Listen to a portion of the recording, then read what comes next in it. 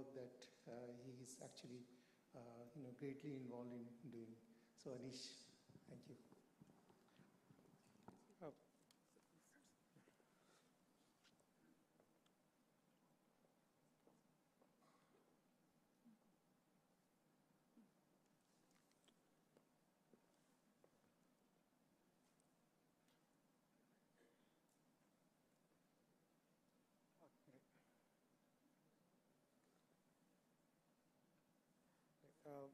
Thank you, Dheeraj, for the introduction. Of course, and thank you for the organizers, Dr. Gupta and every other organizer, for inviting us to talk about this program today. And I must say that I'm just representing a big group. It's a huge consortium where Dr. Dheeraj is there, Dr. Sonali is here, Dr. Shiva is online. He's also part of this consortium, which is the Indian TB Genome Sequencing Consortium. And we have already sequenced around more than 17,000 Mycobacterium tuberculosis clinical isolates from new patients. And it is primarily funded by DBT and the NIRT part funded by ICMR. And it's really a pleasure to be here, especially in this particular policy forum where I think this whole work is highly relevant and really projecting the importance of us to get into the genome surveillance of drug resistance or genomic testing of drug resistance. Now, as I have already said, it's a big group. It's actually from all over India. A large number of PIs have come together. Both clinicians and basic scientists, where, okay, yeah, so,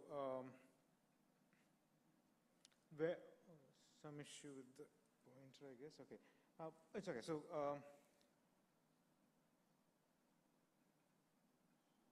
okay, so I hope it's not disturbing too much. So the clinical centers, which are primarily the report sites, which collects all the TB samples from the patients, and they send the samples to the DNA, the Mycobacterium tuberculosis isolates to Dr. Dheeraj in ICGB, where he isolate DNA from them and also generate a repository. So I'll talk about the repository in a while. And the DNA is sent for sequencing to CCMB, NIBMG in Kalyani. NIRT collects their own samples and also sequence the DNA there, and also at NII. And a subset of samples, we also do a phenotypic drug sensitivity testing. And all these DNA sequences are then brought to NII, where it is analyzed, a centralized analysis system, and everything is made available. Whatever we have sequenced today, the mutation data is available on a web portal, where you can access the basic statistics of including the mutations. And we are expanding the portal to include more information there.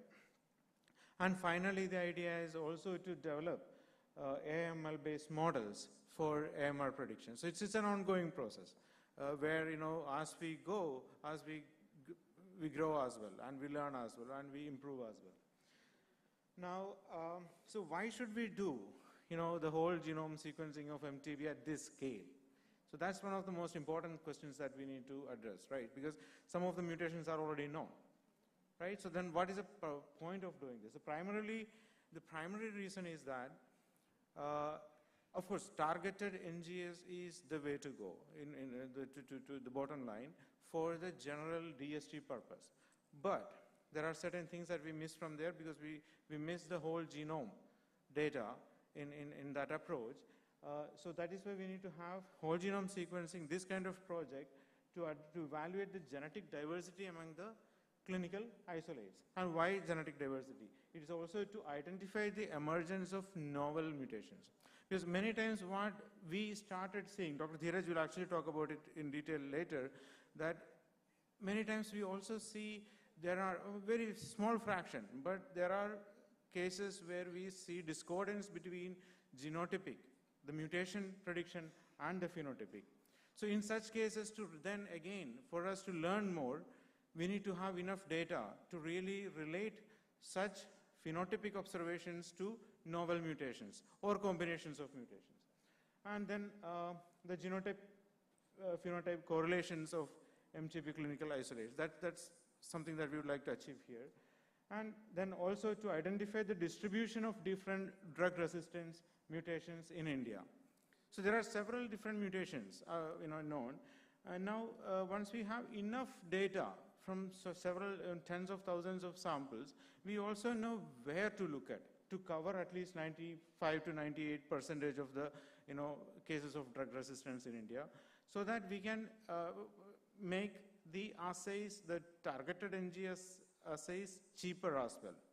Because here we are now talking about doing it all over India. It's huge numbers, so we cannot afford to pay exorbitant amount per sample for doing these tests. So some kind of efficiency that need to be built into the system. For that also, I think this will be quite helpful. And another important aspect which Dr. Dheeraj will talk in detail is the repository. So for most of these strain isolates where we have the genomic DNA available, whole genome available, we also have a repository. So you can go to the website, you can identify by the unique ID, you can actually access that strain from the repository. For, of course, drug discovery research is one of the things that any researcher in India can apply for that and access to that. And another is, this is also a useful tool to test diagnostic kits. You have 10,000 plus strains available. If you have a diagnostic kit to be tested in a large number of well-characterized samples, this is the resource that you can look into. We also plan to provide a service, especially in testing NGS-based kits for this purpose. So the overall structure of the program, as I earlier indicated, we have the drug resistance tuberculosis samples collected from the IRLs. We get it from the intermediate reference laboratories. JIPMER is coordinating that whole process. And they are sent to ICGB, where it is put into repository. The genome sequencing is done. And of course, the regular analysis, based on the classification systems, we do the analysis already. And we already have a prototype AML model for predicting the drug resistance. And NIRT, the ICMR NIRT is a major contributor to many others from many other states where the reports cohort doesn't have very big footprinting. And this is a screenshot of our website at this point, the portal that we have. Of course, the data that's shown here is a little bit older. There's a previous older slide that I have put here. So all the information is available here in this portal. Now, so if you look at where do we get the samples from? Of course, at this point it is not spread uniform, but we try as much as possible to get uniform samples from all across India. But we do have certain hotspots, or not hotspots, certain areas from we have higher representation, like Maharashtra, Tamil Nadu, Telangana, UP, Chandigarh, where the main collection centers are there. Then NIRT is also contributing. That is why we have from many other sites as well. We do see that we have less representation from the Northeast. We were supposed to have a lot more samples from here, but due to multiple different reasons, the sample collection has been less from there. But in general, as of now, we have crossed half milestone of the project. We have decent distribution across, and we also have pretty good metadata. So most of these metadata, including age, gender, type of TB, BMI, diabetes, smoking, this data is available Most of them are available for more than 80% of the samples that we have. In some cases, we have, alcohol consumption, we have only 76. That's the least amount of metadata that we have. Otherwise, in general, we have a very good, number of samples. Metadata also available. And in such a project, one of the primary things that we wanted to focus was to make sure we have high quality, high depth data. So you can see here, the per sample, the median read is around 10 million. That's very high, depth for a bacterial genome. And almost the mean coverage is 500x. Coverage is there. And of course, all the read quality, those are all highly exceeding what is expected, the expected standards. And so now I will try to go through a little bit of data. I don't want to really focus too much on the data per se, but some of the observations I will talk about, and finally I will come to why this is useful as well. So if you look at this data, we can see the lineage. One of the first analysis that we did was the lineage analysis. So we can see the majority of the samples are belonging to two distinct lineages, lineage 1 and lineage 3. Lineage 1 and lineage 3. And lineage 2 and lineage 4 are much less represented in the samples. And in some cases, we do have mixed lineages as well. That means the same patient shows, the signatures of multiple different lineages. That observation is there. That is actually quite important in case of drug resistance, when it comes to drug resistance. And of course, this is then state or state-wise distribution of different lineages. We can see in the south we have more of lineage 1, and towards north we have more of lineage 3. Okay, so that's the preliminary observations that we have.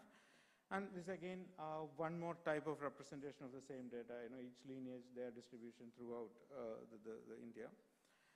Now, importantly, we also find some NTM genomes, the non-tuberculous mycobacterium species that we identify here. Most of them belong to M. bovis, and in some cases, we do also have M. caprae and M.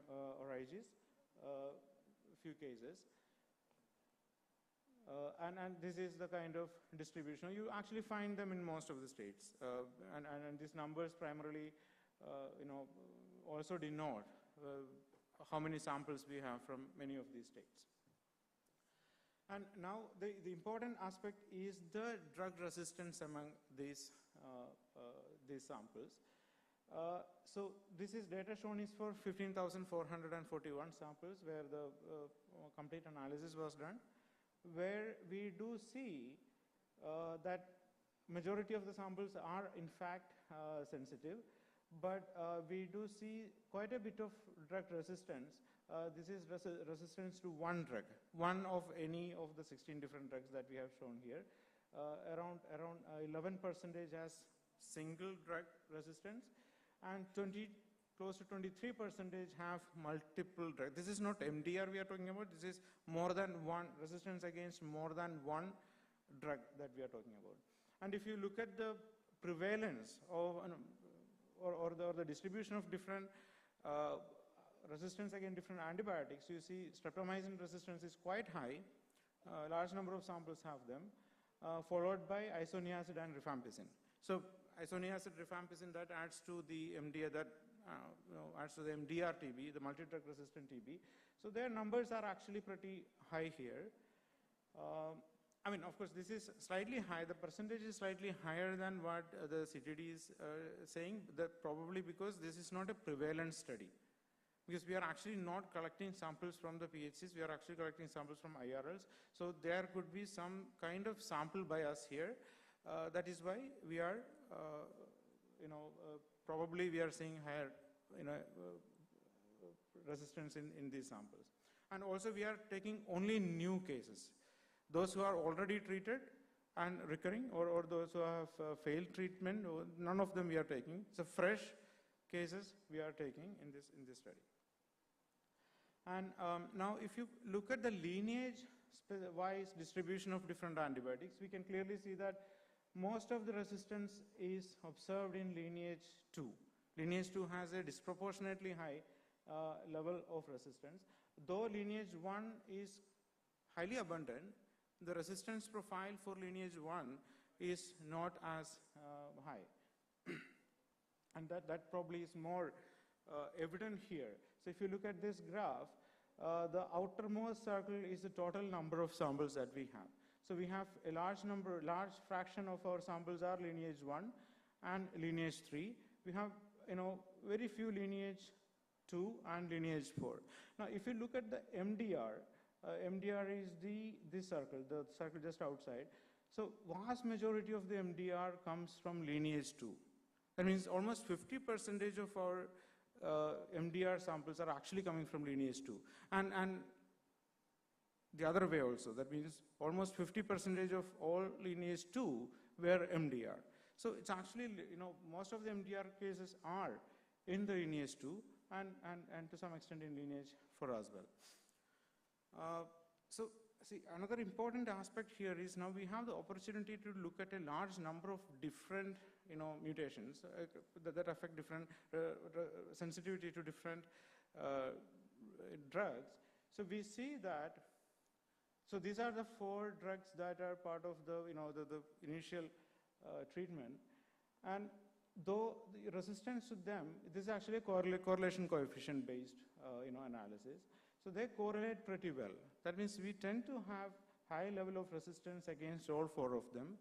And very interesting or very disturbing aspect is that the moxifloxacin, levofloxacin resistance also comes up very high, and they correlate with these mutations, suggesting that there could be more XDR, pre-XDR cases in this sample. And this is another representation of the same thing. Here it actually shows that if there is resistance to drug 1, what is the probability for resistance to drug 2? So there also we see exactly the same pattern where moxifloxacin, levofloxacin resistance coming up in high correlation with the first line of drugs. And yeah, that's a very, very, very disturbing observation that we had very high level of both the fluoroquinolone resistance happening in these samples. Again, I don't want to make any comment on this because there could be some sample bias, and sample collection bias could be there in this, so we do not really make a big comment on this at this point. Now, so then we also have a comparison, the most important thing is that how phenotypic DST, the genotypic DST compares with the genotypic DST. That's one of the most important aspects that we have to look into, because that's what is going to really drive the moving into genotypic DST from phenotypic DST. So we don't have too many samples at this point. We only have around 1,600 samples. We finished probably 600 more, and we are expecting around 3,000 more samples to be done soon enough for this. So the pattern, so here what we are looking at is just the pattern of phenotypic resistance against these drugs that is normally done. And that kind of reflects what we see in the whole genome sequencing as well. Now, this is an interesting observation that we have. This is the resistant samples that we have here is the blue.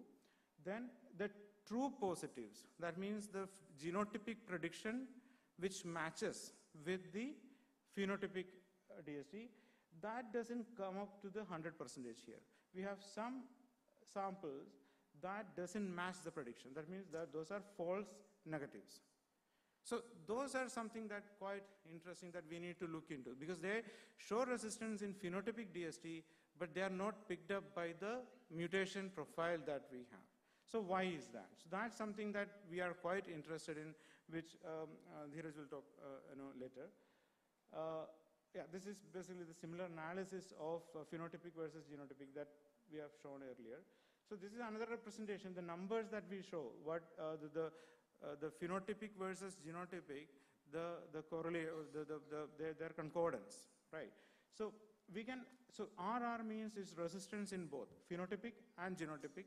SS means sensitive for both genotypic and phenotypic. I mean phenotypic and genotypic. Now RS are the ones which are resistant in phenotypic assay but sensitive in genotypic assay. So there are quite a number, especially for some of the antibiotics like pyrazinamide, you have PZA, you have quite a bit of samples coming up like that. But some of them don't do well in the phenotypic DST because they don't, some of the antibiotics don't do well in phenotypic DST.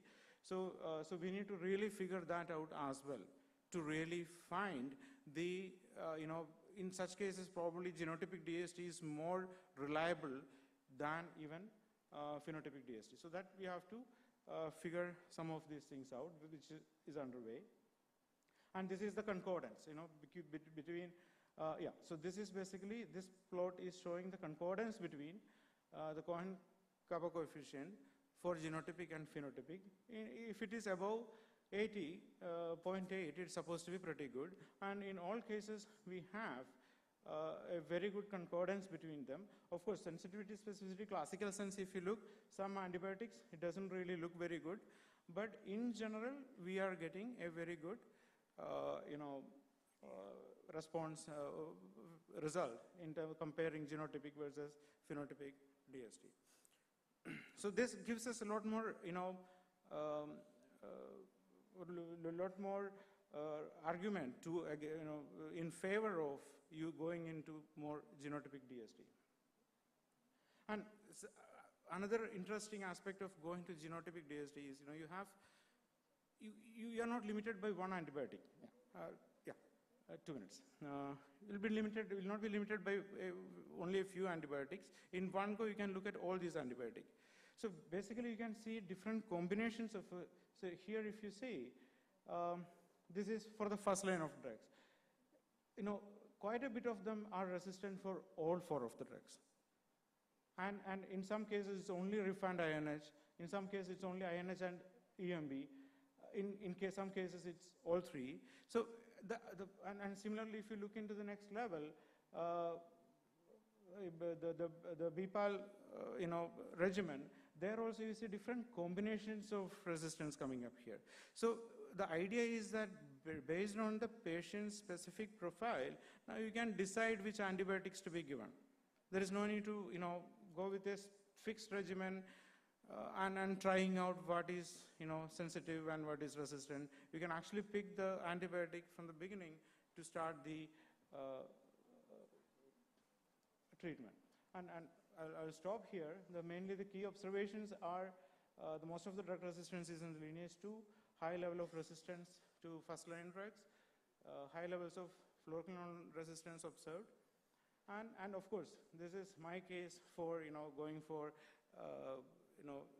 genotypic DST at the large scale rather than phenotypic DST, or the other assays that we currently have, which looks at only a couple of different antibiotics.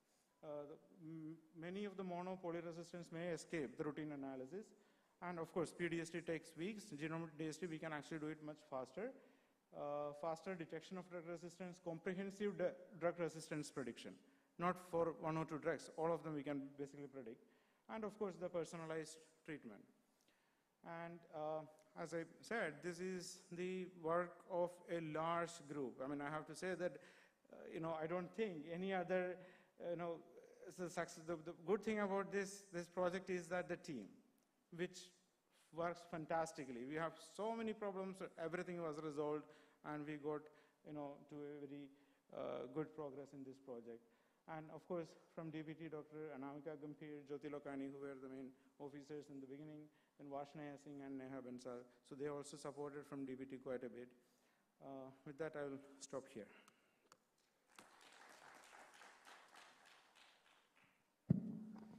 Thanks, Anis, for sticking to time and very succinctly summarizing the NTGS work that is going on. And to an extent, what Anis talked about also highlights the UDST that was being discussed yesterday, universal DST at the very early on when the diagnosis happens and treatment starts. What I think also needs to be pitched in that UDST combined with targeted NGS, which I think you didn't touch much upon, right? That we can do targeted NGS also, and the observations that has come from the study so far actually suggest that we can have ways to do targeted NGS, which can give you very quick results from in terms of predicting drug resistance. So if there is any question from audience, we'll be happy to take. There is a couple of minutes.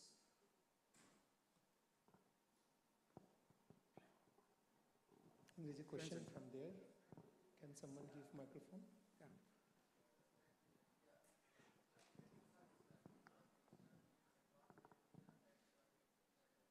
So, Dr. First, please speak on the microphone so that people can listen. Yeah, so I can repeat Dr. Gupta's question. So he was asking whether there are any geographic location where the MDR cases are clustered. So that's right. At this point, we don't want to really get into that aspect at this point. Yes, there are certain differences between overall geographic locations, but at this stage, since our data is not uniform all across, may not be a very good idea to actually say if that cluster has a more prevalence in that area. Because in some areas, we are getting it from tertiary care centers. There you will expect it to be more. So that's why we don't want to make that kind of a conclusion at this point. That we need more uniform, data collection is required. Thank you. And it's fantastic work. Like lots of things has been achieved in very minimum possible time, I guess. There is one of the slides you have mentioned the number of TB cases and the diabetic status and HIV status seems to be very similar. I think. Yeah, you can look at that. So you can have a look on that. That seems to be. Yeah, this slide, right? Oops. Okay, it's not coming up. So in diabetes cases. So here 954 cases are there from central zone, out of which 872 are actually HIV positive and 833 are diabetes.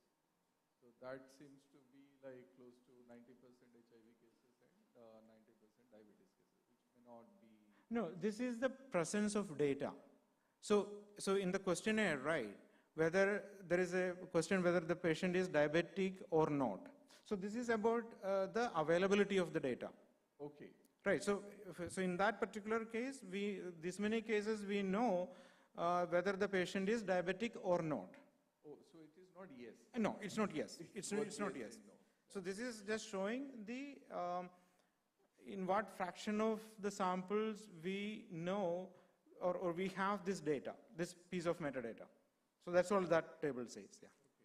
So the other point is like how many, is it the majority of the drug resistance cases are coming from specific geographic locations? Majority of cases coming from? Majority of the drug resistance cases, is it nucleated to particular geographic locations or?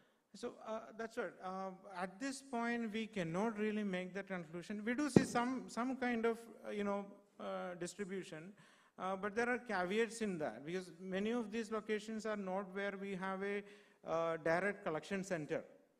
So they actually probably could be getting filtered a couple of layers where we end up having higher concentration because the samples we are getting probably could be biased. That's a possibility. So we cannot really make any conclusion about the geographic distribution of at this point.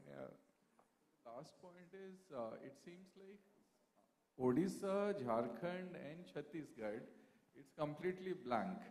And but in one of the report, there is some conclusions has made from those states. Maybe you can have a relook on those. Yeah. So in that particular data that I had shown is not exactly complete right now. So that we are updating. So we have some samples from this data, but in general, the number of samples are less. From Odisha, we have very few samples. in general, Northeast, we have very few samples. But we want to add. So that's another thing that we really want to do. If, already sequence can, samples can be added to the portal. If you have, if anybody has strains, already, isolated strains, that can be sent to us, which can be either sequenced or it can be put into the repository as well. So anyway, we would like to increase the numbers from these states as well. Thanks, Ranjan. Thanks, Anish. And thank you. So if you can have one last question, a very short question.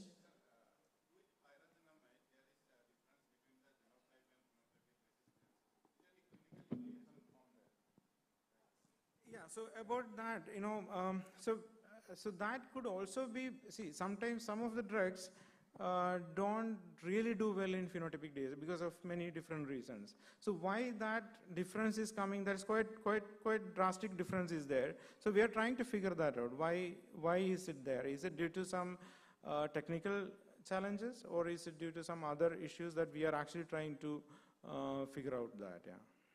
Lots of cases of paragenamate-induced hyperuricemia in this region. Huh. So can we link it that drug-induced side effect and then resistant pattern? That's an interesting, we don't, I mean, to be honest, I don't have an answer for that, but that's an interesting way to look at that. We can, yeah, definitely we will think about that in that direction as well. Thank you. Okay, I think more questions we can discuss over the tea break. Thank you. Let's thank Anish. Thank you. So,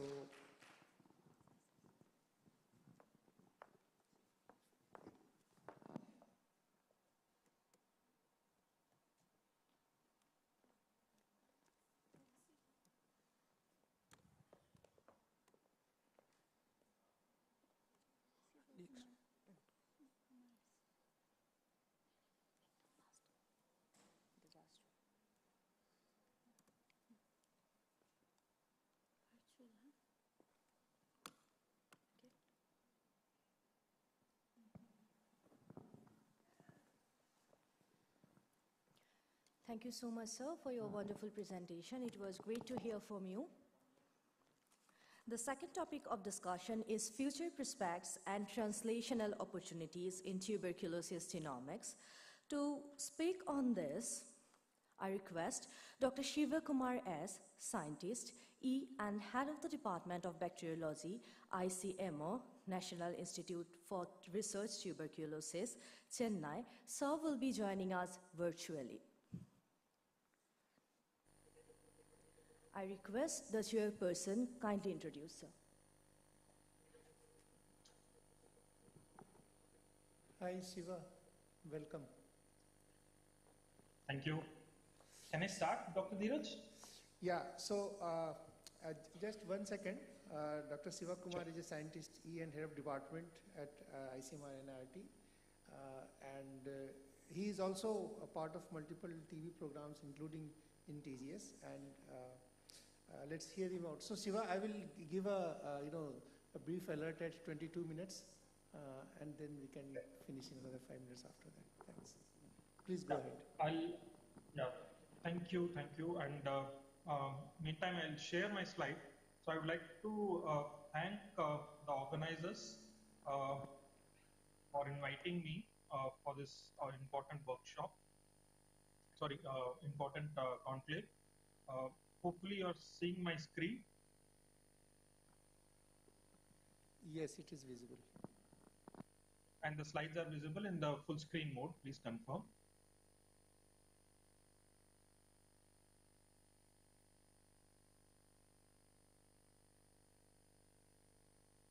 Yeah, it's visible, Shiva. You can actually go ahead. Slides are in the full screen mode, sir? Yeah, full screen mode. So you're all set. Thank you. So the topic which was given to me was on future prospects and translational opportunities in tuberculosis.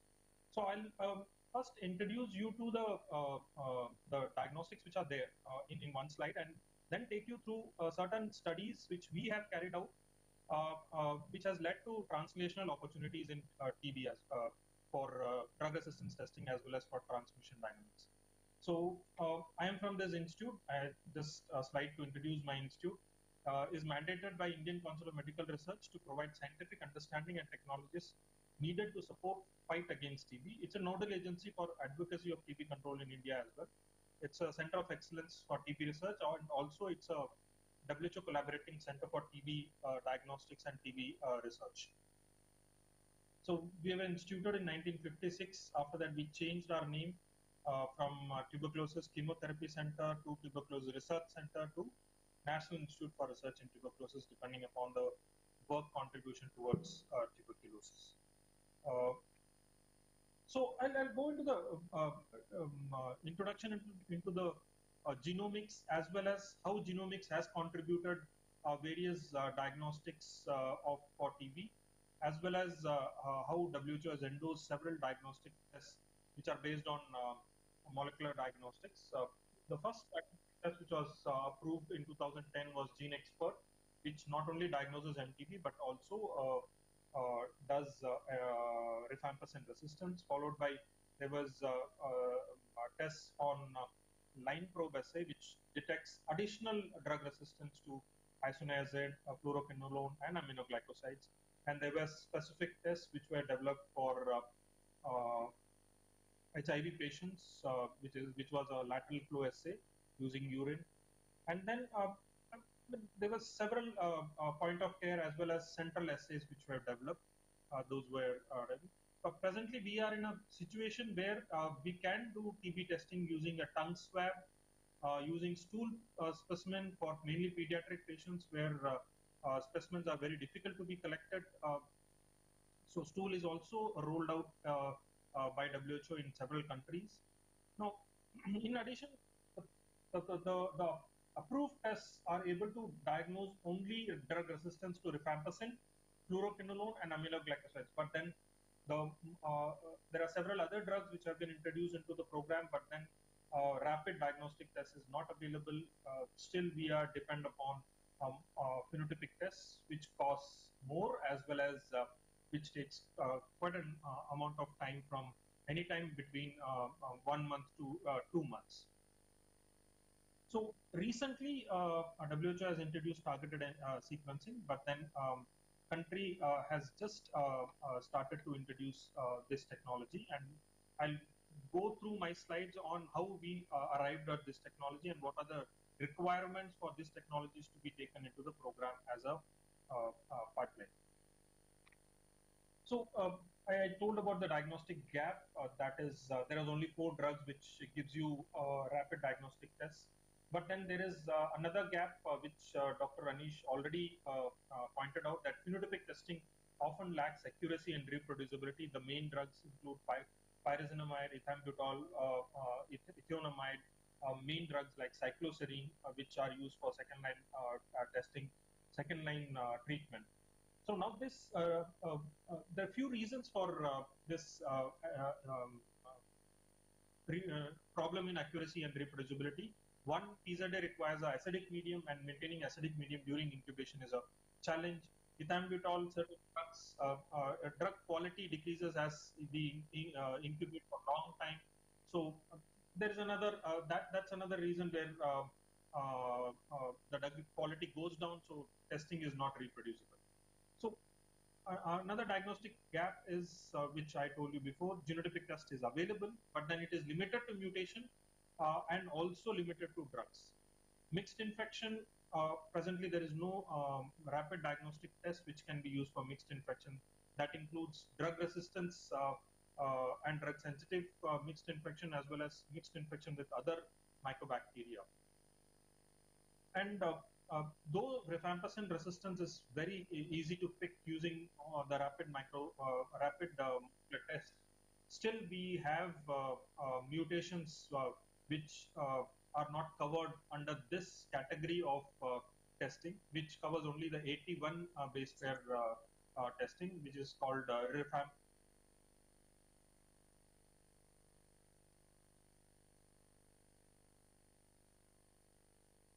Just 5 to 10%, and whole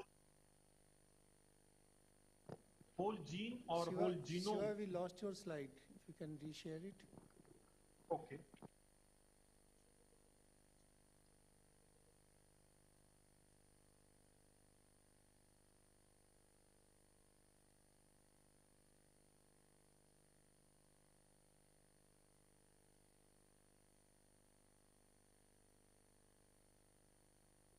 Yeah, so Yeah. the bottom line, are you able to see my slides? Yeah, now it is fine. So the bottom line here is we can do rapid diagnostic tests for detection of resistance for rifampicin and other drugs which are available, but then still we miss around 5 to 10% because these are not represented in the region which is covered by that molecular test. So the answer is whole genome sequencing or next generation sequencing of the gene alone, which can be done using targeted NGS. So the advantage of whole genome sequencing is we can not only detect drug resistance, but we can detect transmission dynamics as well as we can do mixed infection. All those can be found out. But then the disadvantage of whole genome sequencing is we can presently do it only on cultures. So why was this not introduced earlier? That is because of technology. As the technology developed from after the Human Genome Project, which costed millions of dollars, to a present time when the whole genome of human costs around $1,000. Whereas for mycobacterium, if you look at it started in 2008, 7-8, where each strain costed 1 lakh rupees, which we have done sequencing, and now the present cost of sequencing for a genome of mycobacterium is just 4,000 to 5,000. So this is the reason why it was not introduced earlier. So most of the technologies which are used for drug resistance needs high quality reads. So most common platforms which are used is Illumina, but then nanopore is also used, but then it on a different note, which I'll be talking to you about. So privileges generally performed on MTB strains grown in culture. Relatively good DNA is required, and attempts to perform privileges on sputum have been tried, but then it is costly. One, because we need to do a huge amount of sequencing. Another thing is the attempts were not very did not give very good yield. Because of various reasons, because it is contaminated with other organism, contaminated with human DNA as well. So I'll go into the details of studies which we have done in whole genome using whole genome sequencing. The first study was done where we didn't have the facility, but then we did the whole genome sequencing at a lab in US, and the results showed that when we took out our strains and presented with the world strains which are available. And you can see that the gray ones are the ones which are there in the world, as well as the blue and yellow ones are the Indian strains. It represents throughout the distribution, but then lacks lineage 5, lineage 6, lineage 7, and others. So, and mostly we have lineage 1 to 4.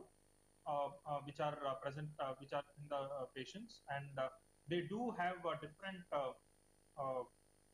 representation in terms of lineage 1 is more, maybe because this was represented only from South India, and also we showed that there are novel resistance mechanism for isoniazid resistance as well as other fluoroquinone resistance in the study. But then this was done only on 200 samples, so we wanted to develop a database. So the next study was on to create a database, then define accuracy and clinical applicability of genetic DST, and then define frequency of mixed infection as well. So we took around 500 samples, and we retrospectively, and we sequenced it. And this is the sensitivity specificity for first-line drugs in terms of phenotypic and genotypic matching. As Dr. Anish rightly said, there is difference, but then this difference are lower in some drugs, whereas it is on higher side in some drugs because of testing issues as well as certain mutations yet to be defined. So, so you can see that isoniazid rifampicin is around 90%, and fluoroquinone also is 90% because these have very defined mutations, and these mutations lead to drug resistance. If there are other mutations in this region of same gene, that doesn't correspond to the resistance. So the concordance was around 81.2 or 96% for first line and second line drugs except for ethambutol. which was around 72. And so the reason, then we thought we should at least find some reason being for phenotypic and genotypic non-correlations. So we found that there are mutations in the QB gene, which is 430, 435, 445, and 452. These are called disputed mutations. Basically, this reduces the growth rate of mycobacterium, which has been characterized. And since the growth rate is less, when we apply the antibiotic, the time limit is given very less, so it doesn't grow really faster, so it shows a sensitive strain. And this is more common in lineage 1. So that's what we noticed in our study of these samples. And we also, as Dr. Anish rightly said, we also looked at lineage and drug resistance correlation, and the blue one represents susceptible strains, and red one represents drug resistance. And you can see that drug resistance is more prominent in lineage 2, which includes second line drugs as well, compared to anything. So the increasing order goes like lineage 2, decreasing order is lineage 2 is the first, which has higher drug resistance, then lineage 3, followed by lineage 4 and lineage 1. And lineage 1 has less prone to, they are less associated with drug resistance. And this picture also shows the same, wherein you can see that green is lineage 2, green bars are lineage 2, whereas purple bars are lineage 1. And most of the drugs show lineage 2.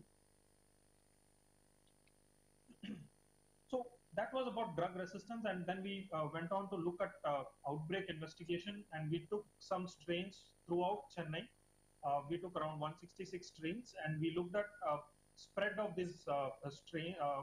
We first looked at clonality. That is, if you see the red boxes, these are strains which have less SNP difference. I'll show you how much is the SNP difference. But then we discovered a single cluster which had more strains, and the SNP difference was less than 10.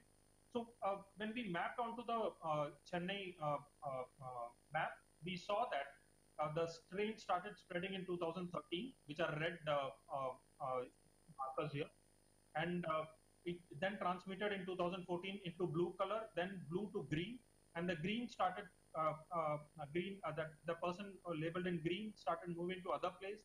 Then he started spreading to another area, and then now the present strain is in the zone 4 in 2016, which is yellow color.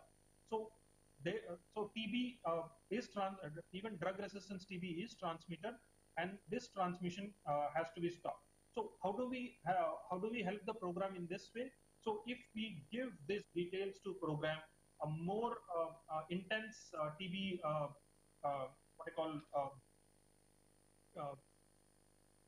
more intense TB activities can be shown, like active case finding, or more TPT, that is TB preventive therapy, can be given in this region so that it is not spread to other regions. Now, just to inform, this sample 166 was spread throughout the Chennai region, and we found only clusters here. And this cluster was also associated with the population. So this is the different cases, that 13 cases which are told, and the SNP differences. This is to just tell you that 0 to 2 defines a recent transmission, 6 to 12 defines a later transmission. Apart from this, we have also looked at a phenomenon in TB, which is recurrence, and we looked at recurrence in HIV positive patients as well as HIV negative patients. And that is, we collected the baseline sample from all these patients, and also relapse patients in all these patients, and we looked at whether the relapse is from the same strain, but that is endogenous reactivation, or it was infection. So we found that in HIV positive, it was more exogenous reinfection because there was less of pairs, whereas in HIV negative, it is endogenous reactivation where there was more of paired samples. So now we came to know that we require a huge database which will tell us what are the mutations which corresponds to resistance, and whether this mutation what is the association, what is the confidence level this mutation will have to call it as resistant or sensitive. So WHO came up with a definition of high confidence mutation, moderate and minimum confidence. Based on this, mutational catalog was formed by WHO. We also contributed to this, as well as we developed our own catalog of mutations. First catalog was on 200 drug resistance strains alone. Then we developed with other strains which are collected and sequenced from different parts of India, and this was on 8,000 mutation, and both these are available online to check if you do a whole genome sequencing, what is the mutation and whether it has high confidence or low confidence of resistance. And this is how we report our MTB sequencing report, and this is done using whole genome only.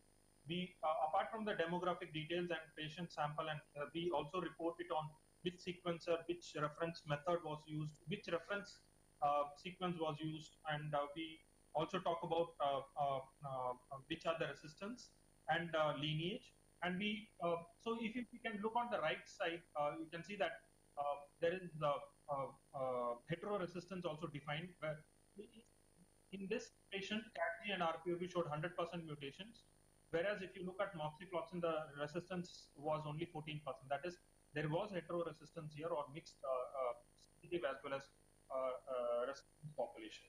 So this is how we give, and sorry. So this is just an example where we had done patients WGS, and we have reported.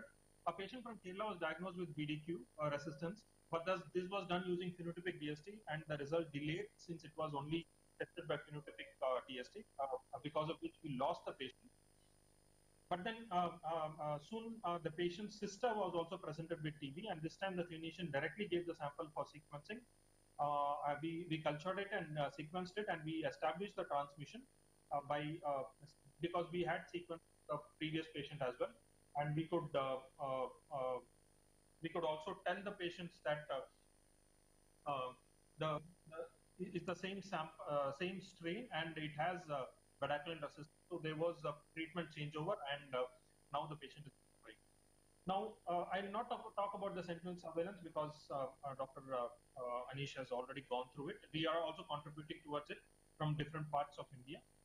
And we have also developed, now we have good catalog for all the first line, second line drugs, but the newer drugs is an issue, and we don't have much of resistance to newer drugs. So we need to develop a catalog of newer drugs so that we can call the mutations very confidently, whether present or absent.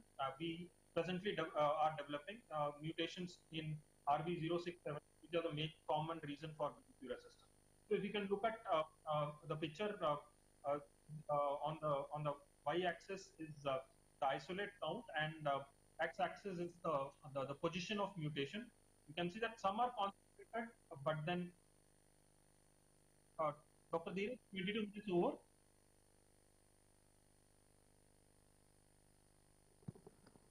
Yeah, if you can finish another 5 minutes, max. Yes, I'll be able to finish. Yeah. So BDQ resistance is concentrated in some place, but then it is spread throughout as well. So that we have to take care of it when we are developing a new rapid diagnostics for BDQ resistance. So now, why are we talking so much about drug resistance testing using whole genome sequencing, and why we are really worried about newer drugs and all? This is because looking at our burden of TB, we are the India as a whole has increased the testing, so there is higher burden of MDR TB as well, which is around 63,000 as per the last year report, which could be due in 2023, but it might be increased or decreased, which we have to do. We have to look at the next report. So 70,000 people will require this whole genome sequencing to curtail further resistance development. So this is the burden. So we have to work towards it to curtail this burden as soon as possible, because stopping the drug resistance development in rifampicin can happen now because it is tested initially. but then stopping of drug resistance to bedaquiline and other newer drugs can happen only when we test. So the time is now where we need to develop drug resistance testing in sputum itself rather than cultures. So this is to just define how much time phenotypic test takes, which takes around 6 to 9 weeks. If you do WGS, it might take 2 to 3 weeks because it depends upon the culture, but then TNGS can be done within 2 to 3 days. And it has shown good, success rate on the samples which are having a higher load. So we have, as rightly pointed by Dr. Dheeraj, we have to develop targeted next generation sequencing, and we are onto it. And we have presently developed a 28 targeted sequencing, which should cover first line, second line, as well as other drugs. It can be done both in sputum as well as culture. If you do it in sputum, you can get the results in 24 to 48 hours. If you do it on sputum, it will for culture takes 10 to 40 days, whereas sputum will take 24 to 48 hours. I'll not go into details on the technology. We will be using Oxford Nanopo for this because it is more portable, and since this is PCR based, the error rate can be balanced with it. And this is how we are planning to do.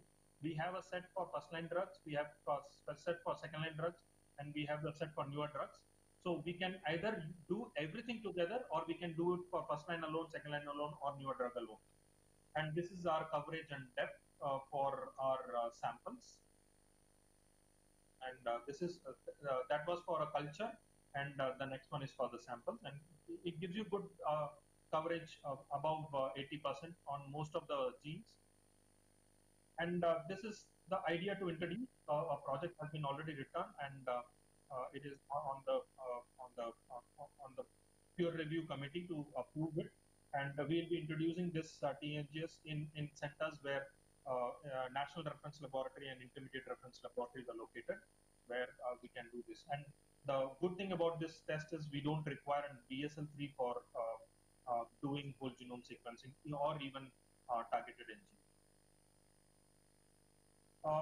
Targeted NGS also and whole genome sequencing also can differentiate different types of non-tuberculosis mycobacterium, but I'll not go into the details of because of the time. Thank you. Thanks, Dr. I know I Siva. passed. I'm sorry for it, but then I'll be able to take up questions now. Thank you, Dr. Siva, for very nicely explaining. And I think two very important takeaway point from your talk was one, emphasis on targeted NGS, and how including in NTEP could be really game changer. The second part, which I have been looking at on the drug-resistant TB transmission, and your bedaquiline case actually tells us that if we look deep enough and probably try a little bit more, you can actually do contact tracing very similar to what happened during COVID times.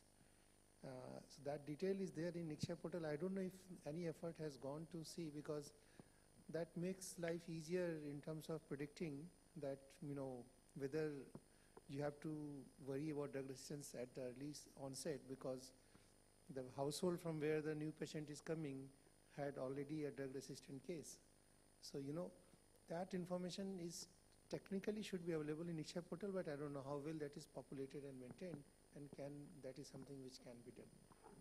But thanks anyway for this really wonderful talk, and let's see if we have a couple of questions from the audience. Quick questions.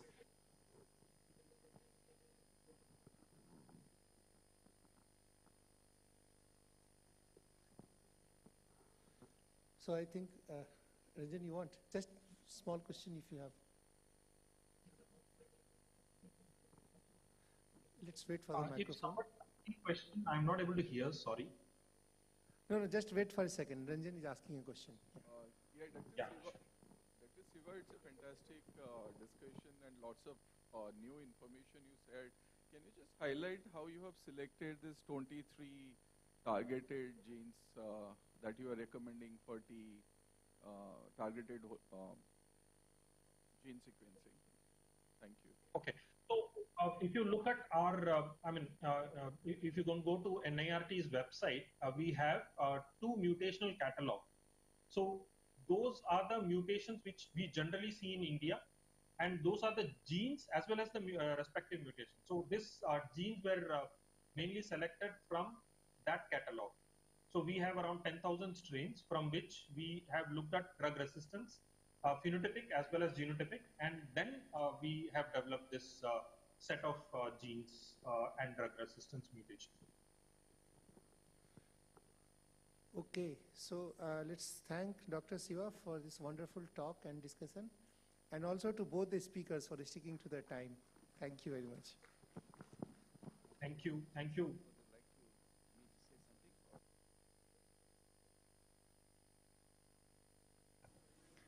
Thank you, sir, for joining us virtually.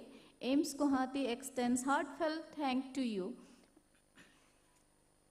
It is the time to felicitate our resource persons. First, I would like to request our esteemed chairpersons to kindly felicitate our speaker, Dr. G. Anish Kumar. I request sir to kindly come on stage.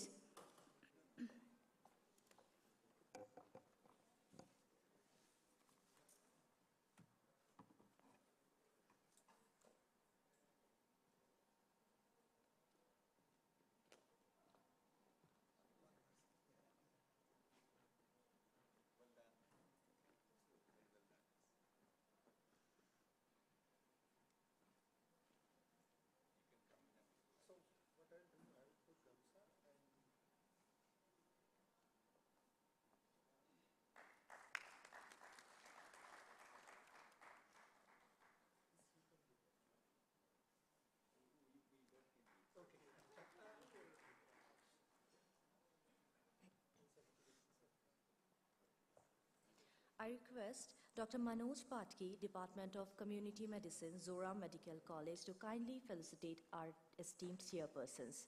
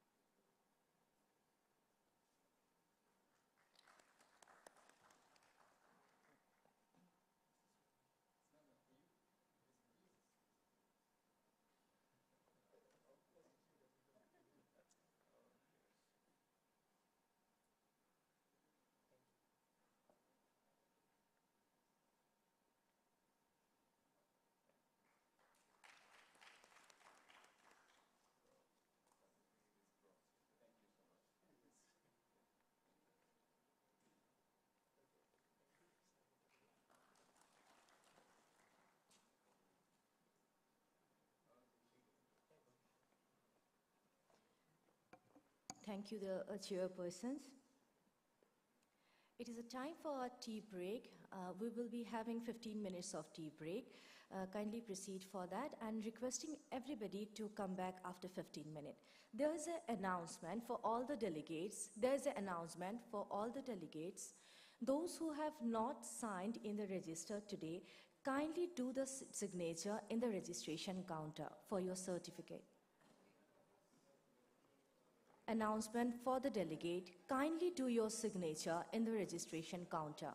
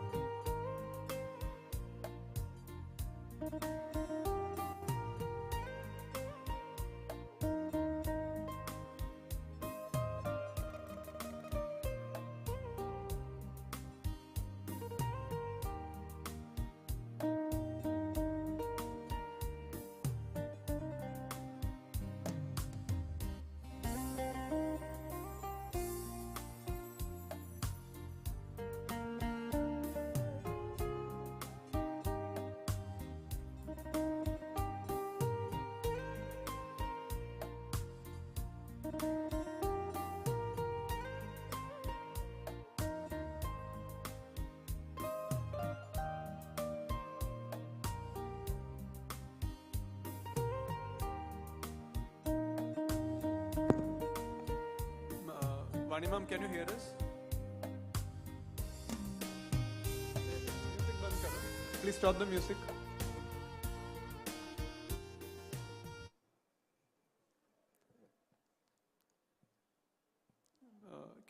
You are not audible, ma'am. Can you hear us? Yes, I can hear you. Ma'am, can you share your PowerPoint slides also once? Can you hear me? Yes, ma'am, we can hear you. Okay. What exactly you want me to do? Ma'am, your screen share, the slides.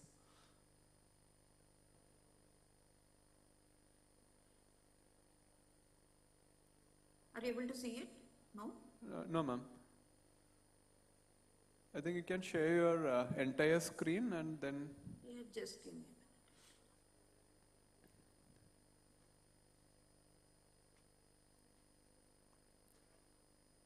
Yes, ma'am. Can you go to full screen now? Just hold on for a minute. Yeah, that one. Yeah, right.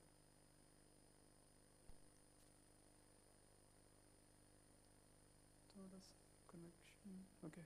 Ma'am, can you move your slides also, ma'am?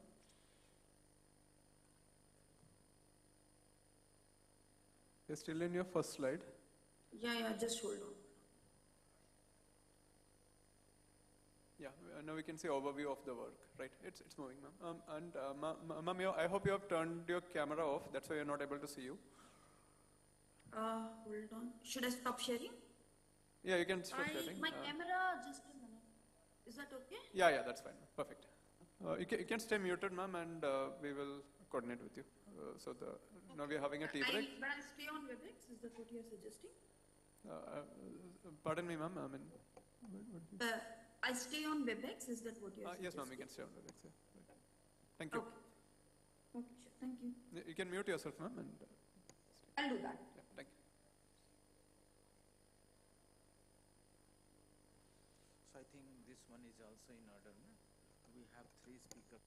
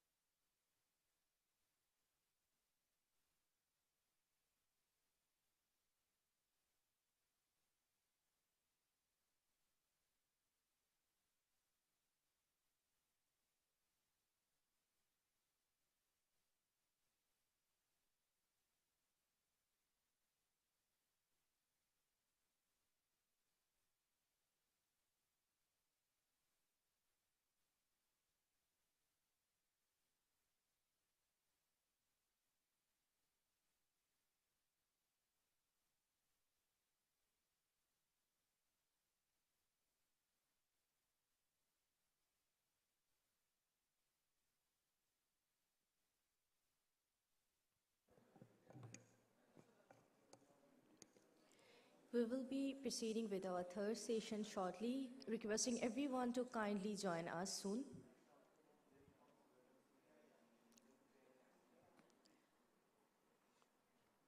There is an announcement.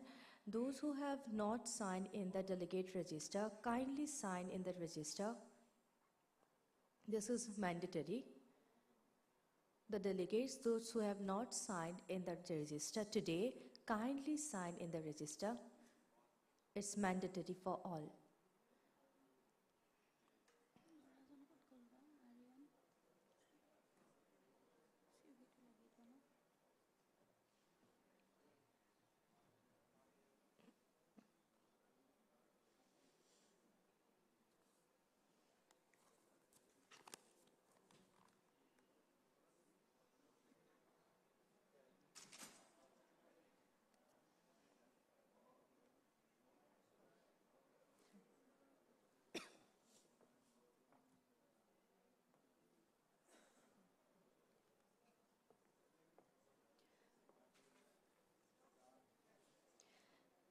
It is a time to proceed with our third session. The third session is on technology, innovation, and system preparedness for genomic testing for multi-drug resistant tuberculosis. For chairing the session, I request the chairperson to kindly take their seats on dais. I again request Dr. G. Anish Kumar Arambasari, Scientist, National Institute of Immunology, to kindly join us on stage.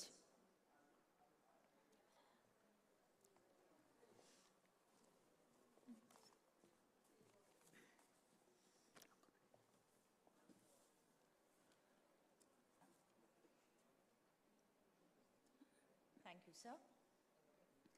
May I now request Dr. Ranjan Nanda, Group Leader, Translational Health, International Center for Genetic Engineering and Biotechnology, New Delhi.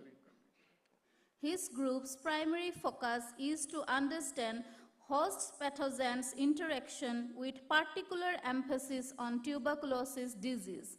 His team's primary focus is on clinical research in hypothesis building and go deeper in animal and in vitro model systems to better understand the disease.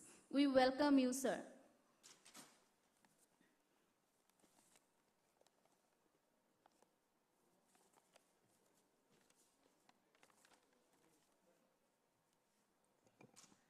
Now I request Dr. Abhijit Vasu, Additional Director of Health Tuberculosis Service, State Tuberculosis Officer. He worked as a Joint Director in several districts of Assam, at present working as State Nodal Officer in Clinical Establishment Act. He is the Registrar of Assam Nursing Council. We welcome you, sir.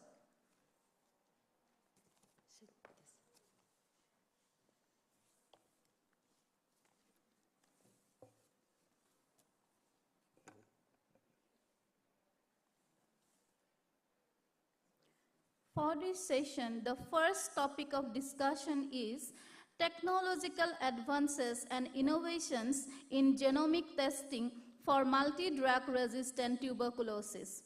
To discuss on this, I would like to call Dr. Dhiraj Kumar Sir, Group Leader, Cellular Immunology Group, International Center for Genetic Engineering and Biotechnology, New Delhi.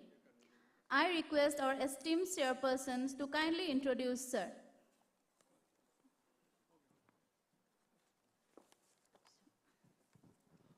Thank you, Dhiraj. Dr. Dhiraj Das, who is a team lead for the cellular immunity groups from International Center. He has got lots of achievements. Dr. Dhiraj is a group leader for the cellular immunology group in ICCGM in Delhi.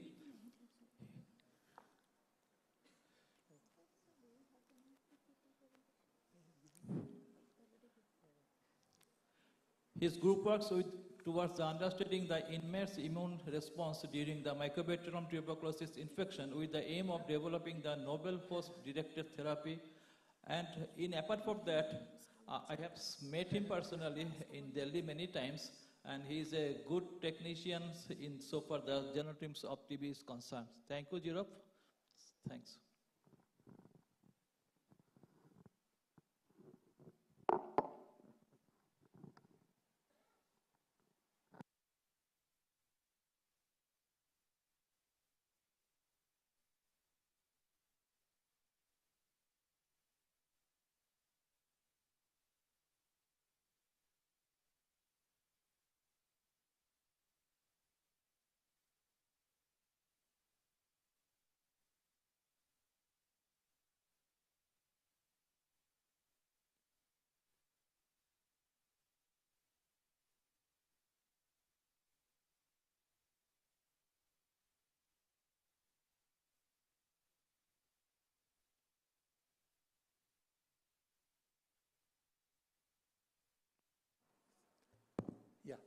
So thanks to the organizer, special thanks to Dr. Subhas Gupta for getting me here. It has been a wonderful experience last 1.5 days. We had a nice, policy discussions yesterday, and today we, we witnessed 2 fantastic talks on, new era where the TB diagnosis is going, where genomics is going to play a major role in TB diagnostics. What I'm going to do, as part of the INTGS team, which Anish presented and then followed by Siva also alluded to, we are doing something on drug-resistant tuberculosis and how to make the prediction more, accurate, and the challenges that are associated with it. That's the area where I will delve into. We don't have answer yet, but I certainly know the questions, and which is good way to start if you want to address a serious challenge. So the title is more like aligned with the session topic, what are the new technological advances, but more than advances, I will try to highlight the technological challenges in genomic testing for MDR-TB. This slide should not have been there, I'm sorry about it. This just talks about what basic research work that happens in my group at ICGB, but that's for some other time, probably. Anish did mention about the INTGS program, where the idea was to collect a large number of samples from all over India and do whole genome sequencing. One of the major aim was to identify any India-specific drug resistance mutations, which could be strongly correlated with a specific drug resistance, and that could help in establishing, early prediction of drug resistance in the clinic. It's a multicentric study, as was referred to, where different clinical sites are involved in collecting the samples, following all the metadata, and there is a protocol through which they are being collected, sent to ICGB for maintaining the biorepository and DNA isolation, goes to CSR, CCMB, and NIBMG, and to some extent at NII and NIRT for whole genome sequencing. And this whole genome sequence data comes to NII, where Devashish and Anish and their team actually do the analysis, integrating into large AIML model that they have been working on. So this slide I won't take much time because Anish has explained. What I will tell you is how it was envisaged at ICGB being part of this program. So whichever samples that we get, so we did something very different for this genomics work for this INTGS program. So when you get these bacterial isolates from clinics and you want to do whole genome sequencing, what you do is either from the midget or from the LJ or whichever culture you are looking at, you put it on a solid media plate, and then once the bacterial growth happens, you take one colony and do the genomic DNA extraction and then follow it with sequencing. We had a question right at the beginning that what if there is heterogeneity in the bacterial population in the patients? Of course, many people have asked this question, and there are answers that yes, there is always a risk of having multiple bacterial, strains in same individual. But this question becomes very critical if, let's assume, a minor population in the patient subject is actually the one which carries drug-resistant mutation, while the major population is not carrying the mutation. And when you start with treatment, you will get rid of those major population which is sensitive, but then the minor population which was resistant takes over and overwhelms, and that comes out as a drug-resistant infection. So what if these kind of scenarios are actually happening in the field? And if that's so, if I pick one colony, which is the practice in all the genomics lab, then you actually are going to miss out that very important information. So what we did, whether we got the midget tubes or we got the LJ slants, we took the entire LJ lawn or the entire midget palette, and we do genomic DNA extraction from that palette. Now, there is always a risk that when you do that, and if there is a lot of mixture, So how do you do the base calling? Because you will get confused that there is some error in sequencing. So to overcome that, all the sequencing has been actually done on NOVA 6000. So with a very large sequencing depth. So you know if there is admixture or if there is any sequencing error, you can actually figure it out very well. So having a very high quality sequence data allows us to go to the extent and identify whether there is mixed population or where there was some sequencing error or not. But that was the whole point, that we should be able to track and trace if there is a mixture of infection and if that can also contribute to emergence of drug resistance as we start people on treatment. All the samples, whatever has been received, so the genomic DNA that gets extracted are also stored at ICGB. A copy of it is there with us in the deep freezer. And all the strains are actually stored in glycerol stocks, and their LJ stocks are also made and stocked at ICGB. So this is the updated status of the biorepository as of last week. So where we have almost 20,000 samples have been received, 16,000 genomic DNA isolations, and these many samples sent for sequencing. From some sites, we actually got DNA extracted and somewhere done multiple times. So these numbers do show some divergence. And these many stocks are actually in the biobeads or glycerol stocks, ready to be, whenever this biorepository system becomes operational, we should be able to hand over to anyone who comes with a request. That's the biorepository part. But I will take you to the slide which Anish was presenting on the mismatch between phenotypic DST and genotypic DST.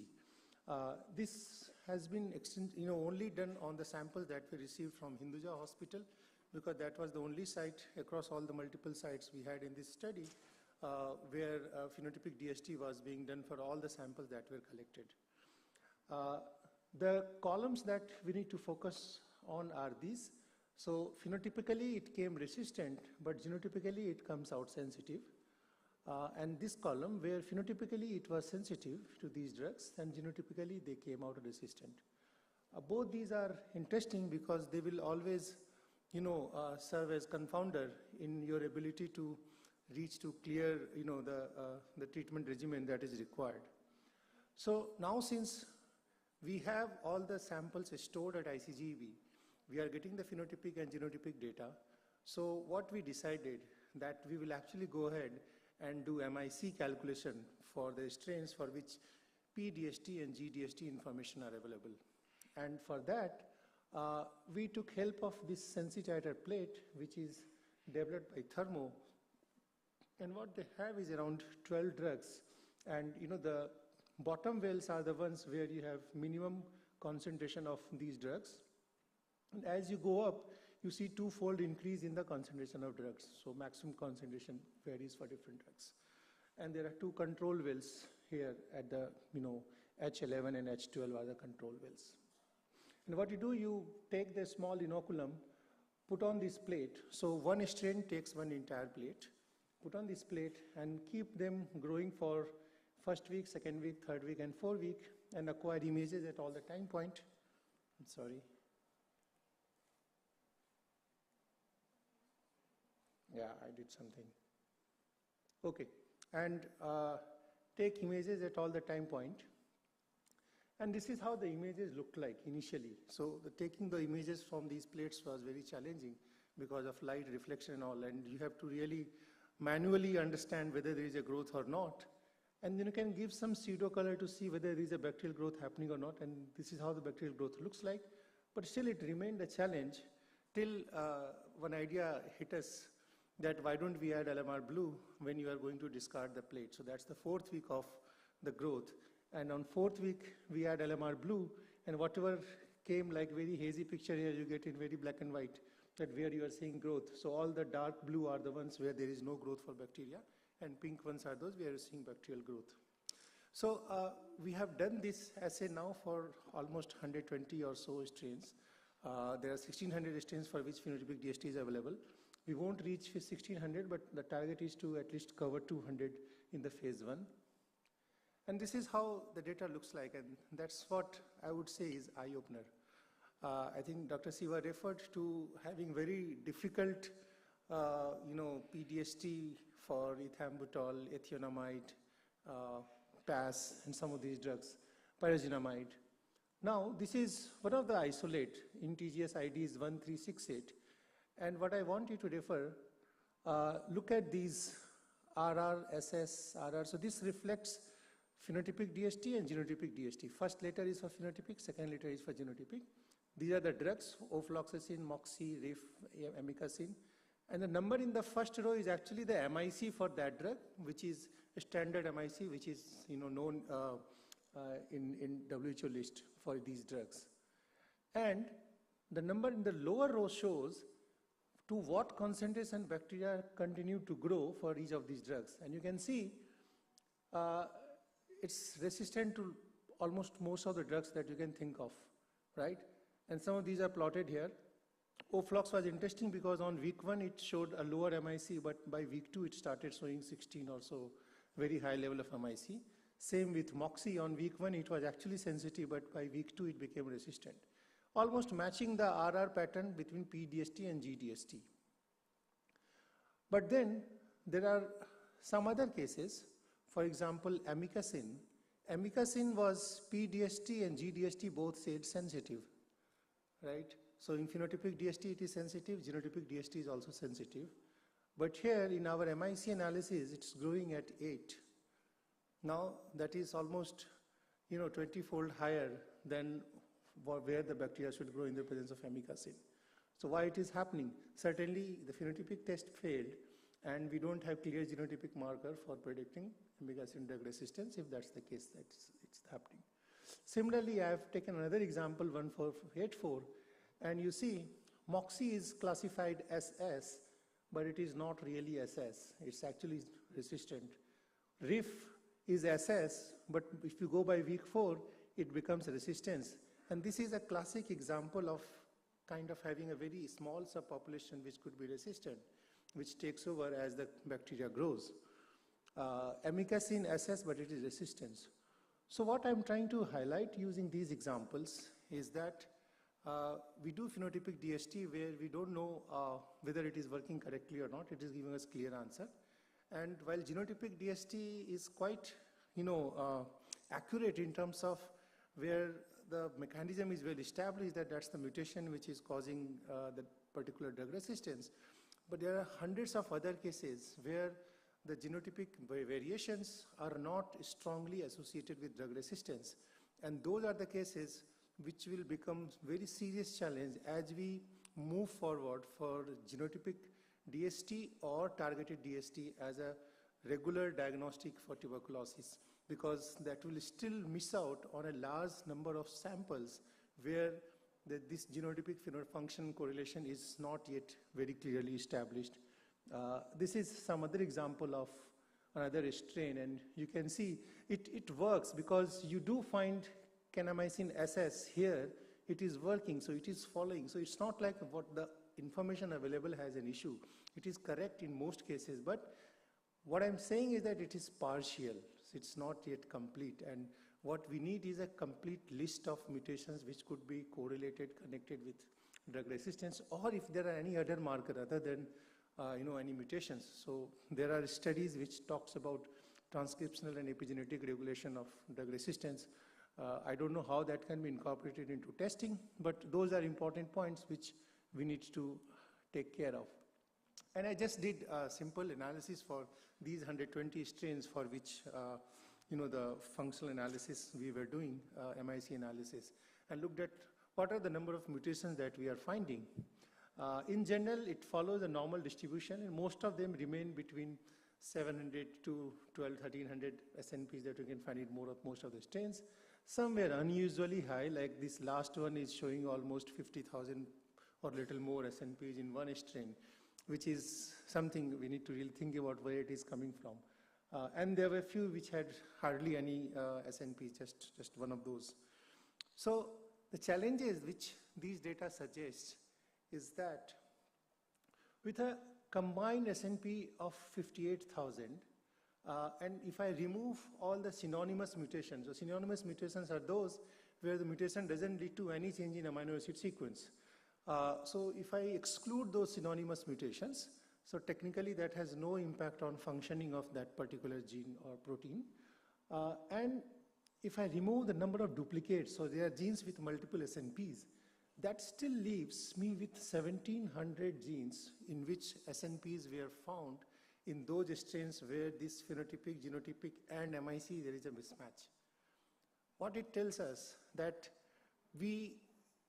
while we bring in TDST, targeted NGS, we still have a risk of missing out on a lot of these cases where the mechanism for drug resistance is not clearly established. A lot of these strains actually had mutations in P, PGRS, and some of these membrane proteins with efflux functions. And WHO classically does not consider the mutations in efflux proteins and others as a causal for drug resistance. But that probably is to make life simple, but TB is not simple. And it's complicated, and you have to find more complicated solutions to address these challenges. So this briefly I explained that you can have a smaller subpopulation which takes over and becomes drug resistance. So I think this is what the message I had, that we have targeted NGS and we are almost ready. I think Siva also presented very nicely that if it gets incorporated into NTEP, you can actually increase the frequency of cases of drug resistance with much higher, capabilities.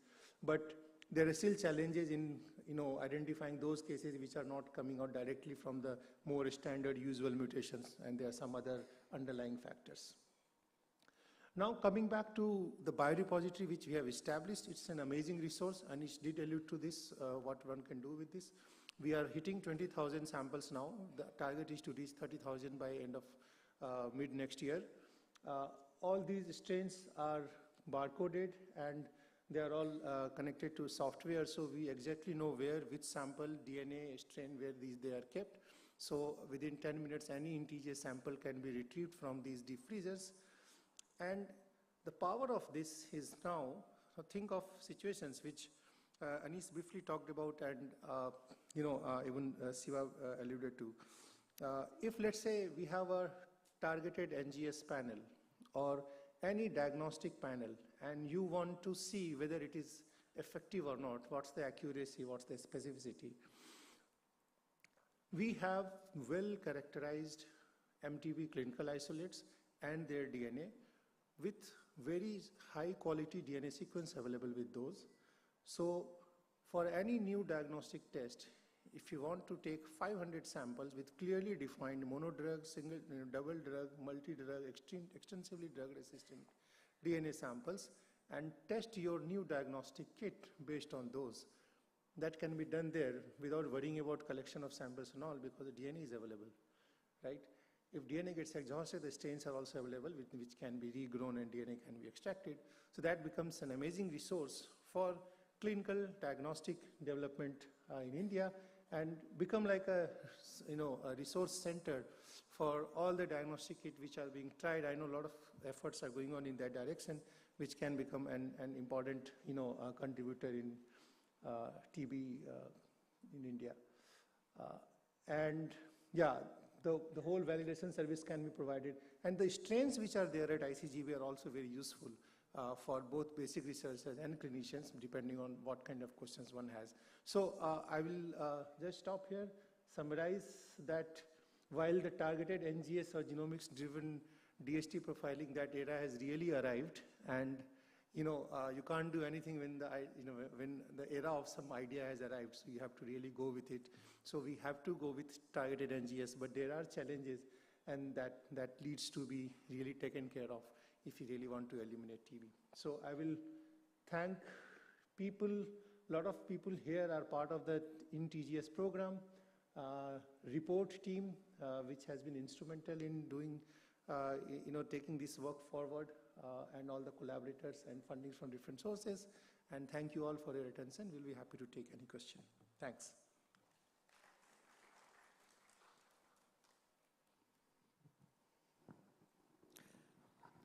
Thank Thank you, Niros, for your impressive presentation. To be honest, I have to speak the truth. Sitting as a chairman here, one of the things that this subject is especially meant for the microbiologists who have attended today, along with our representative from the ILR, because this is a research work is going on, where all the things we are transitioning from the phenotype to the genotype. What does it actually? It means we should first understand. Since we are going to the TB elimination, we have to decrease the death caused by this tuberculosis. And since we are taking lots of time for this phenotyping, if you convert to the genotype, it will minimize the cost, minimize the time limit. So all the process, I thanks all the resource persons, those who have come all over India for processing the things. We are in an initial stage of this process. Don't be disheartened, don't be nervous like me. It should be a approach from the clinician like the DTOs, STLS, program officers, along with the microbiologist, that we have to find out the ways so that we can.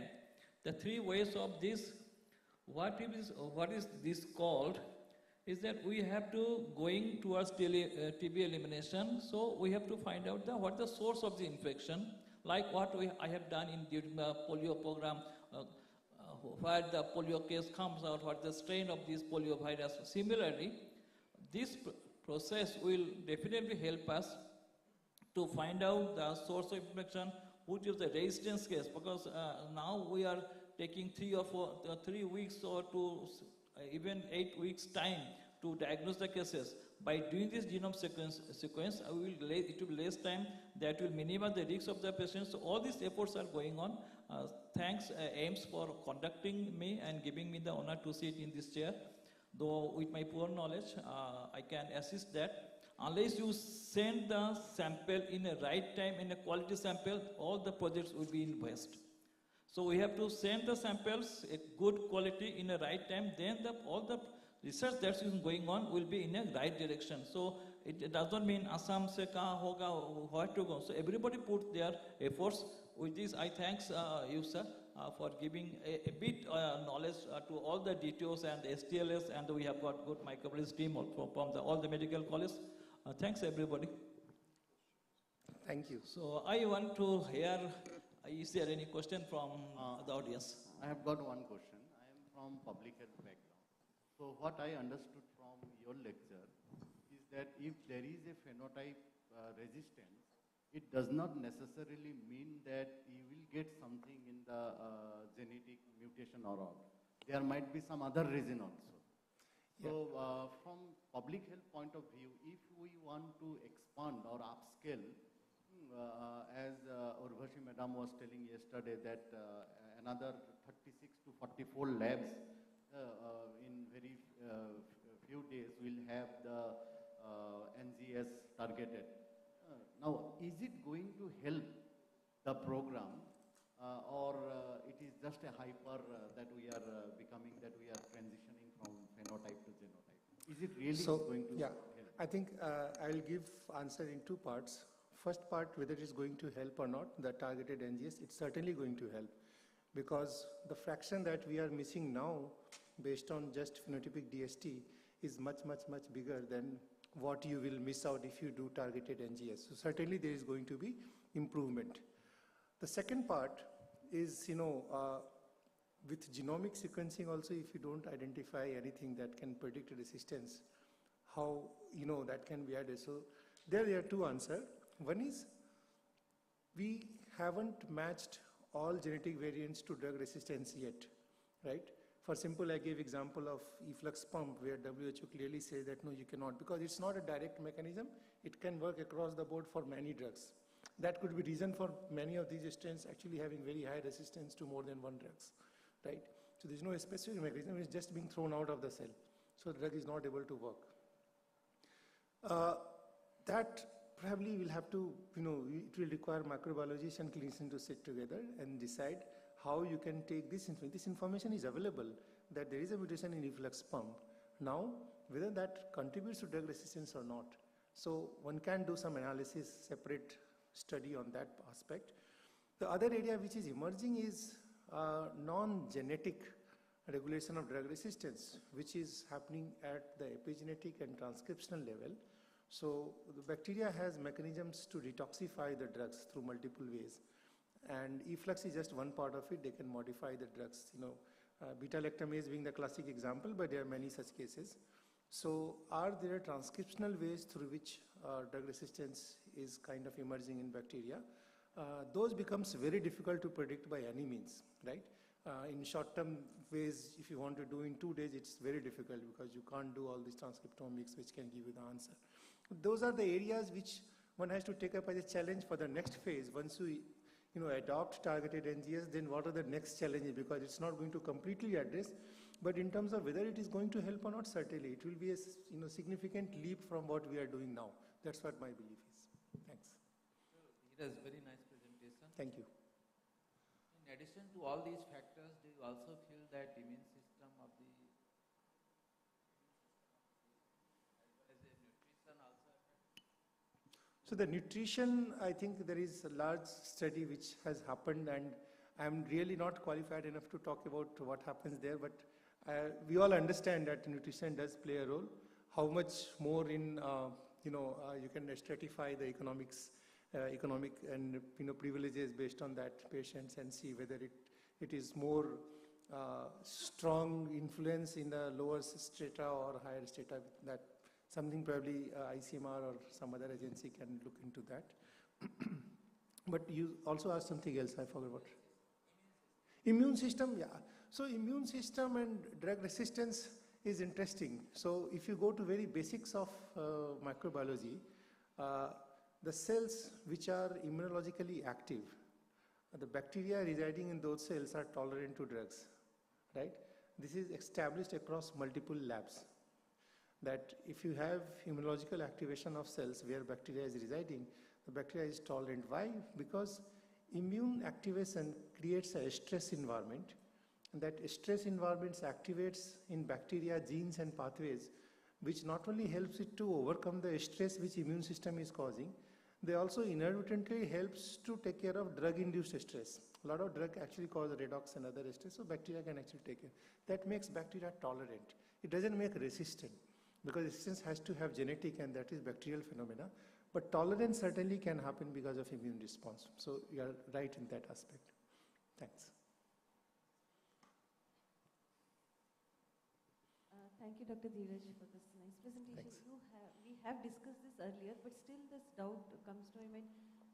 You say the strains that you had picked up had shown phenotypic DST to be sensitive. But then how the bacteria, when you culture in your lab, is able to grow in 20 times more higher concentration of the drug? So what exactly is happening in the labs where they do the phenotypic DST and in your lab? Yeah. So I had these are all Hinduja samples. So I discussed with Dr. Camilla that why it is happening, because at least phenotypic DST should show, because the same thing in MIC you are having multiple drug concentration, so you can know exactly at what concentration bacteria is not growing. So Camilla says that in the clinical setting, sometimes phenotypic DST, if it is not matching with genotypic DST, they will actually go with genotypic pattern in most cases. Now, I don't know whether that's technical issue in terms of, in some cases it may happen. In some cases, like Siva gave example of RPOB mutation, which is slow grower and gets classified as controversially sensitive, but actually it can be drug resistance. So those are the issues which can have some impact, but I don't know. Because here you have gradation of drugs. So it's not just, you are not saying in black and white drug resistant or sensitive. When I say drug resistance, same rifampicin can be resistance and show MIC of 1, or the other one can show MIC of 8. Now, if it is just one mutation, why one is showing MIC of 1 and another showing MIC of 8? There has to be something else, right? So that is something which one has to incorporate into it. Is it a single strain or is it multiple strains? So the strain analysis has happened at NII, because these are the whole genome sequence analysis. In some cases, there are mixed, but What we have not done is to specifically go back and look into these samples where you do see this happening. So specifically the cases where MIC increased over time from week 1 to week 2 to week 3, those are the classic cases to look for mixture of strains, but we'll have to figure it out. We'll go back and see where it is, because some of the analysis I did yesterday on the flight, so we have to go back and see what's happening. Thanks. I think due to times passing out, we cannot, any question we can take during the lunch breakup. So thank you. Thanks. Thank you.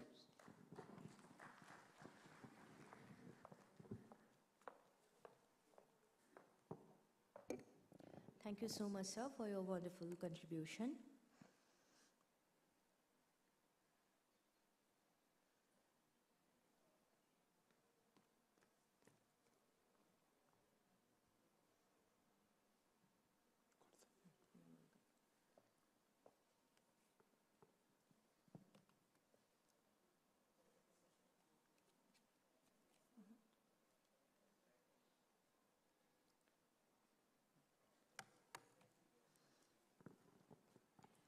Now I would like to request Dr. Gayatri Ramasubban, Manager, Clinical Affairs, EMPE Diagnostic Private Limited, Hyderabad. Madam will be discussing on genomic surveillance of multi-drug resistant tuberculosis, role of public-private partnership. Madam, please. Requesting the chairperson kindly introduce Madam. Thanks, Dr. Gupta, to invite all of us to be part of this August gathering. And I take this privilege to introduce Dr. Bani Janakiraman from IIT Madras. She has done her PhD. I'm sorry. So was the third speaker, Dr. Gayatri Rambusban. Is an global expert in PRF, and she completed her PhD in microbiology and 2 decades of research experience on molecular diagnostic microbiology, and she leads clinical validation, evaluation of different TB diagnostic assays. She has actively contributed in product development, regulatory strategies, genomic approaches in TB control. And she has been awarded with several medals and for her PhD thesis, and she has done fantastic work. With these few words, may I request Dr. Gayatri to deliver her talk and restrict it to 20 minutes. Thank you. Thank you so much, sir. First of all, I would like to thank the organizing committee for inviting me for this wonderful session. Thank you. So the topic which I am going to discuss today is regarding the policy making. We have had many good technical sessions and deep science sessions before me. And this will be on the policy making, the role of public-private partnership in the genomic surveillance of MDR-TB. So these are all preliminary slides on the introduction of TB and MDR-TB. As you all understand, there is a very big global burden of TB, and it remains one of the leading infectious disease. And coming to MDR-TB, it's a TB strain which is resistant to isoniazid and rifampicin. And what are all the challenges with these drug resistance? It's because of inadequate treatment regimens, poor patient adherence, and also the delay in diagnosis, which is the key factor contributing to the challenges in detecting the drug-resistant strains. What is the current scenario in India? There are limitations of the correct diagnostic tools. Traditionally, we depend on the culture, which delays because of the slow growing rate. There is a delay in effective treatment. And the existing molecular tests, like the NAT-based testing, they do provide resistance information, but it's limited resistance information, particularly for the second-line drugs. And also, we also miss the invisible transmission of these drug-resistant TB strains within the community. So these are all the current challenges which we detect, which we encounter with the MDR-TB. And this is again the same in detail about the problem with the traditional surveillance. Culture-based drug susceptibility testing, they are considered as the gold standard, but it takes several weeks or months to get the results. Incomplete data with the standard molecular assays like GeneXpert, they are quite faster and easier to perform, but still we miss some important drug resistance mutations, particularly for the second line and recently developed newer drugs. Blind spots for transmission. The traditional methods offer limited ability to track the transmission as well as for the specific drug resistance within the communities or across borders. What is the benefit of genomic sequencing or the genomic surveillance? It provides rapid as well as accurate prediction of drug resistance, and it also helps in identifying the lineages of TB within a particular geographical location, and it helps in contributing to the public health by having precision personalized treatment regimens on a specific strain on a particular patient. Now comes the role of the public-private partnerships. Why it is essential to have this public-private partnerships? Because it bridges mainly the resource gaps which exist between the public, which exist in the public system. Because many of the high burden countries, they lack the necessary infrastructure and also funding of large-scale whole genome sequences.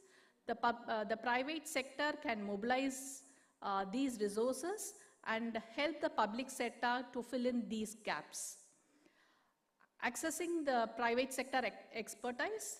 Generally, the private sector, especially the biotech and IT field, they bring advanced genomic sequencing very much earlier than the public domain.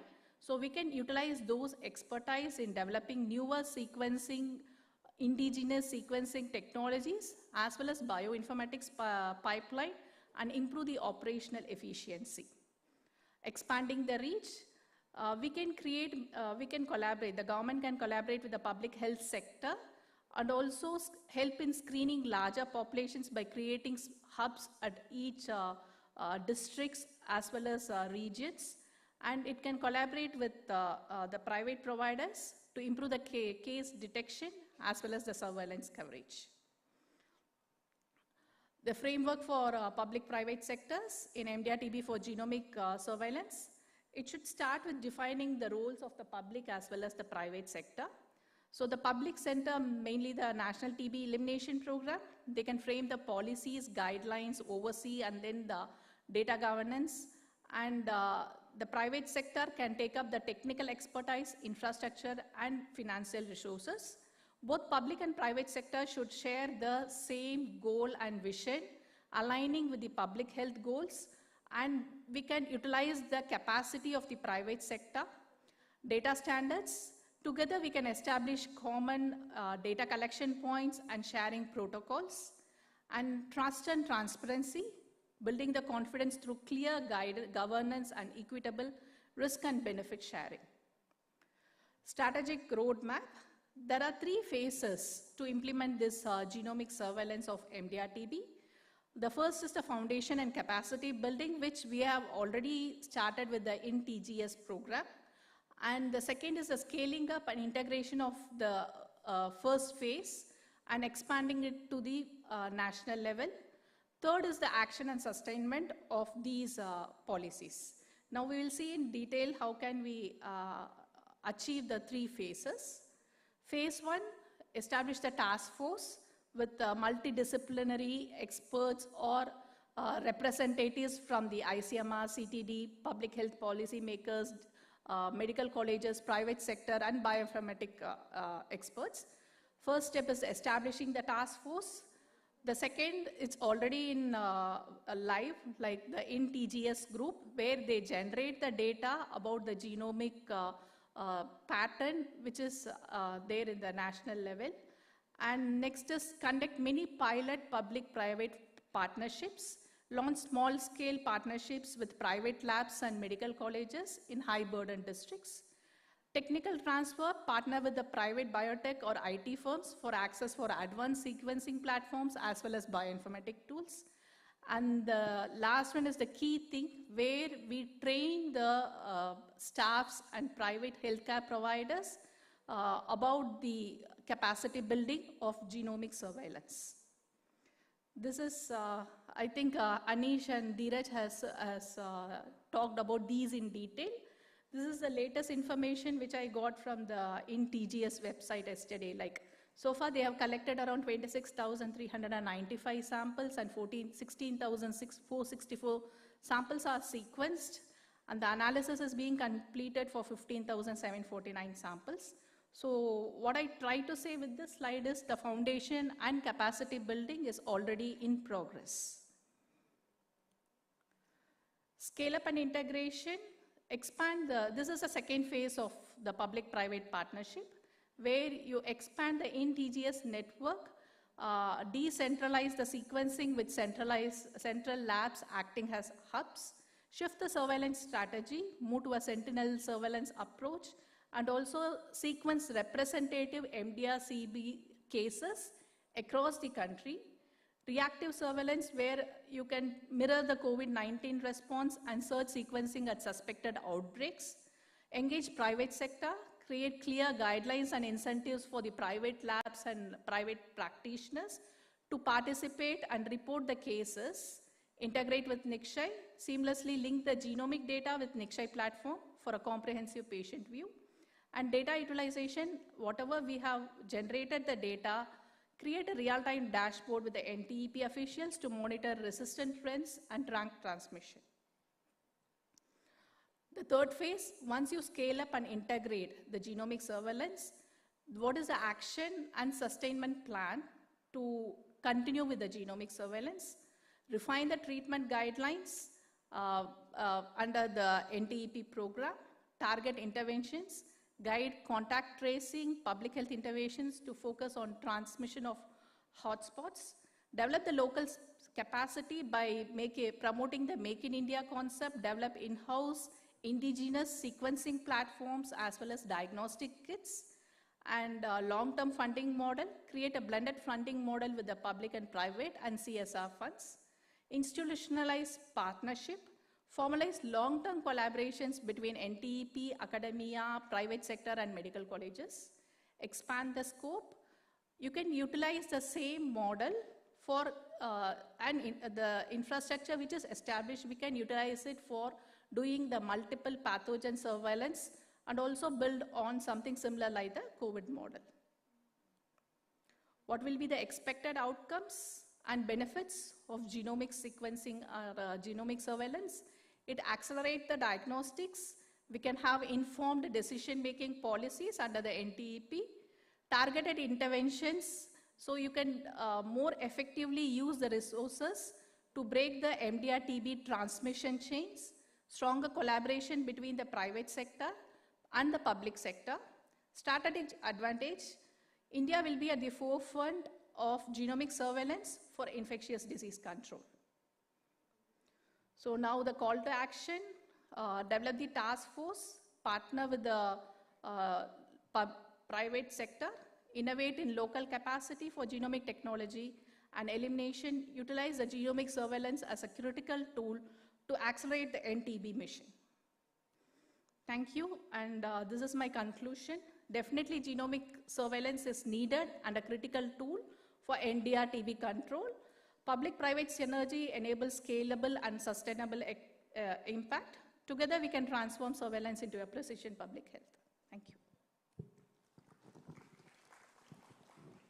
Thank you, Dr. Gayatri, for summarizing how the public and private should come together, whether it is for case finding or carrying out whole genome sequencing or genome sequencing based diagnosis, and then help the government and the policy makers to adopt such technique as well as lead globally by generating a knowledge base and nice demonstration of the power of the technology, and that will help the common man.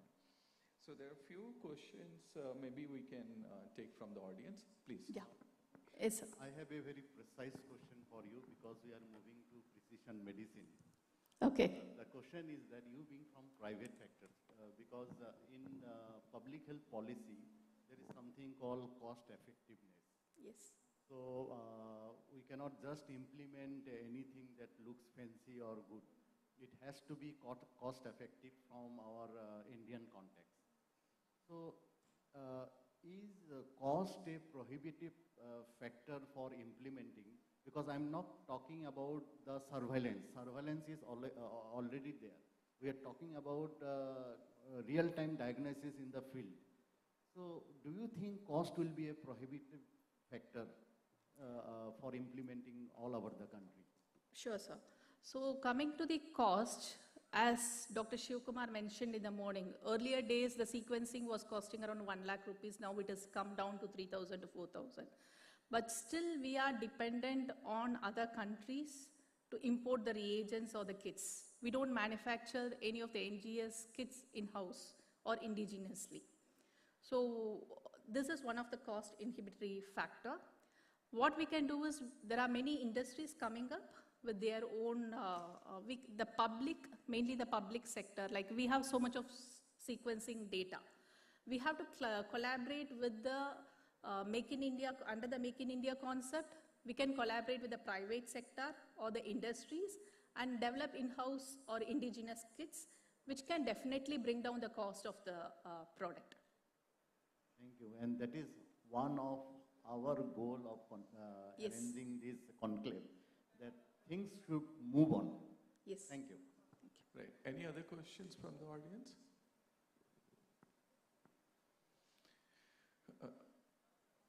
Yeah, okay. Dr. Gayatri, I have a few points to understand from your perspective.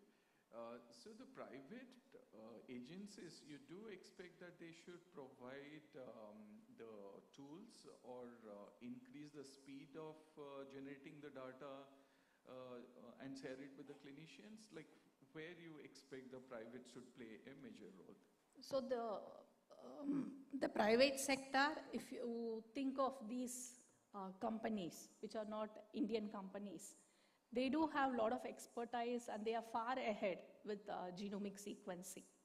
So the government can collaborate with them, have an MOU, and then we can use their expertise in bringing in the latest bioinformatics pipeline mainly, because they are all very expensive to get those bioinformatic pipelines.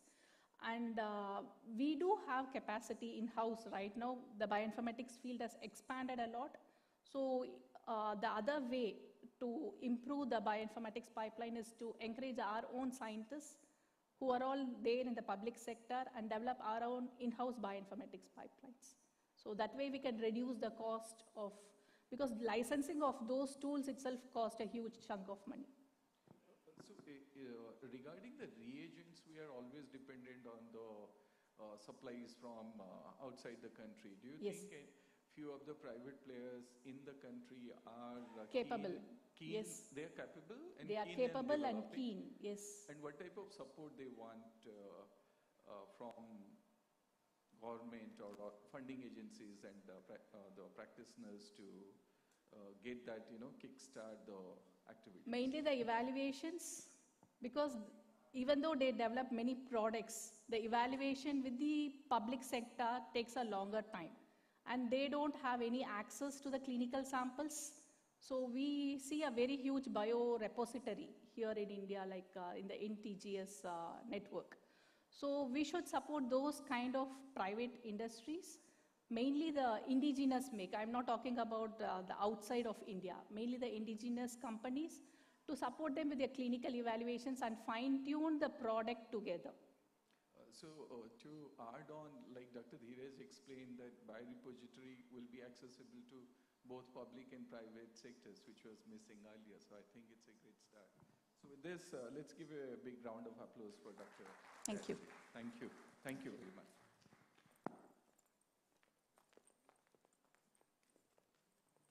Thank you, madam, for your wonderful presentation.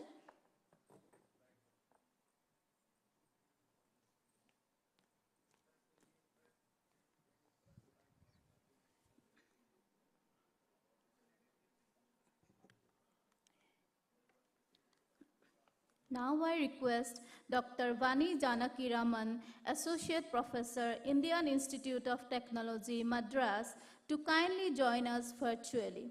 Dr. Vani will be discussing on system preparedness for genomic surveillance of multi-drug resistant tuberculosis. Requesting the chairpersons to kindly introduce Madam. It's a pleasure to introduce Dr. Vani. So she has, can you put on the slide, please?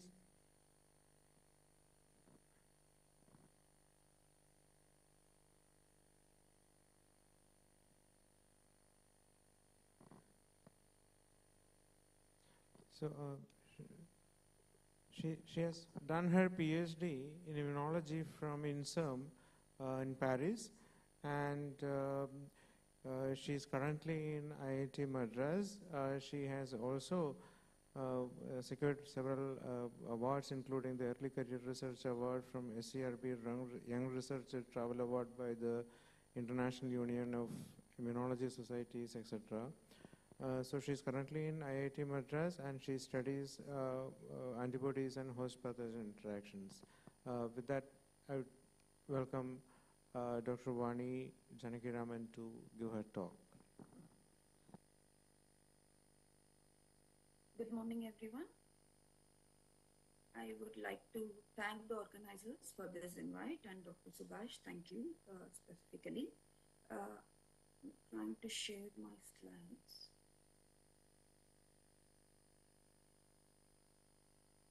Are you able to see my slides?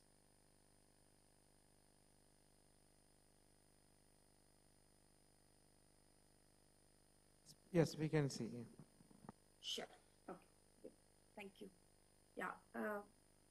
So the topic the organizers have requested me to speak on is systems preparedness for genomic surveillance of multi-drug resistance TB.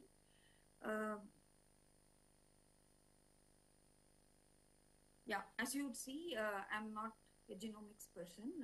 I work on fundamental aspects of immunological and microbiological aspects of mycobacterial pathology.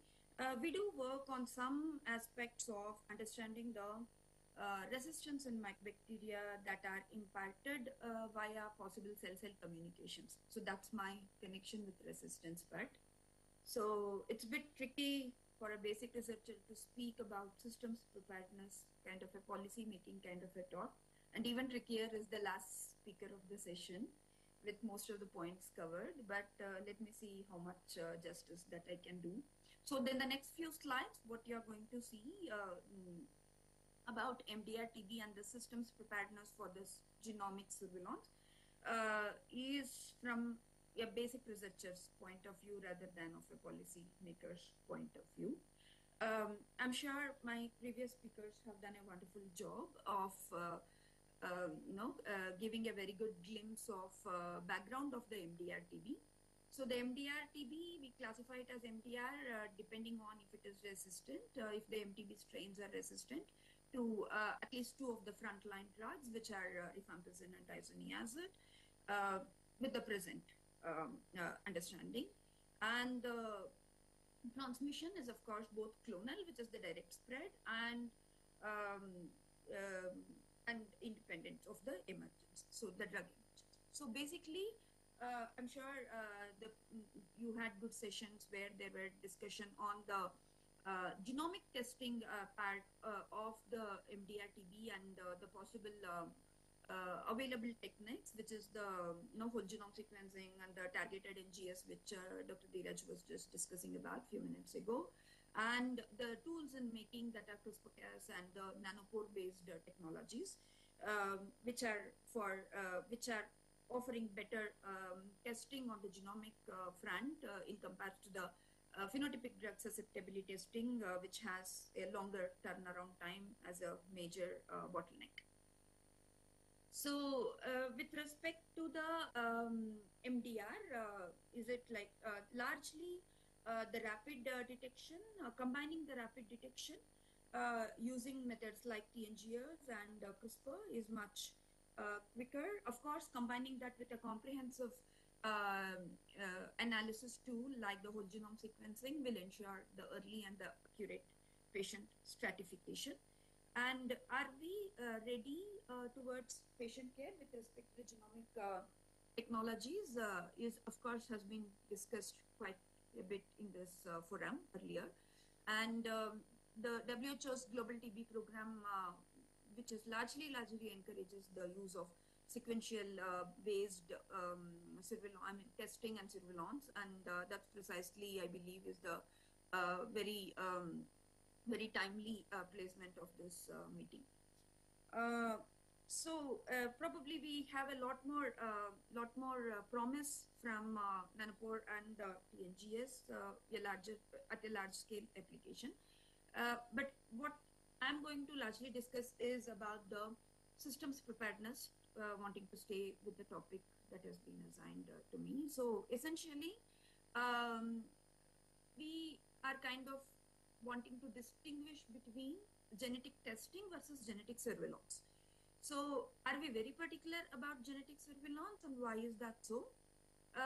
Definitely it will detect resistance mutations much faster than the conventional drug susceptibility testing. Like as the previous speaker mentioned also, definitely it will help us track the transmission chain and the lineage. And of course, very much will align with the, the global strategy. Of course, understanding better, with better detection comes better treatment. And though we were a bit apprehensive about the genetic testing and the surveillance and a large-scale application of surveillance, COVID-19 definitely showed us that it is not as much impossible that we think it to be. So for the next few slides, what I'll do is that for an effective genomic surveillance of MDR-TB, which has to be a very multi-level systemic framework required, not just the technical part of it. So I'm just trying to go a little out from my comfort zone and have tried to put together things. What could be the addressing barriers for the genomic surveillance, and what could be the strategic actions to strengthen the genomic surveillance if we really mean genomic surveillance. So the first set of barriers would be, of course, a very fundamental research aspect of it, which is the biological and technical barriers, which Dr. Dheeraj was mentioning about also, is the heteroresistance. Something that we have very recently started acknowledging, that we are not dealing with synchronous populations, be it in vivo or in vitro. Right? So essentially, there is heterogeneity between the bacterial populations that we are dealing with, and which can definitely come as a bottleneck for any of the genomic testing. And adding additional layer of this complexity to this heteroresistance is that all heterogeneity is not similar, meaning there is heterogeneity between the heteroresistance population. And mapping this heterogeneity and large cohort studies is something very, very important if we are really wanting to address the genomic testing at a larger scale. Another thing which has also been discussed is that the discordance between the mutation and the phenotype, and therefore the predictive reliability of such techniques, which means the phenotypic changes need not or may not directly result from the discernible genetic changes. That is again another bottleneck, and incomplete resistant databases by themselves are again causing misclassification that requires to be addressed too. And another very important case with respect to the TB per se is that EPTB, the extrapulmonary TB. Majority of the times when we speak, or all the attention in TB goes towards pulmonary TB. But we have this whole chunk of patients that are definitely suffering with extrapulmonary TB. And of late, there is this understanding emerging that the MTB lineages that are affecting the extrapulmonary sites seem to be of a different type. And probably it makes sense to pay attention to the MDR dynamics of such different lineages and of such different anatomical niches as well. So in addition to the biological bottlenecks that we just discussed, which of course requires a lot of work from the fundamental research niches, the other bottlenecks could be the infrastructure and the capacity gaps, which we already discussed, the high cost and the reagent dependence and the biosafety requirements, etc. and also the limited technical expertise and poor correlation, clinical integration issues, which can include poor correlation between the genomic findings and the treatment outcomes per se, which is the next level of the phenotypic genotypic difference that we are talking about. And the lack of standardized genomic interpretation pipelines and several such policy and the governance gaps and the equity and the accessibility of the infrastructure for applying the genomic testing / surveillance at a larger scale. So there is this very interesting paper in Lancet, which is a quite recent paper, October 2024, that had done a large-scale meta-analysis of applying the TNGS to diagnose drug-resistant TB. And very interestingly, they point out certain things such as the targeted NGS, though it is very, very highly sensitive, but there is definitely a paucity of data on performance for some currently recommended drugs that are unused. And definitely, especially with high burden countries, these bottlenecks towards applying TNGS require to be addressed. So that's something that I thought was a very interesting paper to share with.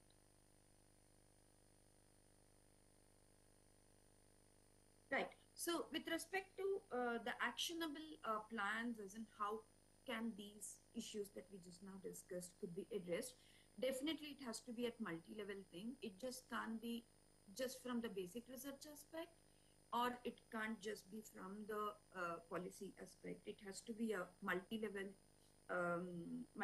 addressing of the issues. Just like how Dr. Dheeraj was mentioning, the TB is a complex scenario, and it just can't be simple solutions for a complex scenario. So one is at the level of infrastructure, and the infrastructure, largely we mean the laboratory and the technical infrastructure. Essentially trying to build, the capacity building at different places, and essentially decentralizing the very process of the genomic testing and establishing sequence hubs and biobanks. Also, very importantly, for a country like India as massive as a country like India, concentrating on the tier 2, tier 3 cities, with my personal opinion is what I believe is also important. And mapping and monitoring such capacity landscape and biosafety, and ensuring equipment availability, ensuring something as fundamental as the electricity availabilities are something important if we are speaking from the long-term system preparedness aspect. And periodic quality assessment of such an infrastructure is also required, which we kind of look down upon many times. We established once and we expect that to be running, and that's not how it actually works. And standardization of the quality control of the protocol, uniformity in the methodology. For instance, uniformity in the isolation protocols, uniformity in the kits that are used, and the quality control of that is something extremely important. If we want, the reliability of the data that we are seeing, these are something really, really fundamental. And building a human resource capacity is again a very, very important aspect of the system preparedness long term. So because it's a community problem, it makes sense to build identify and build this interdisciplinary teams of microbiologists, clinicians, data analysts, and epidemiologists. There is somehow no crosstalk between all these groups because it requires to be proactively driven is what I feel. Because it's not a one individual's problem, and given a chance, all of us basic biologists would like to work on clinically relevant aspects, but just that this connecting with the actual community is concerning. And definitely such a proactive, the interdisciplinary team building should happen not just where our institutions exist, but also in tier 2, tier 3 cities as well. And another very, very important aspect of human resource capacity, which I personally see as a bottleneck, is having access to the workforce, enough skilled workforce in clinical data analytics. The country speaks about data science courses and online data science programs and creating a lot of workforce on the data analytics, but do we have enough workforce on the clinical data analytics is something very, very questionable. And this can definitely be attended to as online data science programs specialized in clinical data analytics, and this can actually be offered very much from the regional academic institutions, so that there is a retaining of the trained manpower in the local places without having to rely on a central place for the trained manpower. And cross-training of such a manpower and retention strategies of the skilled manpower is again something as a very concerning thing that we face even in our labs, and I'm sure that that is important for clinic as well. And there has to be also a routine upskilling of such trained manpower and training programs and workshops that can help such an upskilling and making people aware of new databases, new data analytics tools, etc. So in addition, the next stage of the systems preparedness is, and especially when we are speaking of genomic analysis, is data, right? Because all things that we speak here are data, and it's extremely important to establish validated genomic annotations and some standard analysis tools, so that there is an uniformity in the results, so that there is an uniformity in the result interpretation, right? So the results everybody gets, but the interpretation is the most trickiest part. So if there's some level of uniformity that can be brought in there, and rolling out training packages, and be it in genomics and bioinformatics, and developing consensus, this is something that I'm kind of wanting to reiterate on repeatedly, and uniformity in the standards. And also the moment we are talking of data, we are also talking of data storage, right? So streamlining the data keeping methods, be it in the cloud computing or be it in the local storage places, and if there's some streamlining and some SOPs that can be brought in that levels. And the very last but not least in this aspect is the data security, and again SOPs of data security. I believe we have a huge gap there. So with respect to bioinformatics platforms, of course, I'm sure many of you who are doing the genomic testing regularly are very, very familiar with all the bioinformatics platforms for, annotation of the mutations.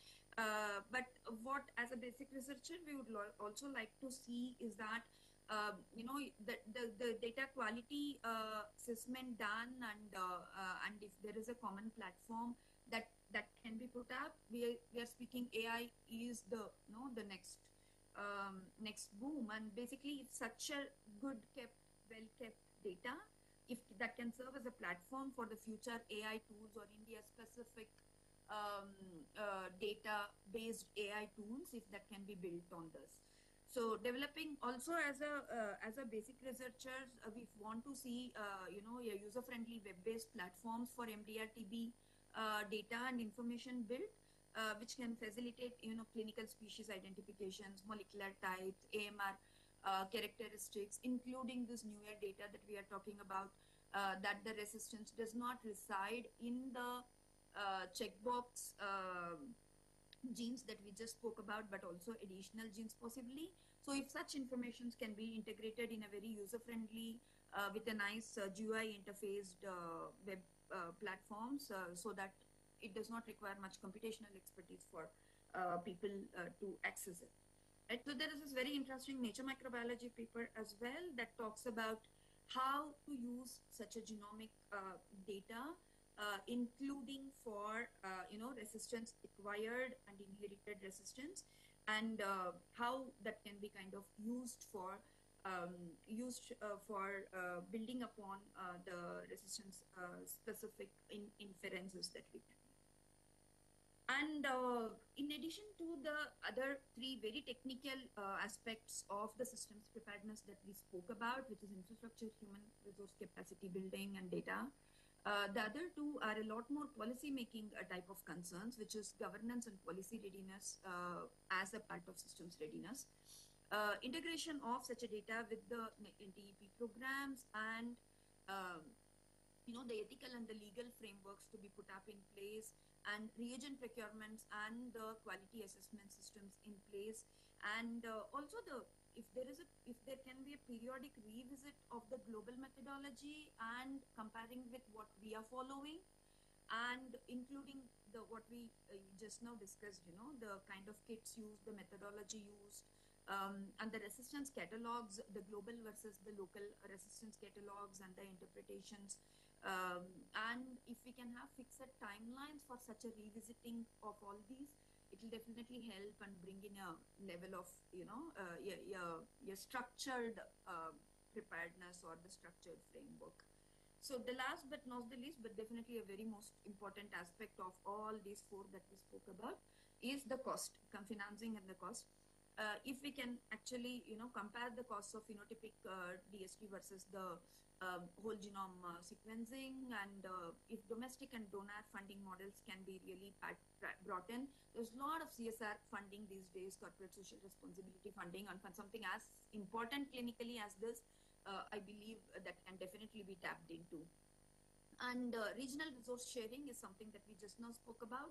And again, another thing, the local reagent production, which will definitely cut cost in a very, very significant manner.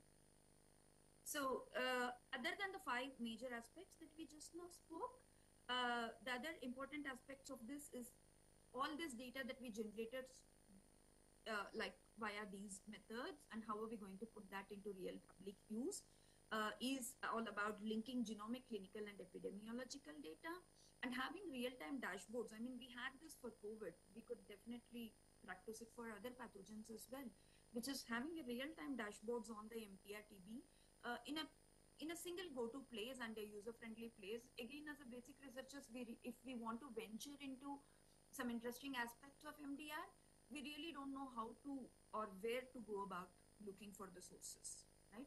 So if we can have a single go-to place and can kind of publicize such go-to places, that will really help actionable insights for the control programs.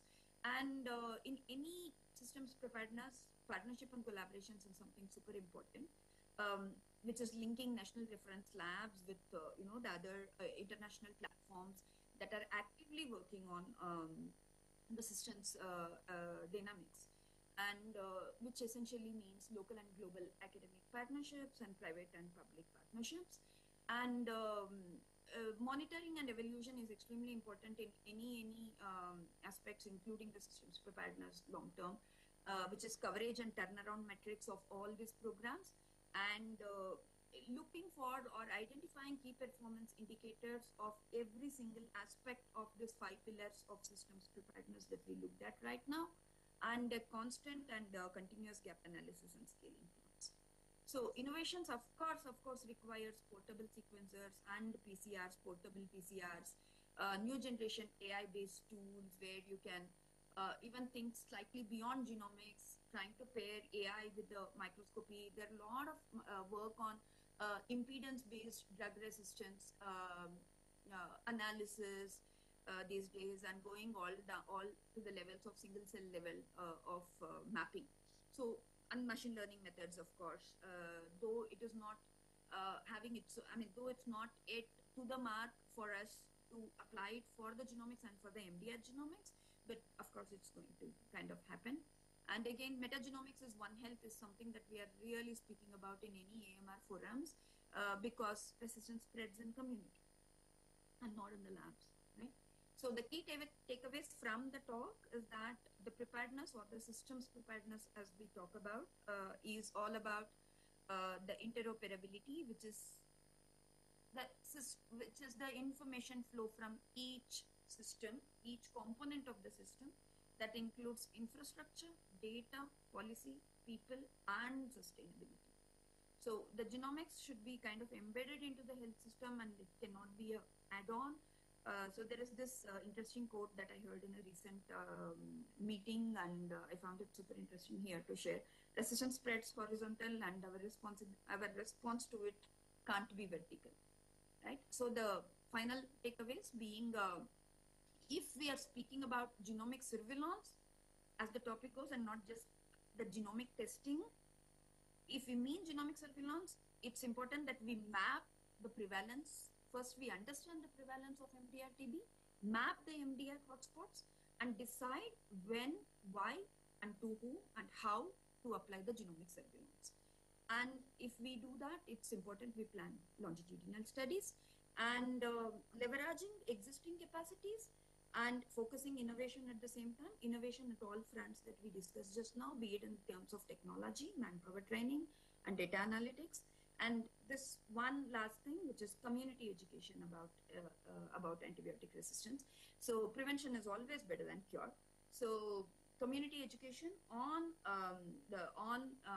involving the community and also educating the community, which is essentially what we are famously talking about, building antibiotic stewardship these days, be it in hospitals and also amongst students, about the mindful use of antibiotics is something very, very important, I believe. Because again, community spread, the resistance spreads in the community, and that's where the stopping of that has to start as well. So I'll leave you with this last take home, which is genomic surveillance. It should not just be about identifying the mutations, but it should serve as a forecasting tool to track the pathogen dynamics, to understand where the pathogen trend is heading, and to tailor our interventions and public health actions accordingly. So thank you all for listening, and I would like to acknowledge the resources that I used for this talk. This is a kind of directly research talk that I was doing, and all these resources, the very meticulously put up NTP guidelines document, WHO pages, and ASSAM pages, and authors of the referred journals I would like to acknowledge, which helped me source information for this talk. And this is my department building. We are housed in a very, very beautiful campus, which we share with whom you are seeing in the pictures. If any of you happen to be in Chennai, you are welcome to visit us. Thank you. Thank you, Dr. Vani, for such a lucidly presenting a framework for multi-system integration to integrate the genomics testing into the program, to the TB diagnosis. So it's really, that's the most crux of it. Even small things like, shipping the samples to, everything can be a challenge in this whole case. So, based on that, we probably need to decide on where to set up, how much decentralized the whole thing has to be, and also how much centralized the data analysis has to be. So all of this has to come, taken into consideration when a final rollout of such a program is, implemented. And thank you for lucidly presenting that. So now we can take a couple of questions, quick questions.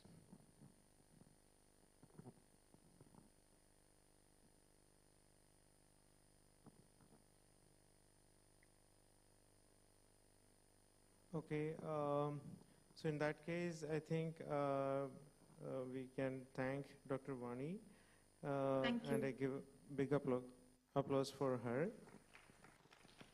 And we thank all the speakers for sticking to the time during this whole session. Thank you.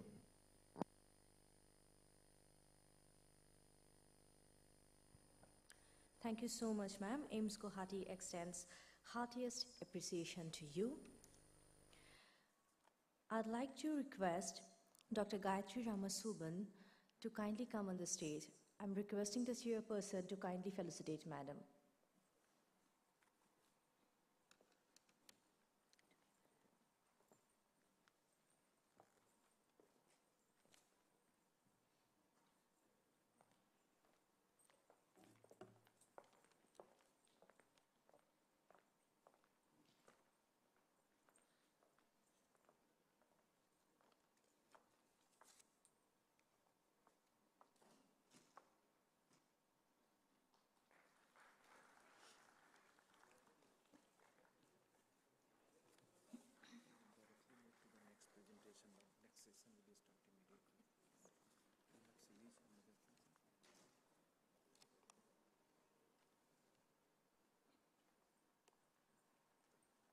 Thank you, sir. Thank you, madam. It is the time to felicitate our esteemed chairpersons. For this, I would like to call Dr. Dilip Kumar Bhattacharjee, Head of the Department of Microbiology, ESIC Medical College and Hospital, Beltola, Guwahati, and Dr. Suranjana Choliha Hazarika, Professor of Microbiology, Guwahati Medical College, to please come to the stage.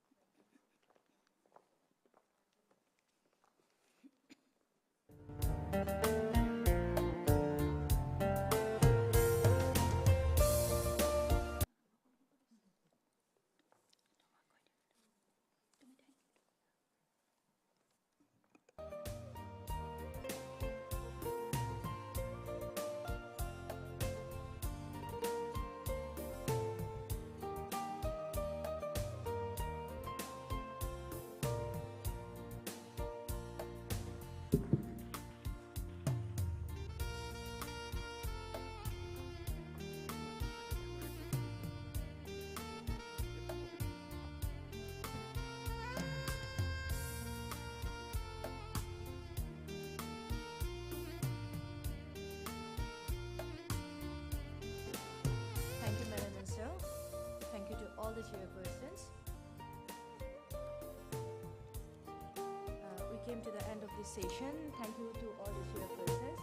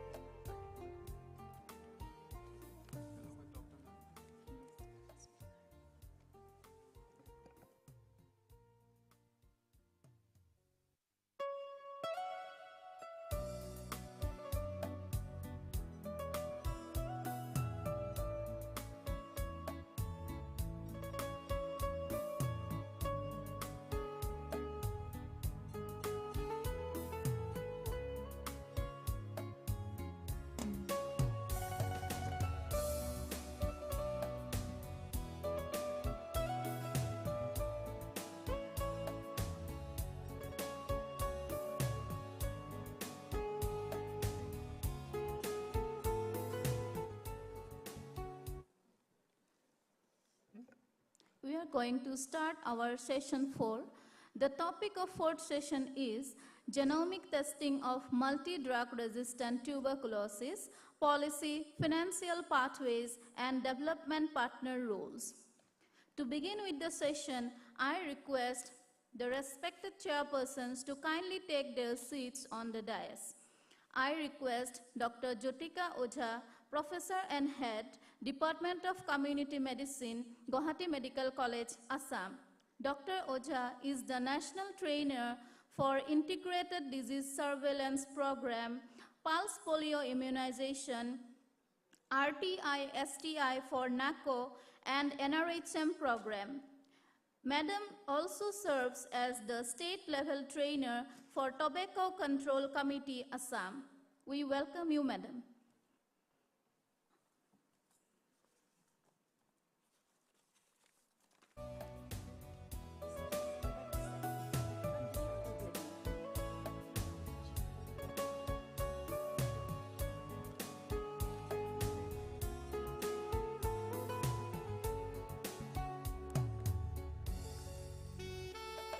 May I now request Professor Dr. Vishnu Ram Das, Principal, cum Chief Superintendent, Nagaon Medical College. Dr. Das is the trainer in good clinical laboratory practice from CDSA, Department of Biotechnology, Government of India.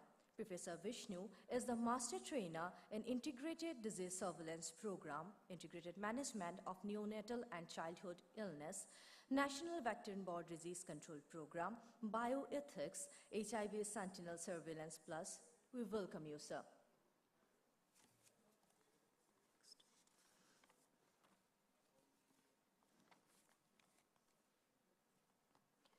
I request Dr. Mihir Kumar Goswami, Head of the Department, Pulmonary Medicine, Nagaon Medical College and Hospital, formerly Principal cum Chief Superintendent of Nagaon Medical College. We welcome you, sir.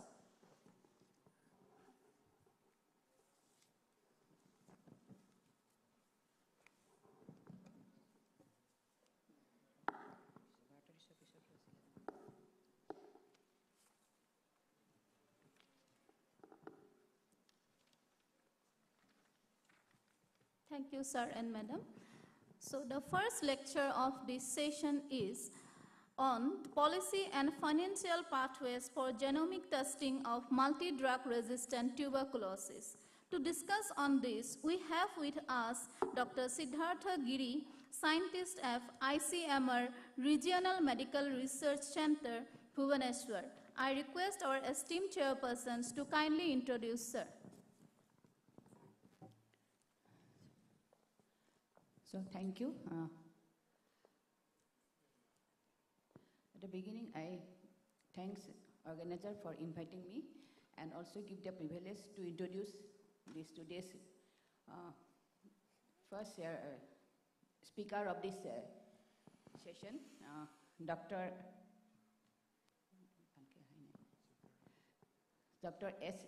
Siddhartha Giri.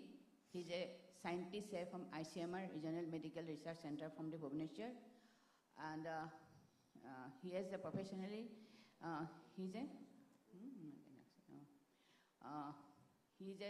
in charge of the National Reference Laboratory for Tuberculosis in ICMR, RMRC Bhubaneswar, and he has number of publications are there, and he also get number of awards also from the Indian Council of Medical Research. And also, he's a fellow of this Wellcome Trust of DBT India Alliances. So with this, I request Dr. Giri to start his topic.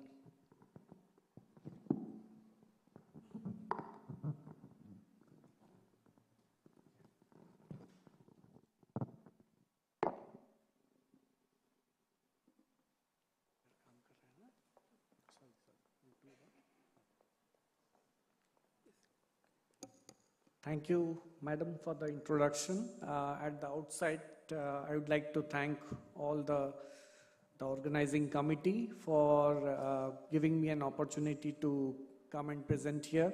So I'll be talking about policy and financing pathways for genomic testing of MDR-TB. The previous two speakers have done my job easier. So there is an overlap between the presentations, but I'll try to cover some aspects. So at the outset, do we need, what is the requirement for policy and financing pathways? It has already been emphasized today that, according to the last India TB report, we have some 64,000, close to 64,000 MDR and RR-TB cases, some of which are pre-XDR, that is MDR plus fluoroquinolone, and some are XDR, that is fluoroquinolone plus linezolid and bedaquiline, which is low 114, but it's there. And of this, 92% were initiated on second-line treatment regimen. So the burden of MDR-TB is quite substantial. And if you look at the current molecular tests available for MTB and RIF resistance as part of the National TB Elimination Program, we depend a lot on the NAT. And these are old data. These are from the India TB report 2024. That 98% of the 1287 CBNAT machines have demonstrated satisfactory performance, and 88% of the 1900 TrueNAT machines. But now, as Dr. Urvashi Singh presented yesterday, there has been a substantial and huge increase in the availability of NAT machines, which has gone up to 9,000 plus, staggering figures. So The EQA again will be a challenge, but here we are talking about molecular tests, PCR-based tests, which can detect Mycobacterium tuberculosis and RIF resistance. And the document says the way forward, and I won't go much into it, but UDST testing coverage, increase in UDST testing coverage, which I know everyone will agree that it is still a challenge. So we are talking about genomic testing here, but when it comes to the coverage of the NAT testing available, we still are facing challenges to reach up to a satisfactory proportion. And of course, improve the completion of the diagnostic algorithm of all patients. So that's the Indian scenario. And before I go on to the policy and financing pathways, because I'll be talking based on what has been done by WHO and our National TB Elimination Program. So just to give you a flavor of what is going on globally, this is from the Global Tuberculosis Report by the WHO, 2024, the last one. So globally, MDR-TB, that is, and resistance to rifampicin is of great concern. And as per 2023 data, there are some 400,000 MDR cases globally. So that's quite a burden, and that justifies why we need to upscale our technology also with time. Why this focus on sequencing and genomic testing?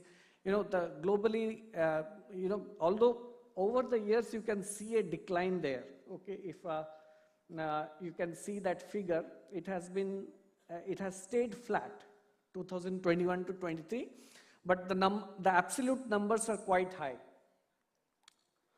And if you look at the global scenario, again, if you look at 2023, these MDR-TB, where do they come from?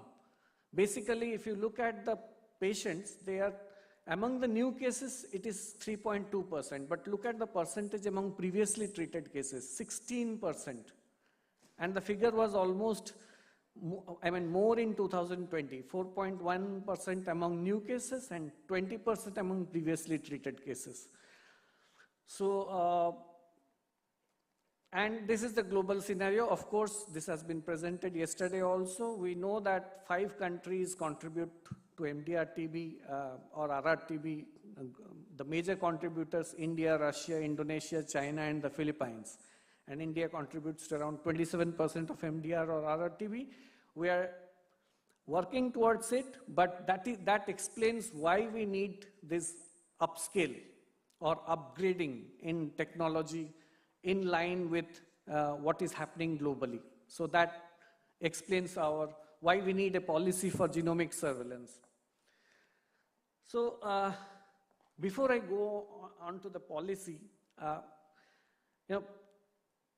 WGS, that is the whole genome sequencing, a lot has been told today since the morning. It holds immense promise for understanding transmission dynamics and drug resistance mechanisms, but its integration into routine surveillance remains limited. However, the positive point is the COVID-19 pandemic gave us exposure, and there was an unprecedented expansion of all this genomic capacity in many countries, LMICs, and the best part of it is many public health institutes acquired next generation sequencing platforms, and they developed local expertise in real-time pathogen surveillance, and this can be used, this same training and infrastructure can be used to accelerate our TB control, enabling rapid detection of drug-resistant strains and high-resolution mapping of transmission networks.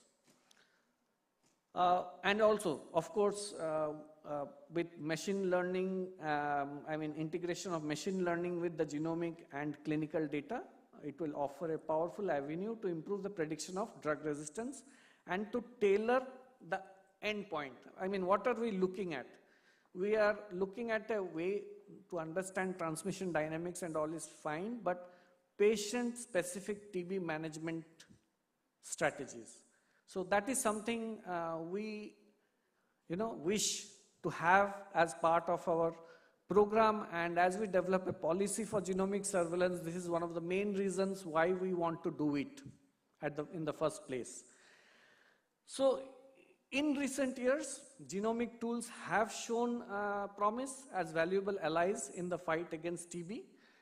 There are growing applications we have seen in rapid and accurate detection of TB, identification of drug resistance mutations, and providing critical insights into transmission dynamics, outbreak origins, and to understand the evolutionary pattern. So basically, I have put this figure just to show you that, what are we planning to do? We are planning to move from all these PCR based, so we still have challenges there, all these NAT based, slowly into targeted NGS and WGS. So the idea is the main advantage is we can detect numerous mutations for a large panel of antibiotics using targeted NGS, and for WGS we can detect all possible mutations. So that's the whole reason. And as a laboratory, I am in charge of a national reference laboratory. In fact, our national reference laboratory in Bhubaneswar is responsible for supervision and monitoring of 10 states in India, which includes Odisha, West Bengal, Assam, and the entire Northeast. So we are very much interested in that this platforms come in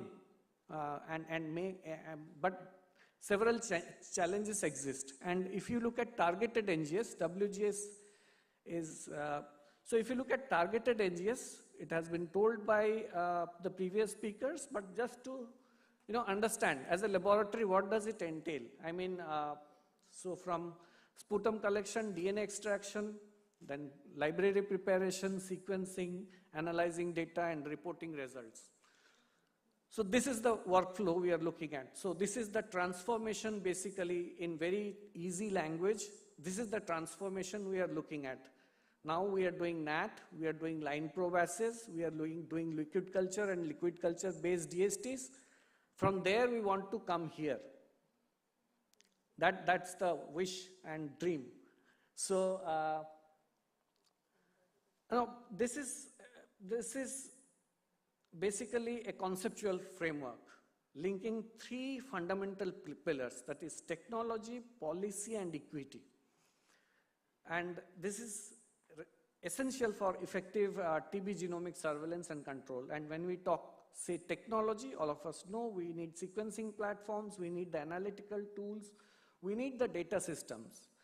And policy refers to the governance frameworks, sustainable financing, integration into the national TB programs. And when we say equity, we talk about capacity building, access, and to include for inclusive benefits across regions in India.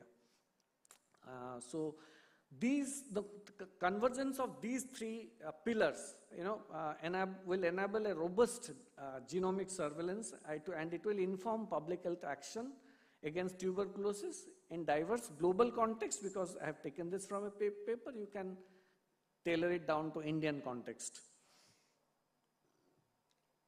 However, there are several challenges. This has been covered, some of it has been covered by the previous speakers. To use genomic surveillance in LMICs, and we all know it. Just to repeat, unstable funding sources. I'm talking about genomic surveillance. High reagent and equipment costs, insufficient training in bioinformatics, significant delays between sample collection, genomic sequencing, reporting of data to public health authorities, and submission of data to national and global databases.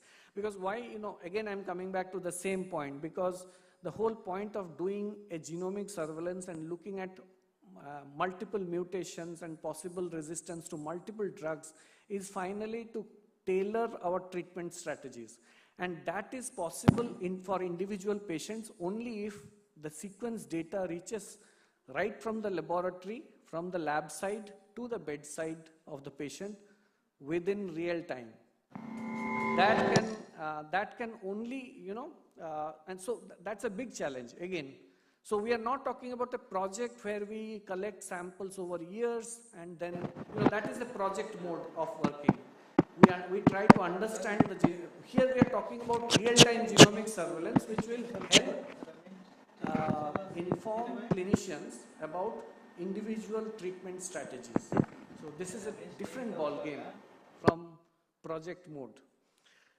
And there is an over-dependence on supply chains which are based in high-income countries, and the procurement difficulties we all know, and the data management issues.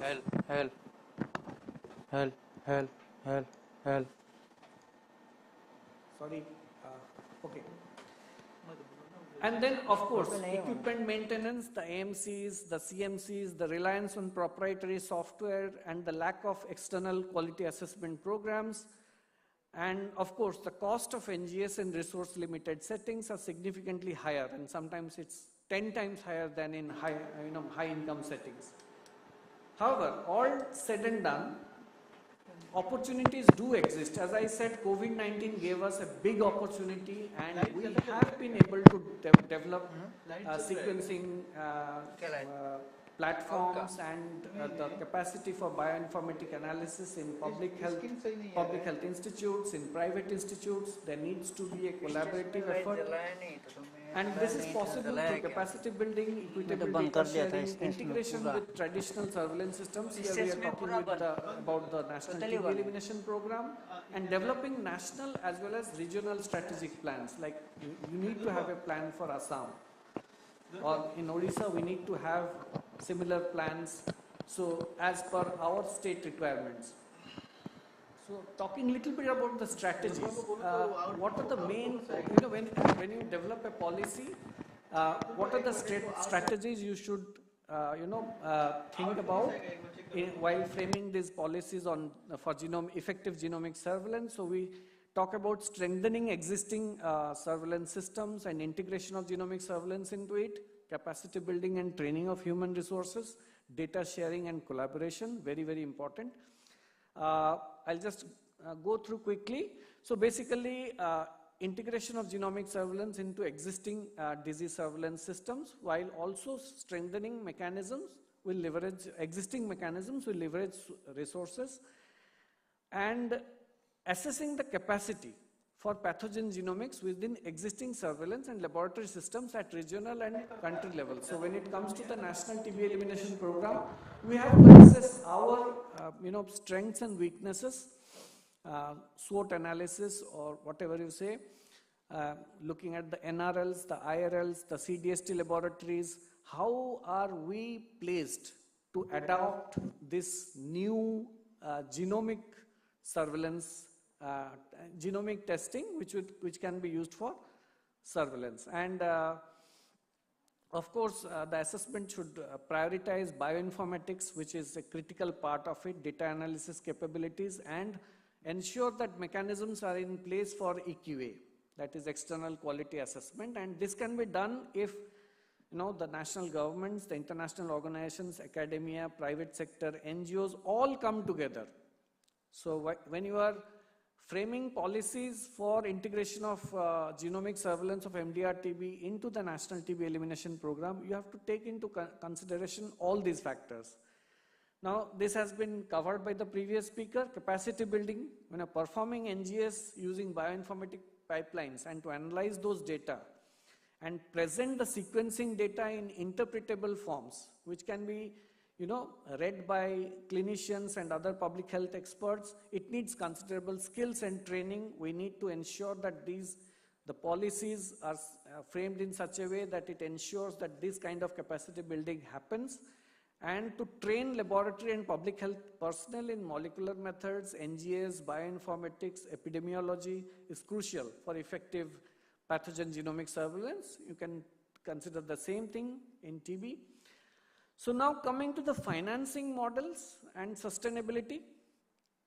So sustainable integration of this sequencing genomic surveillance into TB programs requires not only technological readiness but also robust financing frameworks.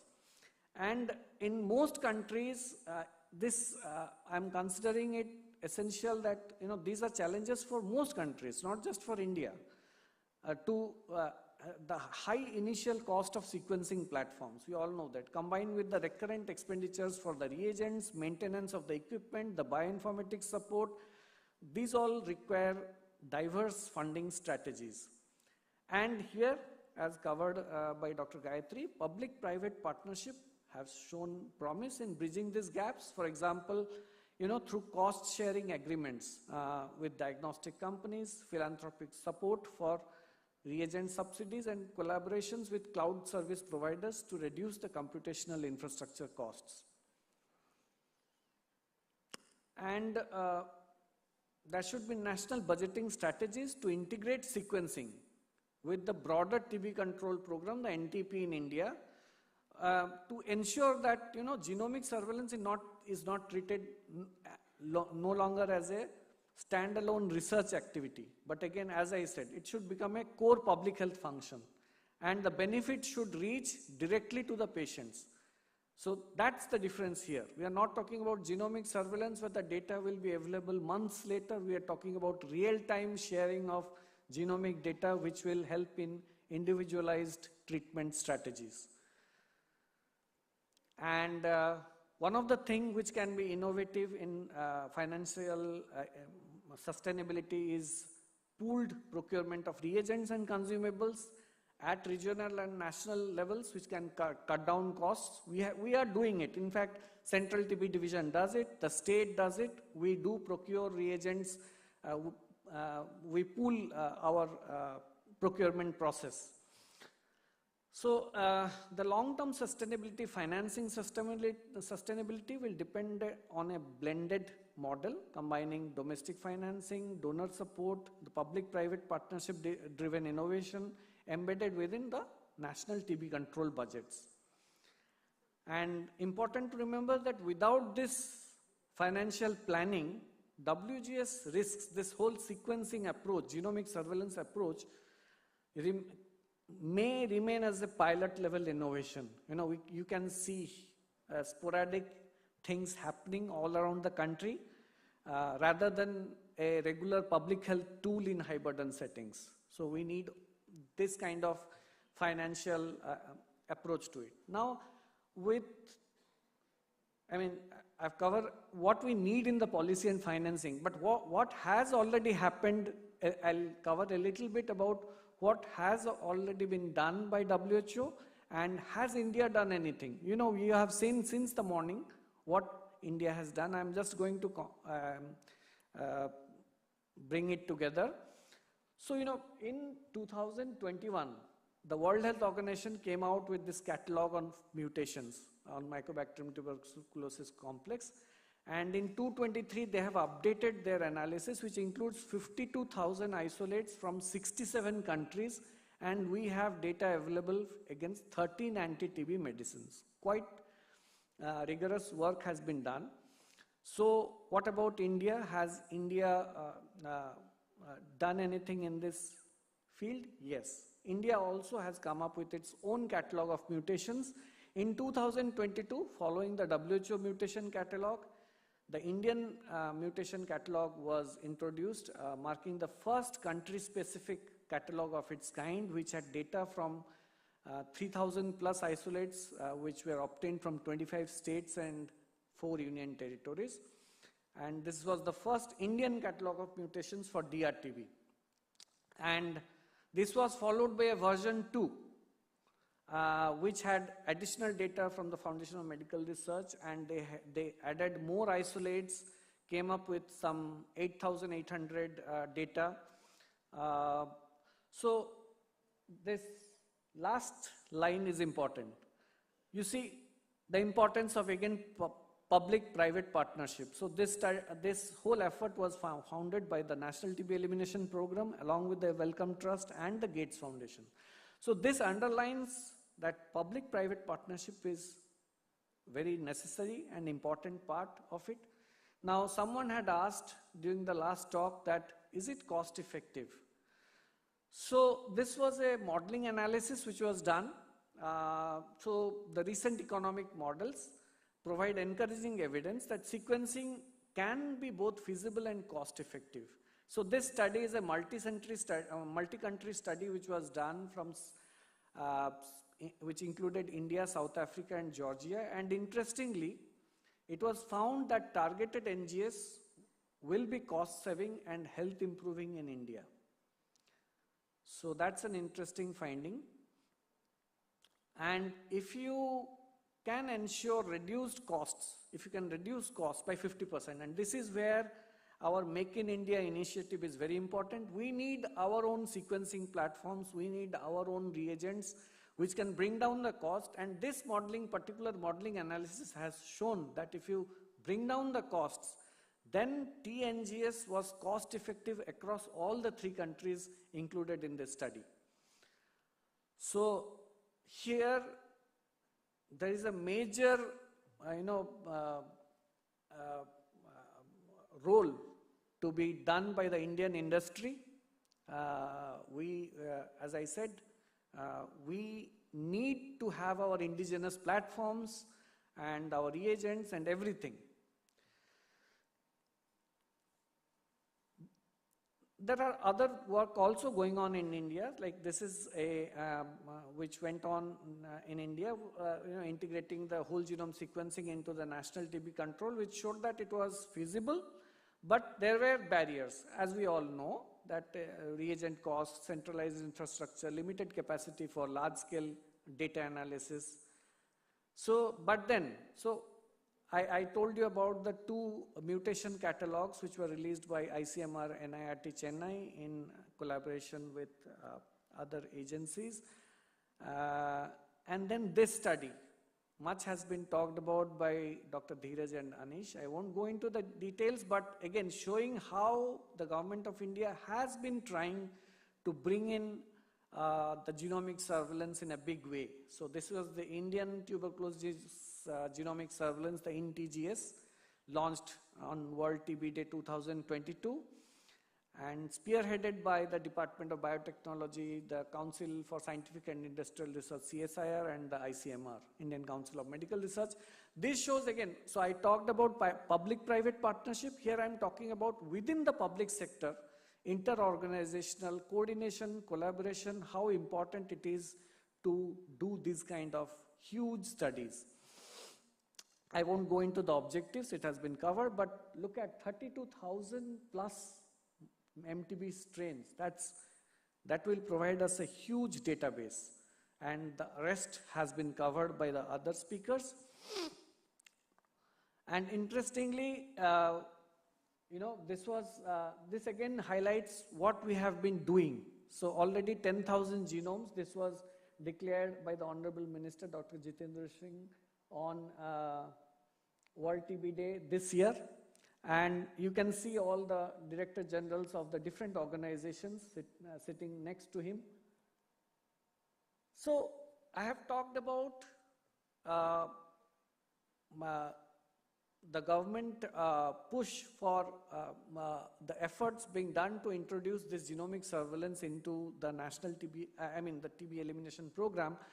But, always, it's my duty as an ICMR scientist. Also, I need to tell you that, there are multiple funding opportunities available by the government of India, which, even people from the private sector as well as, of course, the public sector can avail. And these are, generous grants. If you look at the current ICMR extramural grants, the small grant is up to 2 crores for a period of 3 years. Dr. Giri, yeah. You have 5 minutes more. Yes, sir. I'll complete in 1 minute more. The intermediate grants up to 8 crores and the Center for Advanced Research up to 15 crores. So, which is for people with experienced research teams. So you can see these funding opportunities also when you are, looking at doing something in this field. And of course the Anusandhan Research Foundation, which is again different. This has been created by an act of parliament, and this also provides us funding opportunities. And this is something interesting I would like to end with. This is again, you see, BIRAC, the Biotechnology Industry Research Assistance Council, BIRAC, in collaboration with Gates Foundation, that is the Department of Biotechnology and the Gates Foundation, have come up with this big call, request for proposal. Although it is not on sequencing, what I'm saying is what public-private partnership can do. So this was a specific call on an advanced TB diagnostics and adjunct technologies for sample collection and processing. So maybe in the near future, you can see very specific calls related to sequencing platforms and bringing in genomic surveillance in using genomic surveillance. So to end, these are the references I have used. So to end, while framing our policies, we need to understand what are the challenges, what are the bottlenecks, and what we can do in India to facilitate the reduction in cost, faster access to sequencing platforms, and what are the opportunities for ensuring sustainability in financing.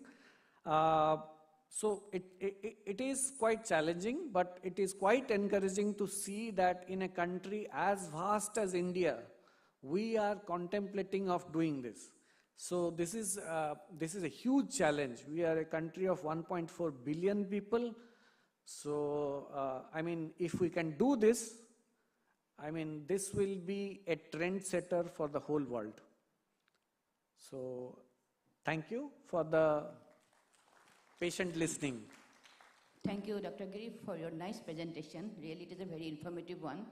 And you actually rightly addressed this one, focusing this importance of this genomic sequencing, because more than 27% of this MDR TB are from India only. So it is an alarming situation. And you rightly said that surveillance is very important, genomic surveillance, and what are the challenges there, so that we can understand the challenges and we can go for overcoming all these challenges, so that we can get a precision tuberculosis treatment under this NTP. Thank you once again to you. And now maybe lots of questions are there from the audience.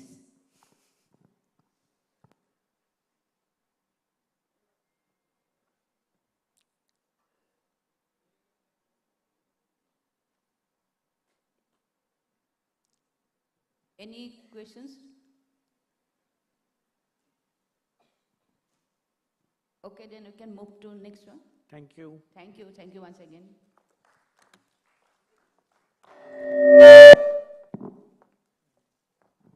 Thank you so much, sir, for your wonderful presentation. Thank you.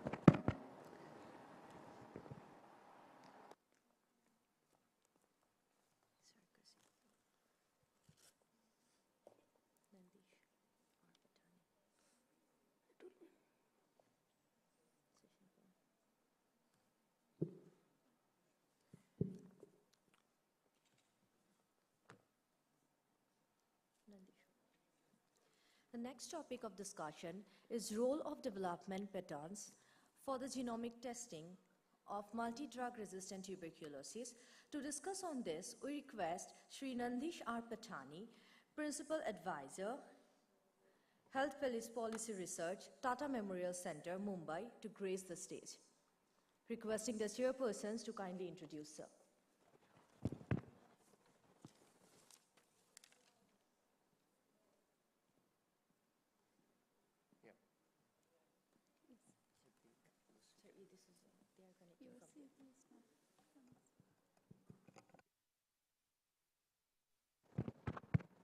Am I audible? Mike, just see whether you've got one of my co-participant, Mr. Hari Menon from Gates Foundation.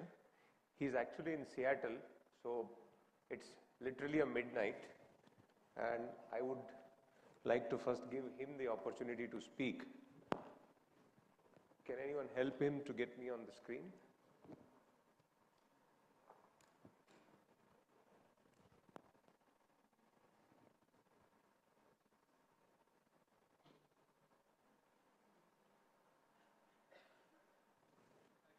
Yeah, no, I want first. Aha, okay. Ma'am, yeah, you can introduce. Thank you very much for giving me the opportunity. So,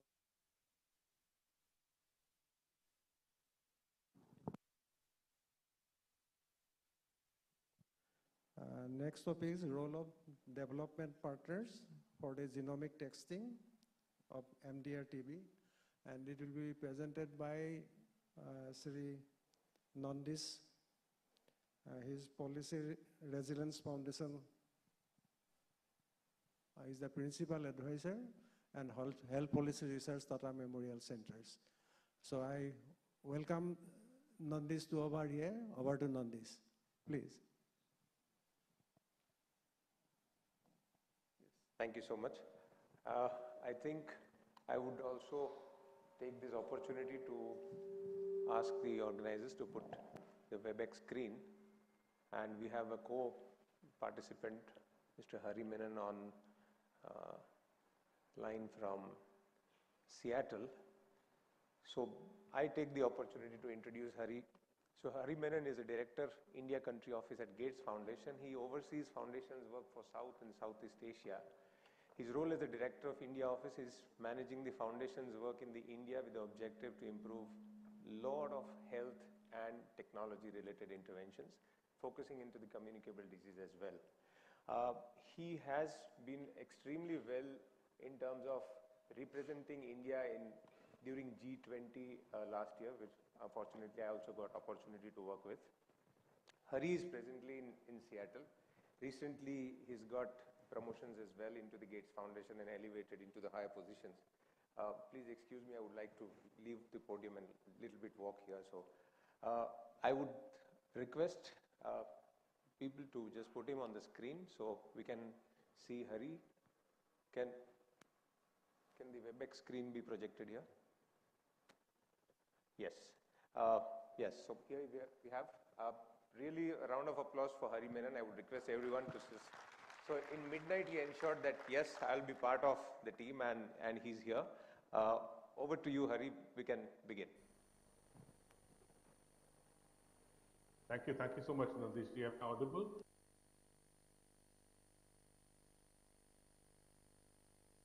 Yes, audible. Okay. Thank you so much. And as Nandish said, it's midnight, so please excuse my slightly bleary-eyed appearance. I'll keep my remarks brief. I was originally hoping to be there in person, but I had to make a trip for some meetings as part of our annual strategy reviews. So it's a privilege for me to be here as a virtual participant for this National Policy Dialogue, where bold science, strong policy and collective action are coming together to strengthen India's fight against tuberculosis. India has made a lot of progress on its TB elimination journey, but one of the toughest challenges at this point for us remains the issue of drug-resistant TB. And this is a challenge that requires faster diagnosis, smarter implementation, and only strong partnerships can make this happen. Behind every delayed MDR detection is not just a patient, but a family, a livelihood, a future at risk. The social dimensions of TB also sharpen our focus on the need to take urgent action. When treatment is delayed, mortality rises. When the right diagnosis comes, but it's too late, it still has the effect of advancing the disease. Today, the science is very compelling, and as Dr. Giri spoke very eloquently before me, the concept of universal drug susceptibility testing, or UDST, is clearly the turning point for India's TB control program. The pilot in Assam, led by the government, represents a new model for India and even for the world. Through next generation genomic testing and UDST, we can ensure faster detection of resistance, faster initiation of the right treatment, fewer deaths and lower transmission, and much greater hope for countless families. Now, innovation succeeds only when it's empowered and backed by strong implementation. And that's where the lessons of India's own experience with COVID-19, which is a real success story when one looks at what happened with that disease across the world. COVID showed India that we can scale up diagnostic capacity dramatically. We developed our own domestic vaccines. We strengthened national surveillance. We saw seamless collaboration across different levels of government and the private sector. And we saw community mobilization on a national scale. As the Honorable PM says, the public movement or the Jan Andolan that really is required for large-scale change. Many of these elements are going to be required for the success of the UDST program. And my sense is the work that ASSAM is undertaking now really has the potential to transform the TB landscape in the country. At the Gates Foundation, it is a privilege for us to walk alongside the government and local partners to really support breakthrough innovations, build scalable models, and use advanced technologies that can help bring speed, equity, and accuracy together. The pilot in Assam provides a national blueprint that can accelerate UDST for every suspect MDR-TB patient. It will strengthen disease surveillance across every district, and it will drive down mortality at scale. And most importantly, this blueprint is built on institutionalization, and that will almost guarantee the potential for national scale-up. Our Honorable Prime Minister, whenever he's spoken about the vision for Viksit Bharat, has said that a healthy nation is the foundation for a developed India. As we look towards Viksit Bharat in 2047, our TB elimination mission is central to that promise. A promise where every citizen has the right to receive a faster diagnosis at the right time, where no family is pushed into poverty over treatable disease, and where significant reductions in mortality occur because of improvements in testing and treatment success. I would like to finish by saluting all the leaders and institutions who are going to be part of this critical initiative. Starting with my gratitude to the Ministry of Health and Family Welfare for its commitment to a TB-free India. And this is a mission that the Honorable PM, the Honorable Health Minister have spoken of and championed directly. My thanks also to the Central TB Division, whose leadership is essential for guiding the rapid expansion of UDST under the NTEP. State governments, including Assam, are taking the critical leadership to take this program to the grassroots level. My gratitude to AIIMS Guwahati for innovating and emerging as the clinical and execution hub for this program. To the TB task forces and frontline health workers, including ASHAs, who are critical to sustain daily efforts as this program rolls out. Thanks also to the scientists, clinicians, and innovators who are going to come up with the improved solutions and ideas that we really need to take this program to scale. And to the civil society and patient groups whose involvement is going to be critical for strengthening adherence and support. I am most grateful, of course, to Nandish ji and PRF, whose perseverance and vision have really helped stand up this program, and whose commitment to delivering results on the ground is what is going to drive success. This is not a siloed mission, it's really a collective implementation of an India-based model at its finest. If policy, technology, and people come forward, then truly, TB harega, desh jeetega. Thank you. Jai Hind. Thank you, Hari. I'm really thankful to you that you have joined online, and it's literally midnight, so he's like chasing the session since almost 11 and then extending for a couple of hours. Thank you once again. Thank you everyone to hearing him patiently. We'll quickly start with my presentation, and I think, yeah, you can just load the presentation. So we had multiple angles of TB, clinical side, the admin side, the political side. I think one angle, if I may, being a non-clinician, can bring out of my experience from the past stint as the advisor to Union Health Minister Mansukh Mandaviya as part of some small assignment, is during the pandemic, we were forced to think about biosecurity and biothreats. So here, the lens of the policy makers and the people who are involved is almost with a mission of thinking what.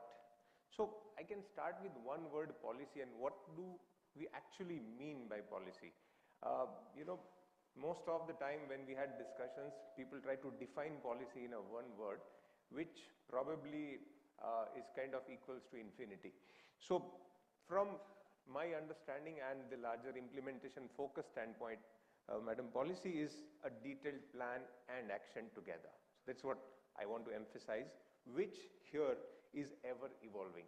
So if you have a plan, then there has to be action, and if there is an action, it has to evolve over a period of time. Because it gets corrected, it's almost like self-evolving and also correcting, but we have to implement that.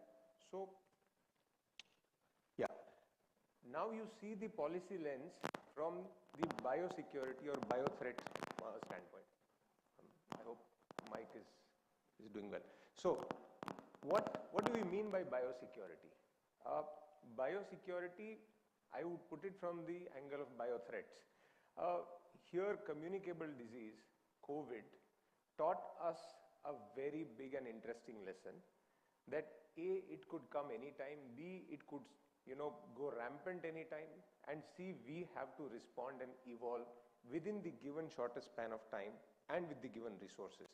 So there is to be accountability in terms of time and cost in a given situation. We cannot neither blame the situation nor we can blame the kind of vastness or the scaled up. So a national framework, a policy which defines the more robust response to any biosecurity could be a strategic imperative, whether it could destabilize public health system, it could destabilize the economies. So if you start linking and thinking all the communicable disease from the biothreat angles, you will find a different way of urgency through which every person sitting here and outside has to act. Every day from morning to evening, we have to account ourselves, what did we do? Did we act? Did we plan? Did we act as per plan? So the surveillance preparedness brings last one word, resilience. And that's where I come from. I come from Policy Resilience Foundation. So one word, resilience, means we have to be resilient to these futuristic threats. Now, I don't know.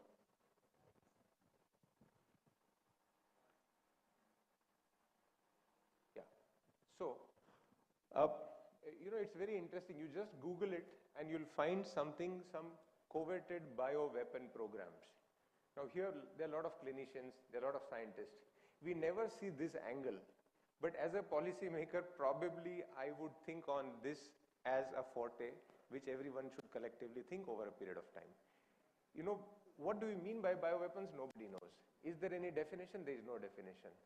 But the most interesting thing I would like to draw from this slide is, A, these are cheap to spread. These are much cheaper than the wars that are fought at the boundaries or the borders. These are much cheaper than to do an airstrike. These are much cheaper than to do a very big on-ground and a naval strike.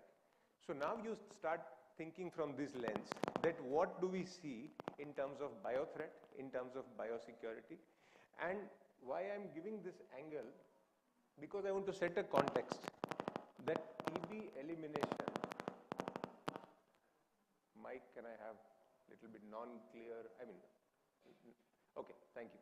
So now we set the context here that we have gathered here in order to ensure that we are not into that unknown zone where we are just progressing in terms of giving the drugs, we are progressing in terms of detection, but we are still in that unknown zone of detection of what is evolving be it patient-centric or be it into the geographic-centric. So the upscaling and going towards the UDST and the context of setting it for the genome sequencing testing is to ensure that we get more and more real-time information in terms of elimination, which the first indicator stays for us is reduction of the mortality. So if by seeing multiple lenses and thinking now that how do we evolve, this is the time where we thought that we can get together from the government, from the think tank like PRF, from the funding partners like Gates Foundation, and we actually do some action to demonstrate the feasibility, cost effectiveness, scalability in the high burden and geographically challenging areas of the Northeast. So setting the context from not just the tuberculosis but also from the communicable disease which is directly linked with the biosecurity and biothreat for the country and national security issues. So what do? We did in COVID the same strategy, test, treat and track. So I don't think we have to every time reinvent the wheel.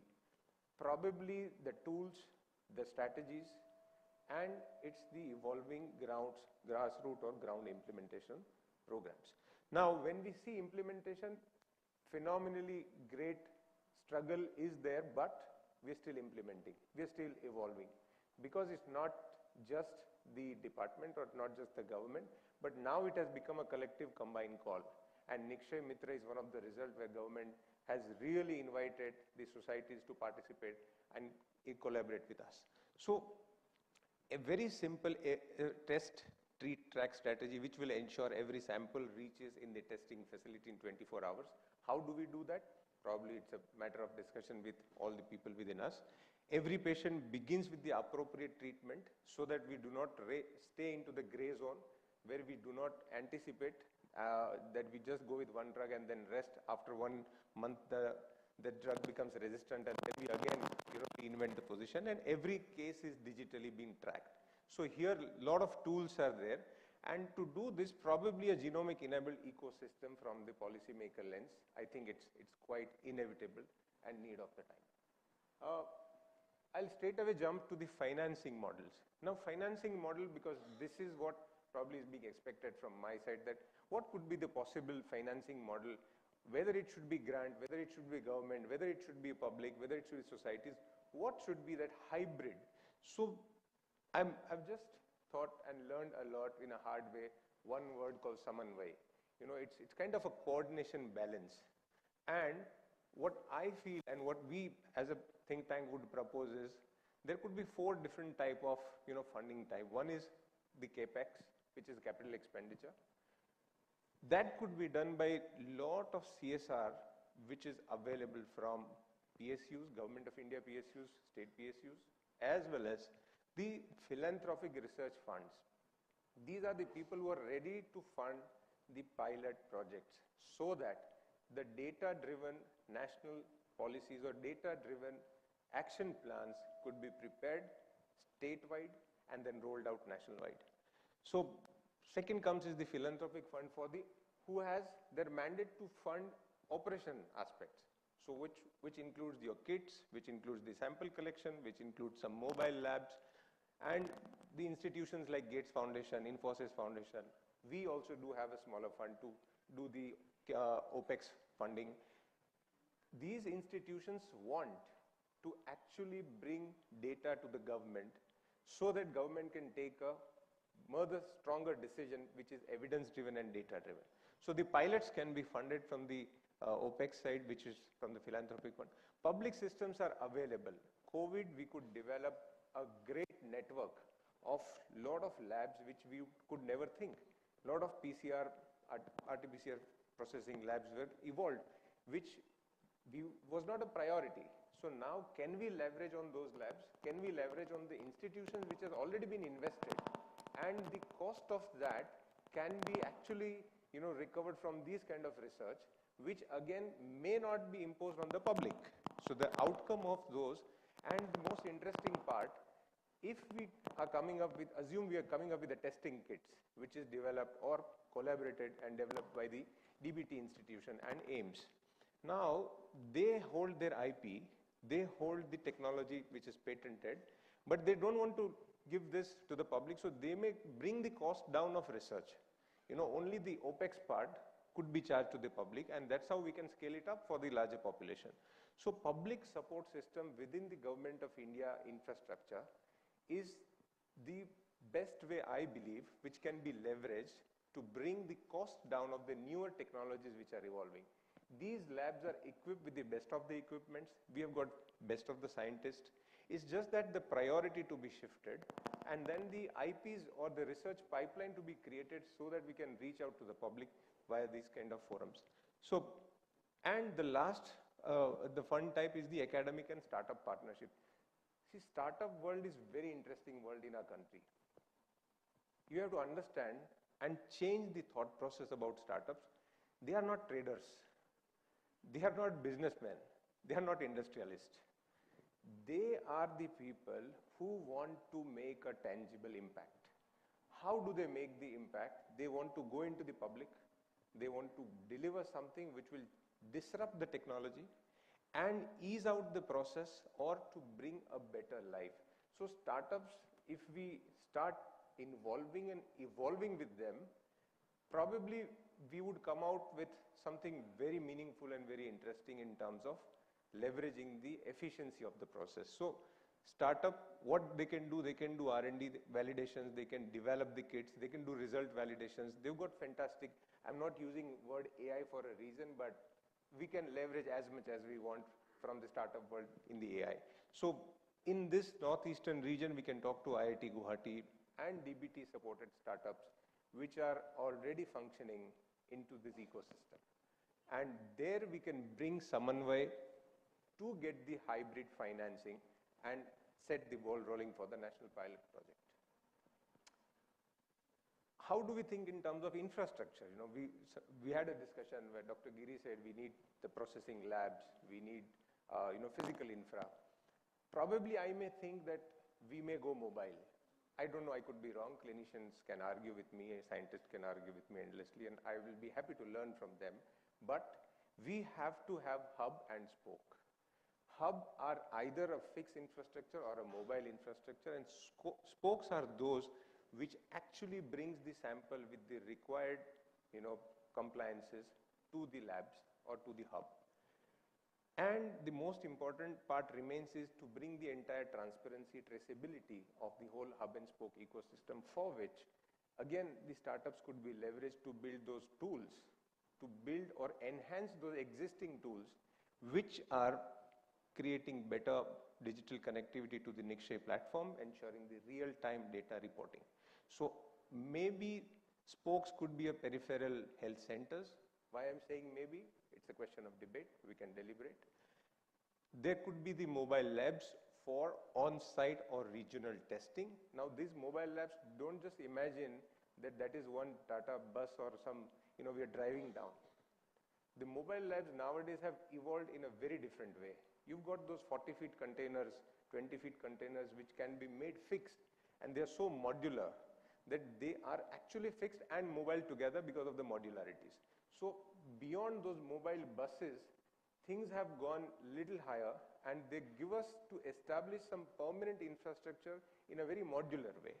So these kind of labs and hubs could be the AIIMS where we are sitting itself. Why we choose AIIMS Guwahati? Because this is the infrastructure on which we can leverage, and we should leverage. How do we leverage? Till what extent? What could be the cost? What could be the time? How the researchers can be put into the place and bring a momentum for the pilot project stays the question with the clinicians and policymakers put together over a period of time, but this can be addressed in a very lucid and a tangible way. So what can we think about pilot scope in the Northeast? So here from the PRF side, I can propose that we would implement these genomic TB pilot project in all 8 states, and any states who would like to collaborate, we are open for a discussion. Because policy, if you see my first slide, it is plan and action together. So if we are discussing, we would discuss with both these aspects, not just planning. We'll have a rock solid action plan, action oriented plan. So how PRF will co-create is to bring the transparent and traceable digital monitoring system. Whatever clinical options you have, whatever clinical advances the scientists and doctors have made, we are not there to challenge them. We are there to enable them. How do we enable them? By bringing the transparent and traceable digital monitoring system, clinical validations and data audits, and out of all this pilot, we would create a feedback mechanism or a framework of policy recommendations to the Central TB Division and Ministry of Health and Family Welfare that, look, we started here, this is how we did, we picked one district, we did in one district, we will actually give them the real-time dashboards and the data monitoring mechanisms, and the results and analysis will be shared in terms of the evidence-driven policy propositions. So we are here to co-create. How do we co-create? Probably we'll have to sit for one more sessions, maybe with this separate team, and take it ahead. What do we mean by monitoring and validation is all the activities will be digitally monitored using geotag traceability is what we think, because everybody almost has a phone which can be geotagged or geotraced. Since it's a communicable disease, tracing is one of the key aspects. I think Mike is also trying to play with me, but yeah, it's okay, it's normal. Sample chain integrity. So this is kind of a whole chain that we are talking about, doing the monitoring and the traceability and transparency in the whole chain, real-time dashboards, third-party audits. Here, the institutional audits I'm talking. So smaller medical colleges which are like, I mean, small not in terms of small infrastructure, but in terms of the district with the less population, the medical colleges, the institutions available in the district could become the third-party auditors. You know, they are the one who will actually evaluate what's happening in a clinical and a policy angle, so that, you know, and the evaluation is to evolve, not to find out just that ye nahi ho raha, ye nahi ho raha, ye nahi ho raha. Maybe ye ho raha hai aur aise acha ho sakta hai. That is the mindset through which the audit has to take place. And then the integration with the CTD and NICSHE framework. So the integration is the most important part, because the moment we make things open and transparent, we will start getting good feedback. The moment we get feedback, we are evolving. The moment we are evolving, we are making the policy disruptions. So a governance structure for this small, you know, pilot that we can think of is a state-level steering committee under Department of Health, Government of Assam can be formed, where probably the head of the institution can lead. Institutions like AIIMS Guwahati, along with the subject experts, can be an independent steering committee member, which will in a way work or guide the, it's a typing error, it's NHM, it's not NMH, NHM team and Government of Assam TB team, which is essentially the TB officers or the officials working for TB elimination, and the PRF and Gates Foundation, which we are hosting the conclave, we could be part of the various monitoring and digital transformation missions.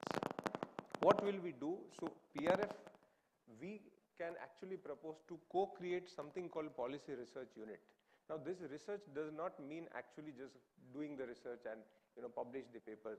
We have to think policy research from a very different angle. Here research is to continuously get data, find solutions, propose the framework, get data, find solution, propose the framework. Keep iterating that, keep iterating that. So this model with a specific PRU, Policy Research Unit, will allow us all to take a decision which will be data driven. We have problems, but we do not have data, so we may not be able to take a decision. PRU enables us to take a decision which is data driven. What could be the targeted impact? The first and the most important targeted impact which we feel from the policy lens is huge drop in the mortality related to TB, which is the one line need of the time. Drastic reduction in the turnaround time of the drug-resistant TB test. I can definitely today, after listening to the clinicians and the scientists, say that we will be able to do drastic reduction in the time. Creating India's, you know, TB gene resisting atlas, Again, this is a proposal where state government creates the atlas. It takes the lead along with the institutions like AIIMS and the research partners to give country that, look, we did this project, we could create, access the global database, and we give platform to the scientists to actually give the atlas to the country. So I'm sure ICMR institutions, DBT institutions would be progressing this, but state government can partner in that and give the level playing field to all those researchers who can contribute to create the atlas, and a model framework recommendations for the national policy on genome testing for other communicable diseases as well. So what is the call for action? A, the time is now to fund the innovation, not as a charity. This is not a charity. Ye de diya, inauguration ho gaya, khatam ho gaya, no. We have to think it as a national investment. And when we think investment, we have to get result or a return over investment in terms of a tangible impact. If there is a tangible impact, that itself is a significant return to the nation in terms of the investment done by the funding partners. So PRF stands ready to lead, co-create and implement the policy innovations, ensuring transparent, validated and policy aligned outcomes. I've been repeating since yesterday, Swasth Nagrik is needed to build Swasth Rashtra, and our 2047 vision of Viksit Bharat will always be there with the health as a prime focus for the citizen to build Viksit Bharat. We firmly believe that policy should stay ahead of innovations. I would repeat, policy should stay ahead of innovations. Anything which is constant is change. Thank you, ladies and gentlemen. Thank you, Nandis, for your elaborative presentations. You have very nicely covered three aspects. The first one is your policy, that is the plan for action. Yes. Then financing part, where from the fund will come, how will, and that mostly you have described the hybrid mode. And last but not least, who will be our partners? And you say, already Hari also said that foundation gates will be our partners. Yes. So it is a very huge audience and full of diversity is there. And most of our friends from the district review officers and STLs and STLS. And for them, I would like to say, Northeast is now ready to shift from phenotyping to genotyping. Okay? Our system is ready. So we are hopeful that whatever challenges we are going to face in coming time, we'll be able to overcome. We are committed, and we'll see the success by saying that the morbidity and mortality because of the tuberculosis will go down, and India will see a better future along with the Northeast India.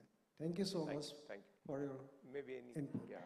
After. So I'd like to compliment you, Mr. Nandis, and also to the midnight speaker, Can you have Mr. Hari Mohan. Can we have Hari on the screen if he's there? That actually reminded me of that renowned speech delivered by the first Prime Minister of India, Jawaharlal Nehru, Freedom at Midnight, that he delivered at the midnight. So I was reminded of that particular speech that he delivered at the middle of the night to enlighten us. But anyway, it was really an eye-opener session. I would like to compliment. I would like to rather salute that this particular very concept of the transformation from to the genomics is a game changer in the control of TB. It is rather, I would like to say that it is your revolutionary step. Science. And science is always the only constant, as the Srimad Bhagavad Gita has mentioned in our scriptures. Yes. So, definitely, your role will be laudable for all of us. In view of the fact that ours is the country which may be definitely be termed as the capital of tuberculosis. Of course, there are lots of other diseases of which our country may be designated, unfortunately, as capital. But The fact is that in spite of all this, the laudable steps that were taken by our government, led by our Honorable Prime Minister, that particular One World Summit on tuberculosis and this particular NTB Summit. The NTB Summit, it was in Delhi in the year of 2018, and One World TB Summit in Benares in 2023. It was decided that to eliminate, not to eradicate. There is difference between these two particular terminologies, often people confuse. So this is definitely, your role is pivotal, I would rather like to say. As my co-chairperson, he has already mentioned that we are ready. We are ready. So definitely, you are most welcome in your role, and definitely, so I would like to say the word that this session is concluded. If there is any question from the audience, of course. Yeah, any Q&A, yeah. I have one targeted question for you, because please. we talk about targeted NGS. We have seen the transition, how the molecular test become available at the periphery. It was only with the Made in India TrueNet. Otherwise, if we would have been dependent on CBNet, it would have never been possible. Correct. But there is always, in resource scarce setting like India, we say there is a compromise between science and feasibility. So the key of upscaling genomic lies with Made in India kits. Yes. We cannot afford those consumables from outside and upscale on a larger scale. So we should not this time compromise with science and feasibility, I think. Yes. For yes, this. Yes. No, I would put a really interesting point on this. We have brothers from DBT and ICMR. I'm seeing really interesting presentations. I'm really feeling proud of you, all those who presented so well in the clinical aspect. Now it's a clarion call for all of us to nurture and bring those startups within your institutions. So, there is, in IITs and all, there is a very good framework. A professor can be a part of Section 8 company. A professor can do startup. There is a right policy set into the IIT ecosystem which brings the technology till IP level and then gives the technology transfer, they call it TOT, to scale it up. So from 0 to TOT level, I don't know, TRL level, something, can we leverage our strength and bring your students, your PhD scholars to do those startups, use your labs, fast track, do day and night work, and bring the testing kits which are proudly made in India, which is very much needed. So I'm 100% sure we'll find some way out to bring more number of made in India kits, and startup will do the disruption. Thank you so much. Yeah. Right. Excellent talk, Manish. Really enjoyed. So the clarity was amazing. The plan and setup. My question is, we talk of test, treat and track, and tracking is something which is very important, which I also partially kind of touched upon during the first session. Nichhay has all the details, technically should have, but that hasn't really happened on the scale that is required, so that we don't reach a single person, right? So in implementation, when you say that we can track everyone's geotag, I think Nichhay could be the way to Yes, achieve that. yes. But how are we going to implement that? Because in TGS we struggle to get all the details from the Nichhay paper all the time. It's not getting updated. Correct. That is something where the state's role becomes very important, and they implement this in a very, from top-down approach. Right.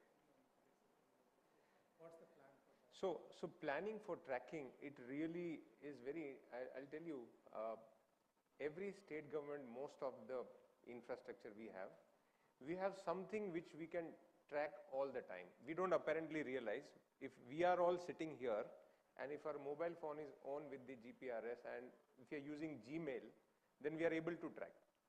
You don't know whether you're being tracked or not, but if you're using a Gmail or anything related to the Google or Apple, or for that matter Android apps, you are being tracked. So it's just that technology integration where the will of the government, state government also, and the pilot because we have to abide to DPDP Act 2023 probably. So Data Protection, Data Personal Act also, makes us actually define the data fiduciary and data principal. So we are using data principal to track, we are data fiduciary to do the analysis, which is very clear that if government wish, this can be done in a pilot project. And technology integration is not a roadblock now. I think Arogya Setu did it for COVID time, right? Yes. So just the COVID is also an example. Separate patch in the chair or correct. Which is possible, and maybe we can, and that's where we have already spoken with IIT Guwahati on tracking thing. Maybe we'll have something, information we'll share with the larger crowd via email. But we are on track, trust me. Thank you. Any questions? Yeah. Dr. Nanda.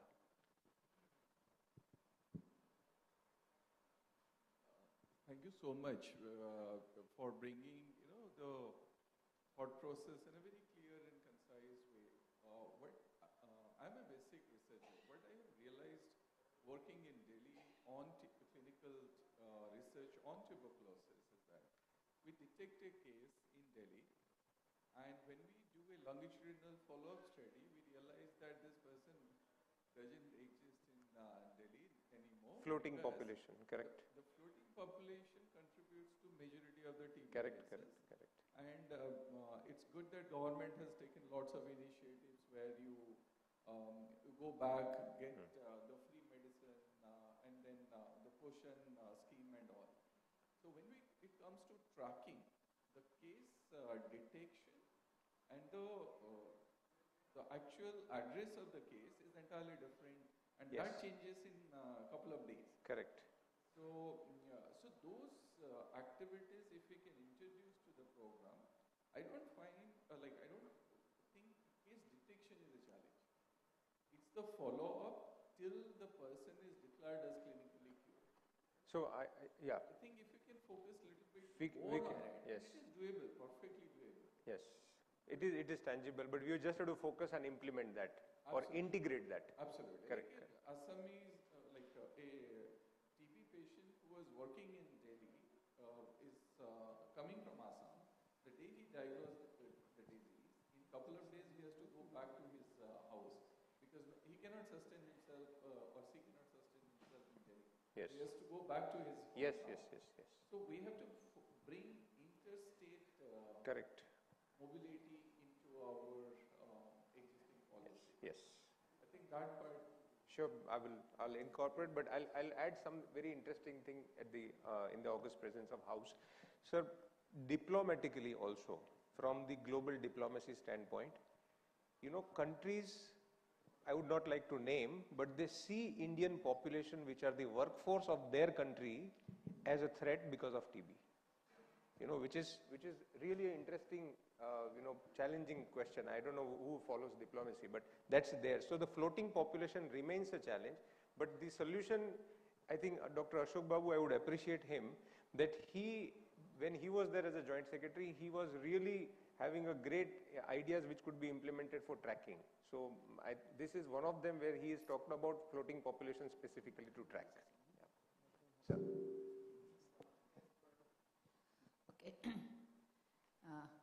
Sorry. No, as per India's concern, we have no data policies. As time is shortest, so it is the last question probably. Okay, then we'll close the session. No data policy, and having associated with India's TB control program for last 4.5 decades, I find that policy has been keep on changing.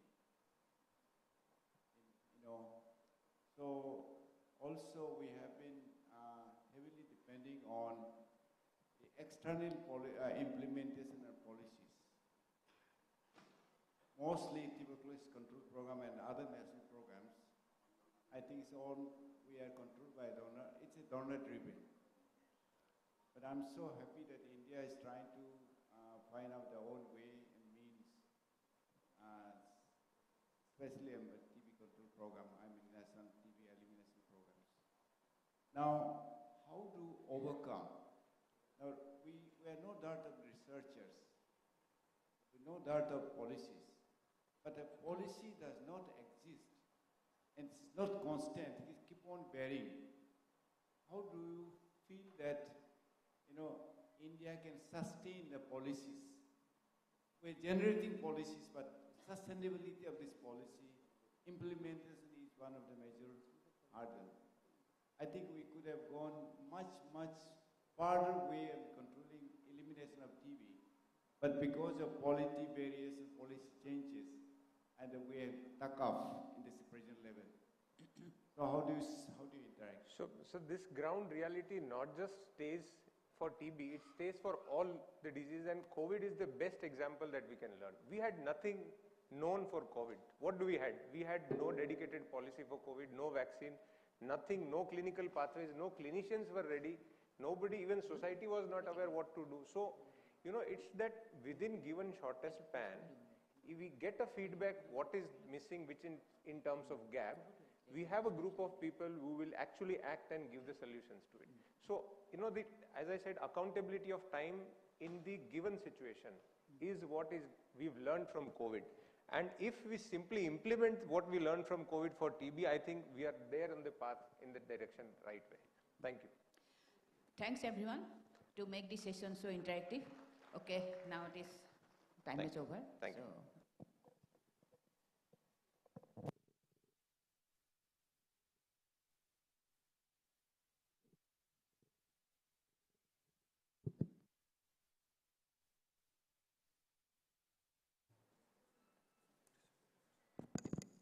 Hello. Thank you so much, sir. Special thanks to Sri Harimanan, sir, for joining us in the odd time. Now I would like to request our chairpersons to kindly felicitate Sri Nandish R. Patani. I'd like to request Dr. Siddhartha Giri to kindly come on stage for his felicitation.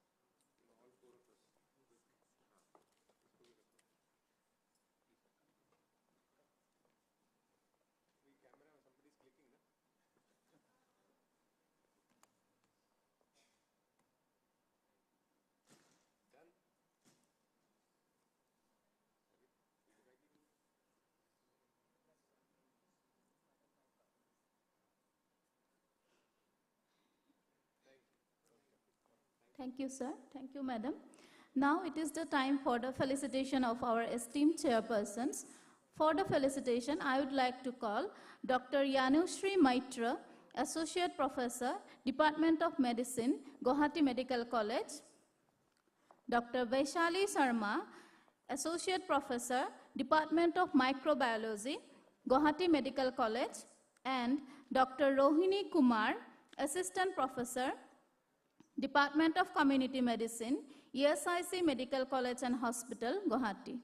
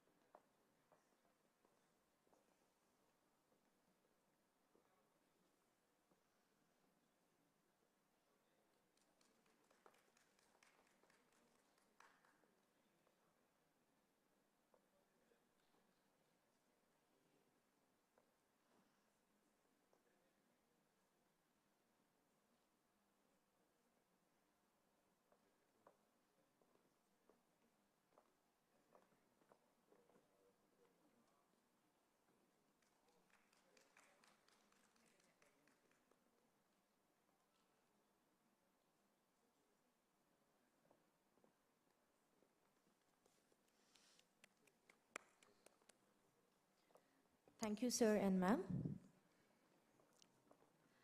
It is the time to felicitate our esteemed guests, those who came far from other Northeast states. Professor F. Elizabeth, Professor and HOD Pediatrics, State NTEP OR Chairman, Zoram Medical College and Hospital, Mizoram. Professor Dr. Manoj B. Patki, Professor and HOD Community Medicine, STF Chair, Zoram Medical College and Hospital, Mizoram. Dr. Shering Dolkar, Associate Professor, Community Medicine, Sikkim Manipal Unis Institute of Medical Sciences. Dr. Rekha Sharma, Assistant Professor, Microbiology, Sikkim Manipal Institute of Medical Sciences, requesting Dr. Rashmi Agarwala and Dr. Himashi Bhattacharya to kindly felicitate madams.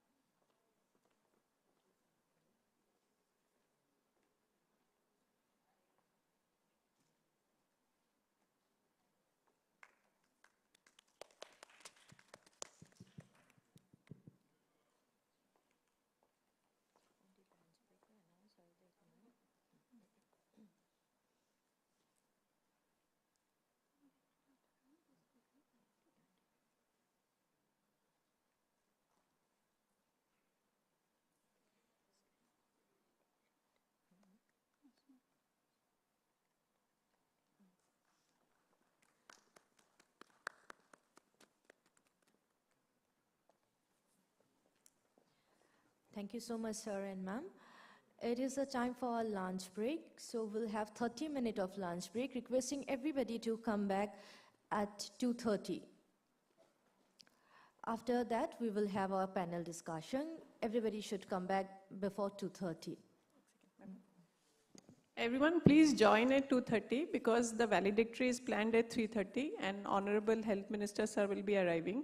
So we intend to finish the session on time. Thank you so much.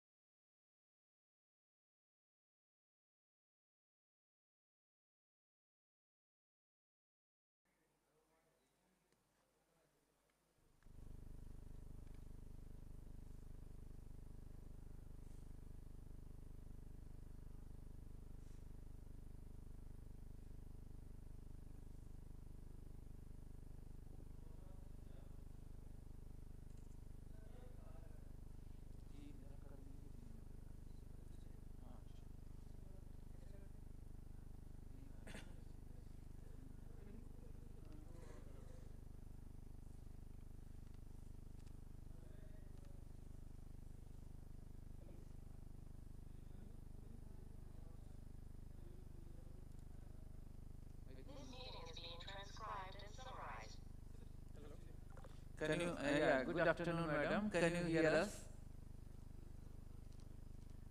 I think madam is not. Ma'am, I hope you are unmuted.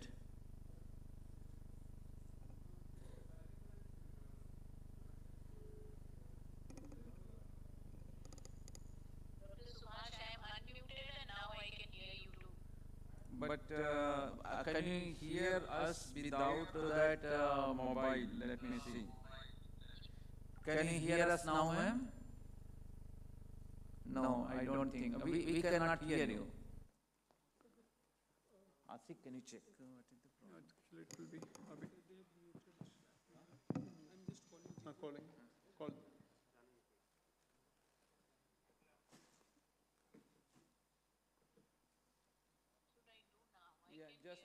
Yeah, just 1 minute, ma'am. We are checking if there is some technical glitch from our end.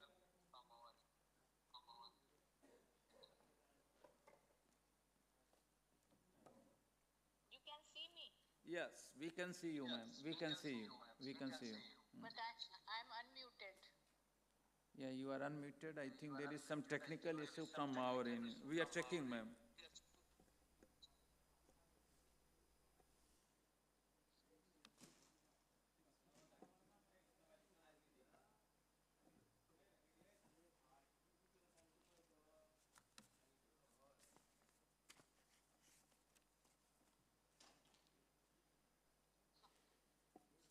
How long will this be, this panel? Panel, ma'am, we are trying to, actually, the thing is that we have a valedictory session, and valedictory session was supposed to start from 3:30, but minister is arriving a little early. So it is likely. We can wind up this session quickly. Yeah, quickly we will try to bind up, ma'am. Maybe we will start from 2:30, and let's say that maybe in 30 minutes also we may need to bind up. Okay, up to you.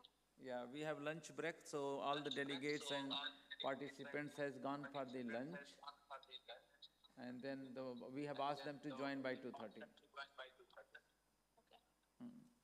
And we are checking that our technical glitch. Now, can you hear me now? Not on that virtual, only on the WhatsApp, ma'am. Let me just. Can you hear us from here, ma'am? Yeah, but this is on the phone, I believe. Yeah, on the phone only we can hear. So our technical people are checking.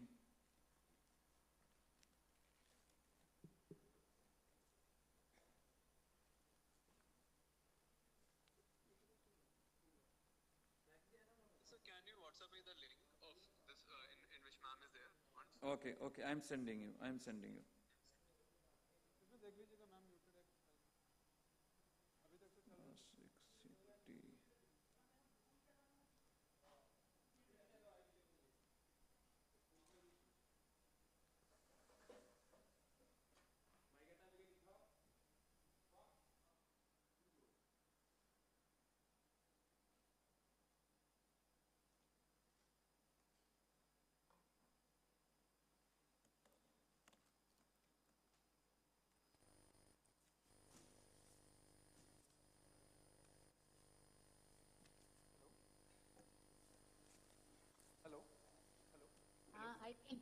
I can hear you throughout. You can hear me? Now we can hear you, ma'am. Chalo, great. So what should I do? I should check, I should log out and re-log in, or I should stay logged in, whatever you suggest.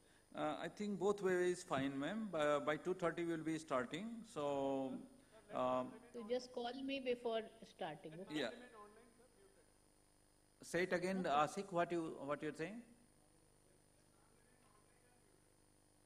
Okay. Can you remain online and you can mute yourself and you can put your camera also off, ma'am.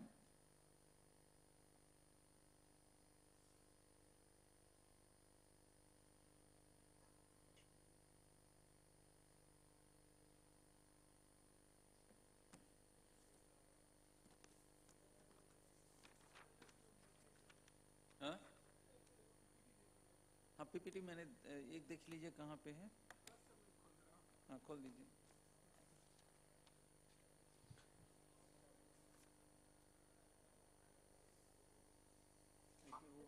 Testing.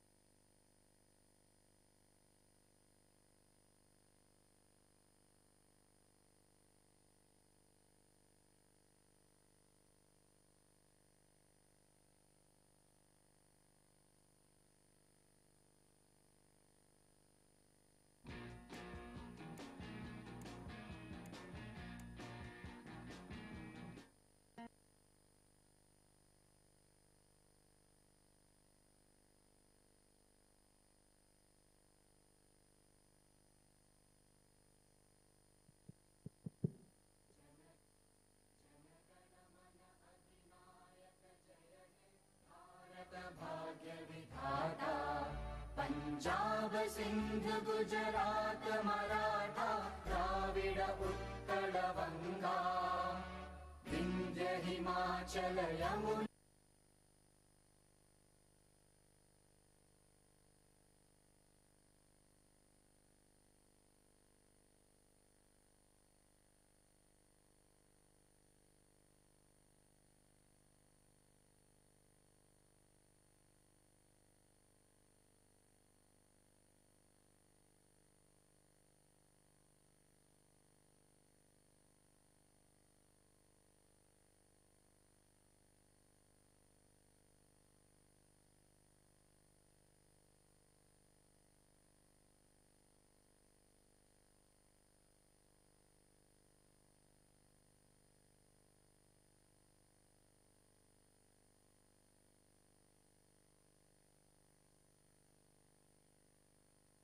जनगण मन अधिनायक जय हे भारत भाग्य विधाता पंजाब से।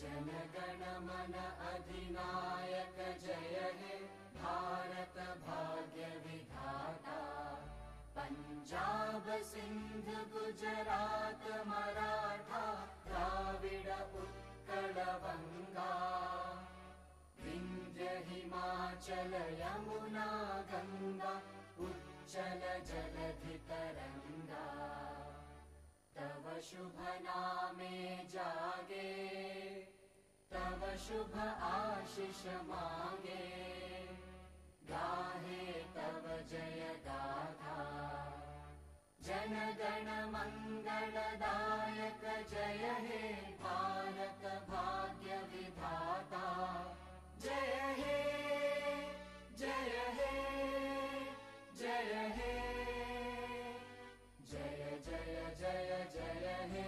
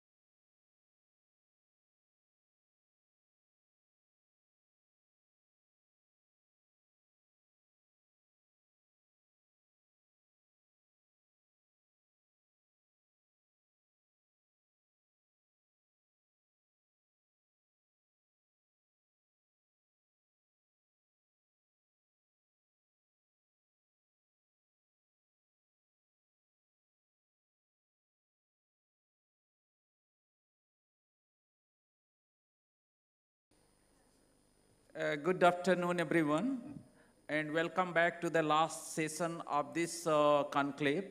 That is, we are going to have panel discussion. And as you can see, the title of panel discussion is Integrating Targeted Next Generation Sequencing in Diagnostic and Research Framework. We call as a Chaupal, means where people collect together and they try to discuss the pressing issue. And here the pressing issue is about how to eradicate TB and what are the different advances with respect to the next generation sequencing. So from last 1.5 days, we have been discussing this pressing issue. And here what we are going to do, we are going to divide our discussion into 6 different topics, right from basics to community impact. And for all these topics, we have myself, Subhas Gupta, I am from Department of Biochemistry, AIIMS Guwahati, and I have my colleague, Dr. Rasmi Agarwala. We will be moderating the session. And we are lucky to have a number of good panelists. We have Dr. Ranjan Nanda. Professor Amita Jain ma'am is basically the director of All India Institute of Medical Sciences, Raebareli. She is joining online. Then we have Dr. Sonali Sarkar. We have Dr. Anish Kumar, and then we have our own faculty, Dr. Purnima, and then Dr. Purvi. So without taking much time, I request all the panelists to please come and grace the dais, please. And because we have to wrap up the session in as soon as possible, I will quickly go over the brief introduction. We have Dr. Ranjan Nanda. He is basically from International Center of Genetic Engineering and Biotechnology, New Delhi.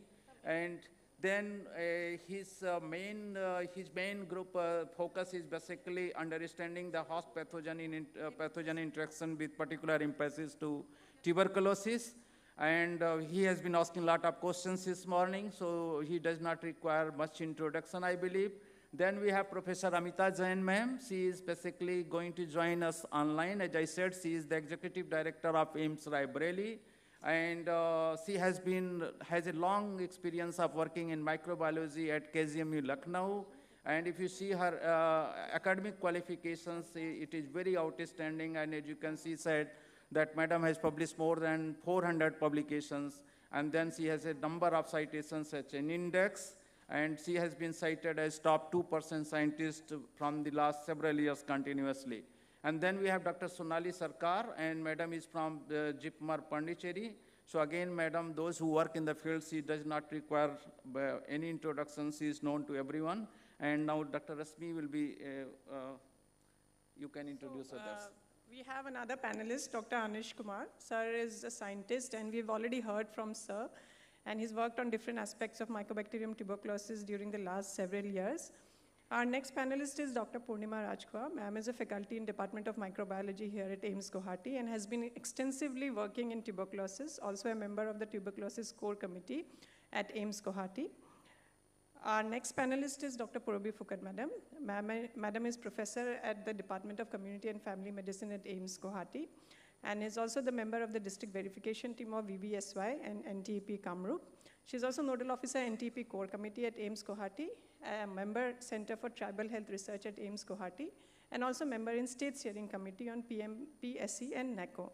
So we welcome all our panelists here for this panel discussion. I request Subhash Gupta sir to kindly lead the panel discussion. Okay, all right. Thank you, Dr. Rasmi. So as I said, because we have diverse group of audience, right from basic scientists to those working on technologies to those healthcare workers. So what we basically decided that we will start from the basic questions.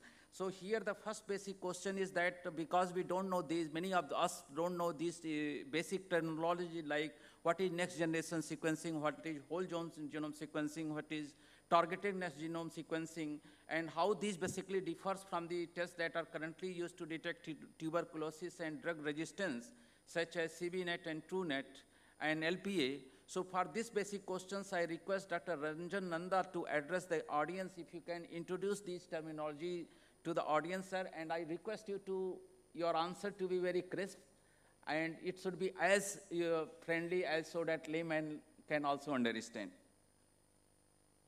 Once again, thanks to Dr. Gupta for inviting all of us to have such discussions. So the first point is like what is next generation sequencing and targeted next generation sequencing. So the next generation sequencing is nothing but like if we have different biological samples like sputum or non-sputum based biological material, we have to harvest the mycobacteria and then expand it, culture it, and once we expand it, then we have to harvest the genetic material, and that genetic material goes for high throughput sequencing. And once we get the sequencing data, then we put it in a pipeline, bioinformatics-based pipeline, to identify different mutations like single nucleotide polymorphism and other loss of deletion and insertion of particular sequences. And that should be part of certain genes which is reported to confer resistance in MTB. So that is primarily the part of next generation sequencing, which needs very high throughput facilities, cost intensive infrastructures, appropriate informatics training, and it gives you much more detailed information which has more value in research. Whereas the recent development on targeted next generation sequencing, that helps us to quickly, like from directly the sample, the biological fluid, whether it is sputum or non-sputum based one, directly we can extract the genomic material from MTB and then go for a very targeted sequencing. And its turnaround time is low. It doesn't need a BSL-3 facilities like for expansion and others you need for whole genome, the next generation sequencing. And it is quick. The results can be passed on to the clinicians to take the appropriate decision and recommend the appropriate therapy. So these tests are basically, the CB-NAT and TrueNAT, that from yesterday we are discussing about TrueNAT and CB-NAT, which gives results in less than 2 hours, 1 or 2 hours. And line probe assay, partly it detects first line and second line anti-TB drug resistance. CB-NAT is a cartridge-based test. It needs very dedicated infrastructures, air conditioning, as well as supplies from different vendors. But next generation sequencing, to my understanding, it's more applicable for research, whereas targeted NGS gives quick turnaround time. Then why there is a need to move from traditional TB testing to genomic testing in India? Because we know traditional testing is based on culture test, which needs several weeks of turnaround time. So by the time the patient, like you have to start the treatment, and the patient unknowingly keep on transmitting the infections to other, like whether it is household contacts or in the community and all.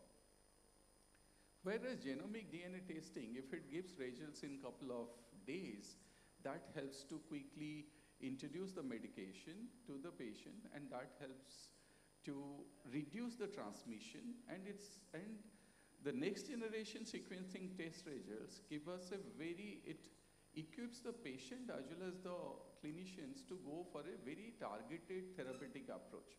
And that helps to eliminate, like what is our primary aim is to reduce the death associated with TB.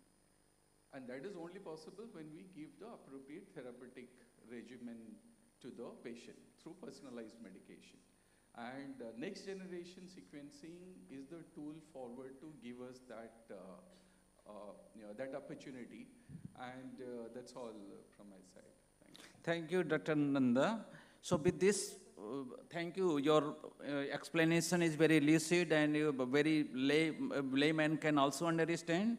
So with this background of basics, we will move to the relevance to the patient care. And for that, some pressing questions are like how this NGS and targeted NGS results be integrated into the routine diagnostic workflows without delay in the treatment initiation. So for this, we have Dr. Amita Jain, ma'am. She is online. So we request madam to address the gathering on this aspect. Okay. Thank you, Dr. Gupta, for this opportunity, and extremely sorry for not being able to present myself physically. And thank you for allowing me to join online. Actually, Dr. Nanda has made a lot of clarifications already, so my job is easier now. As we understand that any TB patient, and with the increasing resistance pattern in TB, we have to, the time has gone when we used to give them one standardized therapy for everyone. Why? Because we had very limited number of antitubercular agents. Now, fortunately, we are having more scope, more drugs available. So there is an option that we can actually personalize the treatment for each patient. And when we talk of personalizing the treatment, that means everybody may get a different regimen. Both drug sensitive and drug resistant TB, they can get a personalized their treatment. And for getting the personalized TB treatment, one requisition is we have to know that what is the resistance pattern in this particular case. Currently, what are our options? Just two. One is that we go for phenotypic testing, which take about 6 to 8 weeks minimum. And the other is the molecular tests which are available, and molecular tests which are available are like GeneXpert and TrueNat, which or line probe assay. They give very limited information. They don't give you the full range of drug resistance pattern. With targeted next genome sequencing, we can achieve two things. We can reduce the time which is taken for phenotypic. We can study the mutations, and there are certain drugs we know like pyrazinamide are very difficult to test. There are certain new drugs like bedaquiline, for which the phenotypic protocols are still under standardization. We still do not have those protocols which are well standardized. In all these situations, we can use the targeted next genome sequencing. What it does, it amplifies the genes and look for the mutations in that. Most of the drug resistance in TB, in fact, all the drug resistance in TB is because of the genomic mutations. So if we can detect that, we can do that. So there are two things. We can get an extensive report for all the TB drugs which are available currently, number one. Number two, we can get it quickly. Sometimes with targeted NGS, we have the advantage of actually not growing them in culture. So we can test them even on sample directly. All the samples currently, yes, we have some limitations with all the samples, but with the sputum we can. But very soon probably the test will be that sensitive where we can apply these testings on all the samples. All said and done, I'm not saying that today it's the ultimate. There are still some glitches, there are still some limitations of targeted NGS. For example, we have very limited background data. So if we do not have the good catalog of mutations, though there is a latest one published, we have that limitations. We do not know what are the mutations which are relevant, which may not be relevant. So this data is pouring in, and probably very soon we will have a good data. So what I see, to summarize what I have already said, yes, targeted NGS is the future. We are looking forward that probably tomorrow we will have a foolproof solution for testing the drug resistant in all the drugs. It is very much required because now the time has come when every individual needs a customized treatment. So for planning that, we do require a test like that. So that's from my side. Thank you very much. Thank you, madam, for your crisp response. Overall, I can say that targeted next generation sequencing will basically help in detailed resistance profiles, in providing detailed resistance profiles, and this will ultimately enable timely and precise treatment, that is precision medicine, personalized medicine, and integration into workflows through digital reporting, standardized protocols, and bioinformatics support will ensure accuracy, and this will eventually prevent inappropriate therapy. So with this background, we will move to the next question, and Dr. Rasmi will take that. Thank you, sir. The next question, I would like to put it to Dr. Sonali Sarkar, madam. Having talked much about how to move from phenotypic to genotypic testing, We would now like to focus on implementation and feasibility, madam. And I would like to know from you, what are the major challenges in introducing this sequencing-based TB testing in hospitals and across India? And what kind of training and capacity building strategies will be needed for all the health personnel to correctly interpret and use this sequencing data for patient care? Over to you, madam. Thanks to the organizers and for those questions. So since morning, actually, we have been having a discussion on the challenges. Dr. Vani had touched upon them. Dr. Siddharth Giri also had discussed, and even Dr. Nandish, Mr. Nandish. So we agree that the vision is really great because a personalized treatment is necessary to improve the treatment outcomes, because the one-size-fits-all treatment is definitely not the best way to treat tuberculosis, because we know the host differs, the bug differs. So identifying those who need a different treatment would be the first step. But also it is important to recognize the challenges so that we can implement the policy and the plan well. The first thing would be to identify who would undergo the test. So who and how many will be the numbers that would require the test.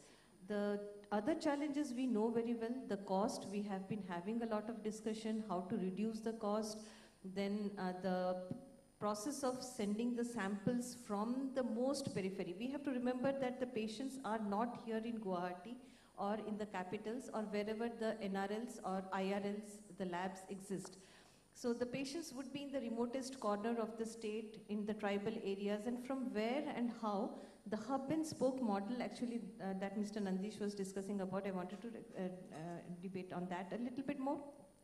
So we have to identify where exactly would be the hubs and how the samples would be transmitted. The geotagging and all is good proposal, but how to functionalize them. And overall, the whole system of upgradation from phenotypic to genotypic DST and all will work well if the program in the country or in the state is doing well. So being from the Department of Community Medicine, I know I can understand the challenges that the program managers, the DTOs and STOs face, because if the program is functioning well at the grassroots level, only then we can translate this upgradation and be effective in reducing the mortality. The drastic reduction in mortality that Mr. Nandish was talking about may not happen, because what we expect is the test to be first rolled out or offered to patients who are at suspicion or who are suspected to have DRTB, and in them how much you will be able to reduce the overall mortality. Definitely there will be, but 1 to 2% reduction will be a good enough. As of now we have so much mortality. So how we reach out to the last mile, the last patient who needs the sample is transported and tested and the treatment initiated in real time and is effective in reducing mortality, that always remains a challenge. And other thing I would just add to that capacity building training. Though this conclave has actually worked as a sensitization for most of the program managers attending this, but there would be many more workshops required to sensitize our doctors who are there out in the field, what is this, how effective is this, what is the use, what will be their role in this whole program, and also the lab professionals who will be doing it, because even though we have the labs, they build the capacity, we have funds to bring the equipment, to get the reagents, but those people who are on ground will perform this sequencing, the bioinformatics, there's a lot of training requirement that will be needed. And then finally is about the training for the physicians. Unless the physicians treating, the pulmonologists or the doctors in the PHCs, whoever is initiating the patient on treatment, is trained on what will be the regimen. We talk about personalized treatment, but what will be the regimen? If so and so resistance is found, is a huge task. We have the guideline which came in 2024 about treatment of drug-resistant TB in India, but it is not easy to implement for the primary care physician. So which resistance, what will be the change in the treatment regimen, and how will be the follow-up? All that requires a huge lot of training at different levels. Primary care physicians, lab technicians, bioinformaticians, so many training and sensitization, of course, for the program managers would be needed. So I'll end there. Thank you. Thank you so much, ma'am. So like ma'am has emphasized that this is just the beginning. And as we gear up, a lot of trainings and many more workshops would be required. And the operational guidelines will have to be properly in place as to whom to test, how to transport these samples, and who will be the major stakeholders in it. So thank you, ma'am. Thank you for putting it up so beautifully. So with having this knowledge about background, clinical relevance, and then also the implementation and feasibility, the next question is that technology is advancing day by day. And for that, we have some relevant questions like how can the data from genomic testing help researchers understand how TB spreads and becomes resistant to the medicine? And we have among us Dr. Anish Kumar. His center has been involved. His center is coordinating this INTGS program. So we would like to have address this question from you, Dr. Anish. Thank you for having me here. So the first question is, how can the data from genomic testing help researchers understand how TB spreads and becomes resistant to medicine? So there is two parts. One is how TB spreads. So that is the traditional sense, the transmission dynamics of the tuberculosis. Of course, if it's a whole genome sequencing data is that's the best way to understand the transmission dynamics, because of the entire SNP profile helps you to actually identify, specific strains. We can, whether from one patient to another, how it is moving. Like Dr. Shiva in his talk in the morning, he has actually shown that in Chennai, using WGS, they could actually identify some of these resistant strains, how they are getting transmitted from one to another, and the dynamics they could. So it's a very useful tool. But if you're talking about TNGS, that's not the perfect way to do that, because in that case we are looking at around 24 to 28, depending on the kit. There are only a couple of kits that are available in the market now. But in general, we are looking at only that many genes. That is not always the entire genes. So we are limited with the total mutation profile there. And second thing is, but TNGs is good for lineage and species identification. That means if you want to identify, you will be able to pick up NTM in non-tuberculous mycobacterial infections. You can identify the lineage by including those amplicons. So that level of resolution is easily possible with TNGS. And of course, the large-scale studies, whole genome sequencing studies, will help in understanding how TB becomes resistant to new medicines as well. For example, even in our data sets, we do see discrepant. Dr. Dheeraj has already discussed it in detail. The discrepancies between the genotypic, that means mutations that are observed, and the phenotypic DST was observed.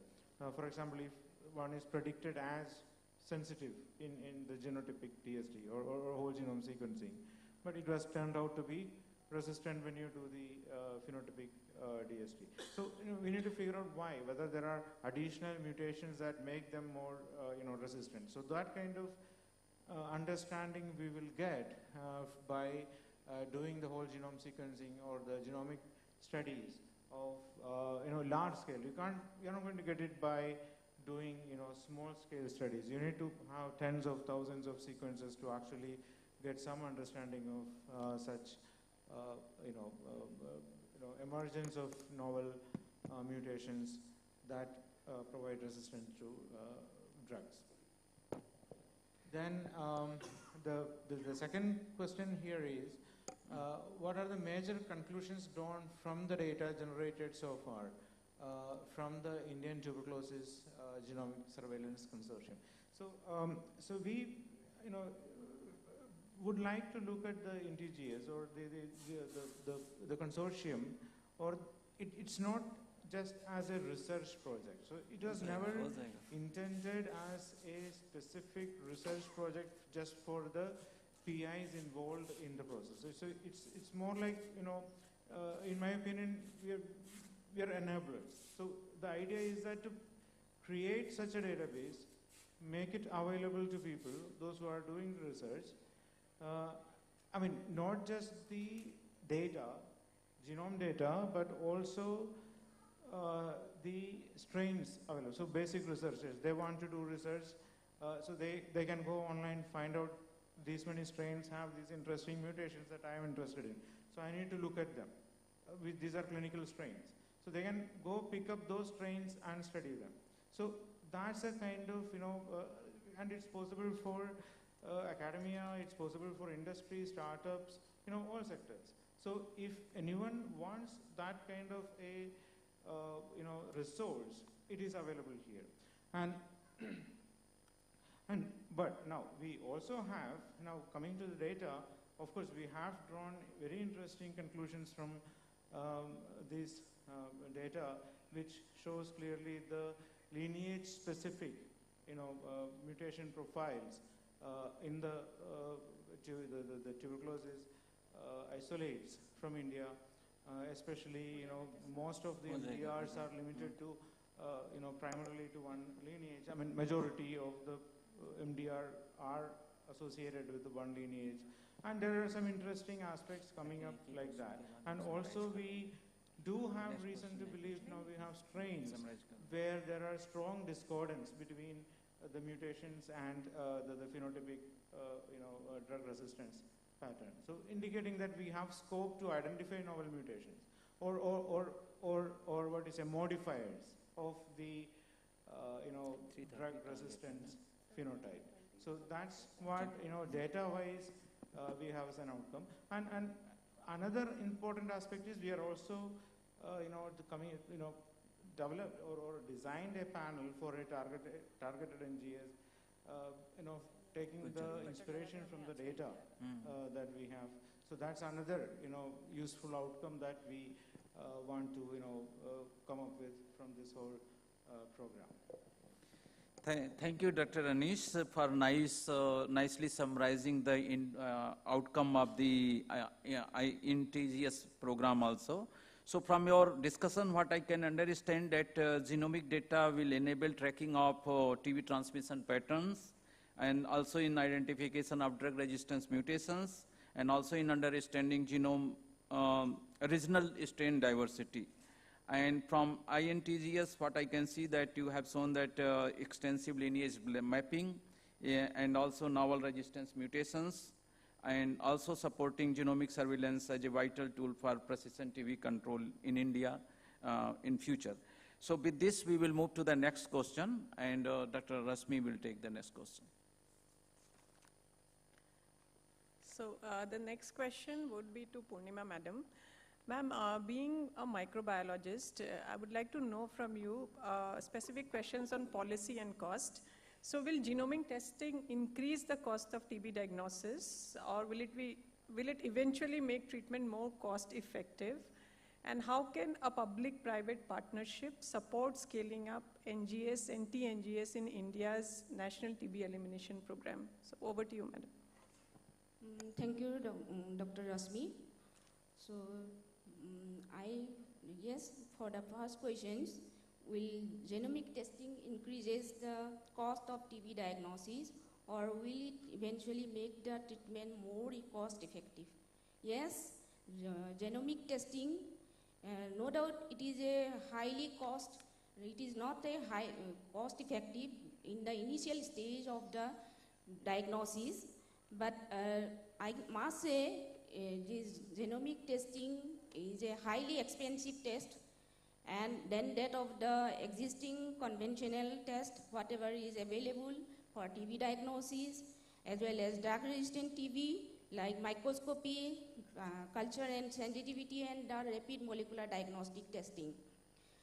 But in the short term, if you will say this for a small number of testing, small volume of testing, it will not be cost effective in terms of equipments and for the infrastructure development, as well as the manpower, that is the skilled manpower will be required for handling the data analysis, as well as for testing and interpretation, and also the resources, whatever will be required for the performing the genomic testing, as well as the reagents and consumables, which are very much essential for sustainability of the genomic testing.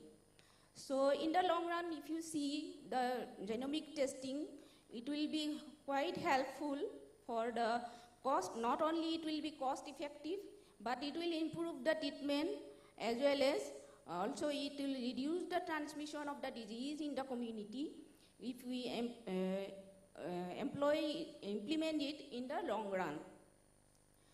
In regarding the second questions, yes, this public-private partnership, they have a pivotal role in scaling up the and targeted NGS, as well as whole genomic sequencing in the Indian National TB Elimination Program, because they are the partners who can they resist the gap between the private-public partnerships. As previous lectures already has been nicely highlighted regarding the involvement of public-private partnerships, which is a pivotal role in the scaling up of the TB elimination program regarding the drug-resistant TB. So already have been also highlighted that there must be, I must say, there must be some hub and spoke model, which will be very beneficial for the public, not only for the public, for the also for the private partnerships. So it will definitely helpful in the near future by integrating this NGS platform in our country. Thank you with this. Thank you so much, ma'am. So yes, definitely when, as and when this genomic testing comes in, we understand that cost would be a problem, like you mentioned. But eventually, yes, when it imbibes within our system and we look more into Make in India, the cost effectiveness could be dealt with. And when we're talking about public-private partnership, when Gayatri Madam also mentioned that this support would definitely be needed in scaling up. And we've always looked up to the PPP model to tackle any form of diseases in India. So thank you, ma'am. So now we will move to the last question of the session. And this question is related to the community, on the impact on the community. And we have Dr. Purvi from Community Medicine Department. And the question is that how TB survivors and the general public be made aware of the benefits of this genomic testing in improving TB control and saving the lives. So over to you, ma'am. Thank you for giving me this opportunity to be among distinguished panelists and for this question. This genome testing is been going on from 1980s. It has been going on for cancer research, for genetic disease reasons, finding out why, and then for infectious diseases. It has given, opened the path for vaccine, newer vaccine development, newer treatment regimen, protocol developments, and all those things. Now, they are thinking of applying this even for this particular disease, as the drug resistance of TB is a very,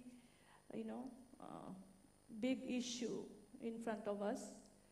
And this is an attempt that targeted genome sequencing introduction into the diagnosis panel will somehow help us to, get ahead and prevent the emergence of drug resistance. especially for those newer drugs which has been introduced for managing drug-resistant TB, like the BPAL and BPAM regimens. Now coming to, my job here is now to sell it to the public, like what is genome sequencing and how it is going to benefit them. So I hope I do a good job here. I'll try to, summarize, because whatever I'm going to say now is something which you have already heard yesterday and in today's deliberation and even from our other panelists. So what does genome sequencing help us in? Especially the targeted genome sequencing, what it offers is that, unlike the other rapid tests which are available like GeneXpert, CVNet, TrueNet, LPA, these are time consuming, it takes time, and it has to be done in multiple phases. One comes positive and then you want to go for the next. So it takes time, RIF resistance, isoniazide and other profile fluoroquinolones. But this particular test will give you at one go, in one sputum specimen. You do it a genome sequence and you get the whole profile for the first line and most of the second line. So this is what targeted genome sequence is offering, okay? So this is one advantage of genome sequencing. Plus, if we go for metagenomics, that is something where if you take a sample, you take a mixed sample. It may be saliva, it may be some other fluid, body fluid. If you run the test, it will give you a whole lot of, organisms, virus, bacteria, fungi, everything at one go. So that is also another area. So genome sequencing might help you find out other comorbid conditions existing along with TB. Okay, that is another benefit. Again, another benefit that will come out of it is we are already having an antimicrobial resistance stewardship program. We want to fight that also. So if we know at the beginning of the diagnosis testing itself what kind of drugs will be effective for the particular patient, so we can formulate a very personalized, we can also call in the precision medicine, even genome medicine, nanomedicine, whatever you call it. So the more in-depth you understand what will work for the patient. So you are hoping that somehow we will be also able to use what will work for the patient, and so there will be no empirical treatment, which often leads to resistance. So that is another thing we can fight off. Another good thing is it's non-invasive. You just give a sample. It's non-invasive, so people like whatever doesn't cause pain, right? So it's a non-invasive procedure. That is another thing we can tell to the public. And it is giving us a very rapid and a less turnaround time. It saves a lot of time, and we are thinking that compared to the other previous existing tests, it will give a very short period of time for getting the diagnosis confirmed. And so, for TB, drug-resistant TB prevention and also treatment, the only effective measure is early diagnostic and treatment. So that we are thinking that with the less turnaround time, that also will be achieved through genomic sequencing. Other things are like, if people come forward and we can take the sample and do their sequencing in bulk, it will also give us an idea about the local variants. What is the local variant? What are the types circulating in our population locally? And like other panelists said, if you are doing a whole genome sequence, you can sometimes come up with a novel organism which has not been discovered before. So if we have a technology of whole genome sequencing, we can also discover new organisms which were not known before. And with targeted genome, next generation sequencing, we are just targeting a part of the genome where the mutant variants lie. So these are the interests. So what can happen is we can have a spatial distribution. We can have a mapping of what kind of variants are existing in which area, we can also sometimes find out the source of the, organism. Like I had talked to one of our PMDT person from our district. He had a PhD thesis. So he said there's some Netherlands strain and some other Chinese strain existing, circulating in Northeast. So his was the only paper which I had gone across. And then also it will give us a knowledge about the advancing the molecular epidemiology knowledge.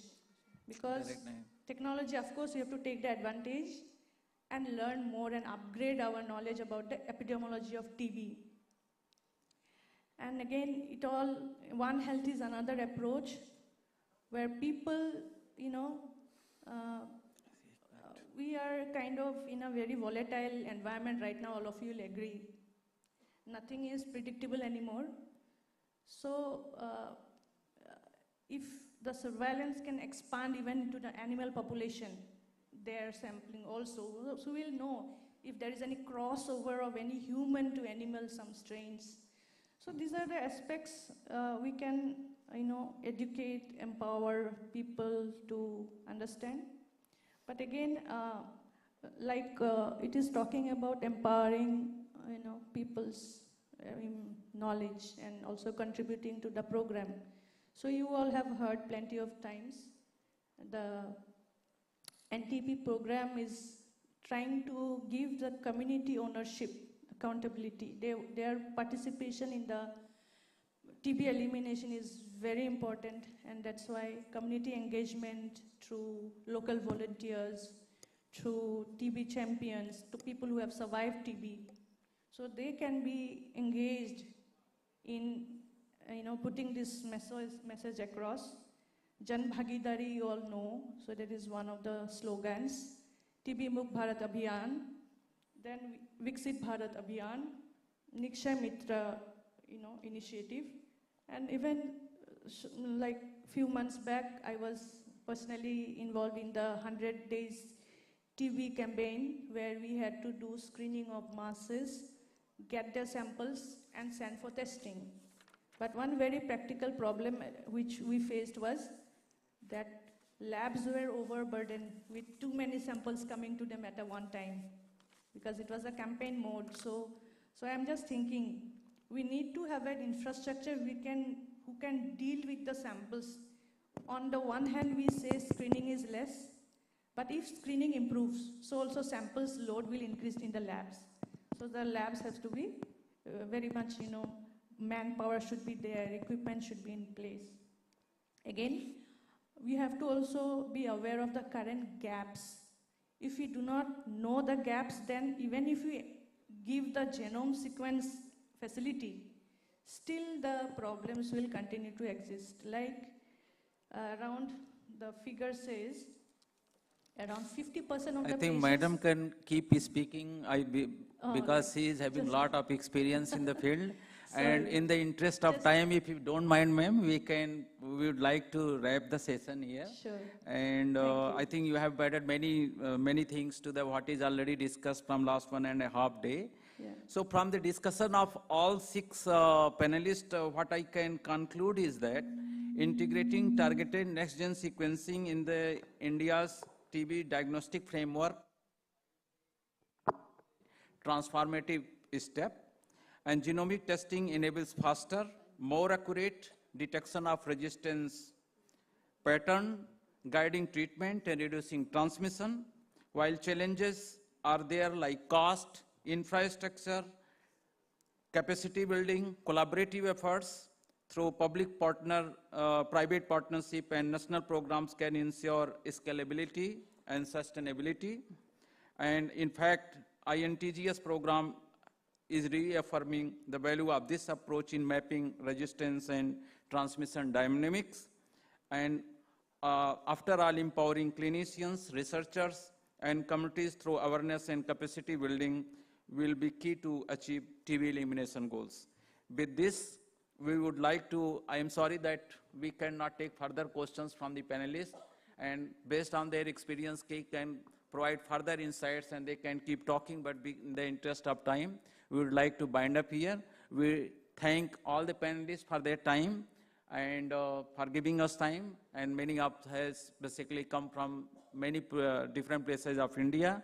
So with this, we would like to thank the panelists, and we are concluding the session here. And now we will hand over the mic to the organizers. Thank you.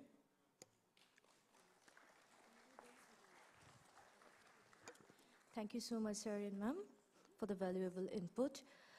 I request Professor Dr. Unmana Bargohai Saikia and Dr. Rupali Borua madam to kindly felicitate our panelists and the moderators.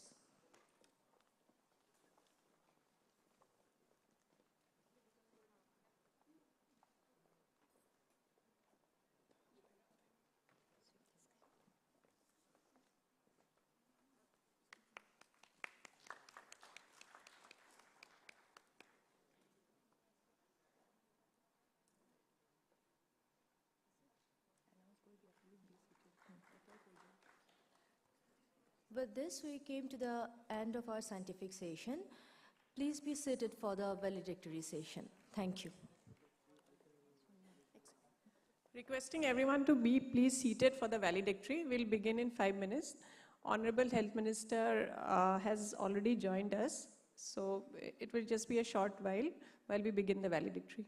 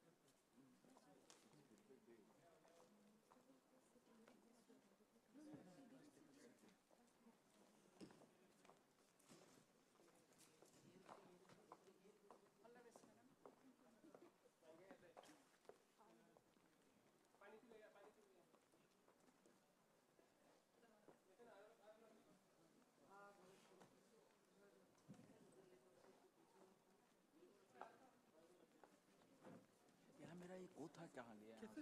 एक वो था मेरा वो file हाँ वो file manually क्या वो file वो अच्छा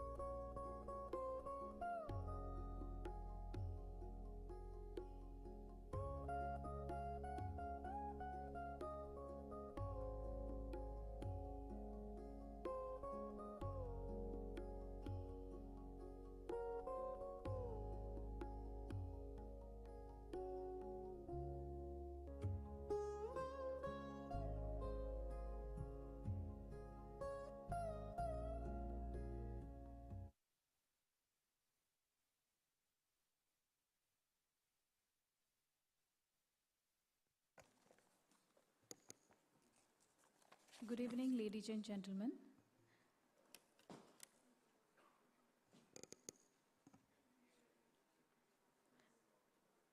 Good evening, everyone. So we have with us Honorable Minister Shri Ashok Singhal Ji, Minister, Health and Family Welfare Department and Irrigation, Government of Assam. I would like to request the audience, please give a huge round of applause to welcome sir.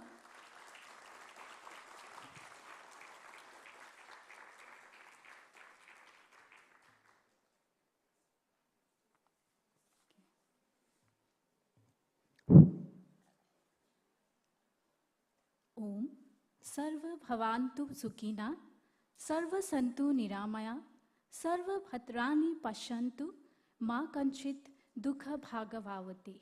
Maybe all be happy and maybe all be free from illness and may all see the goodness and may none suffer. With this, namaskar and good evening to everyone present here. Honorable Minister, respected dignitaries, distinguished experts, delegates, partners, and esteemed participants.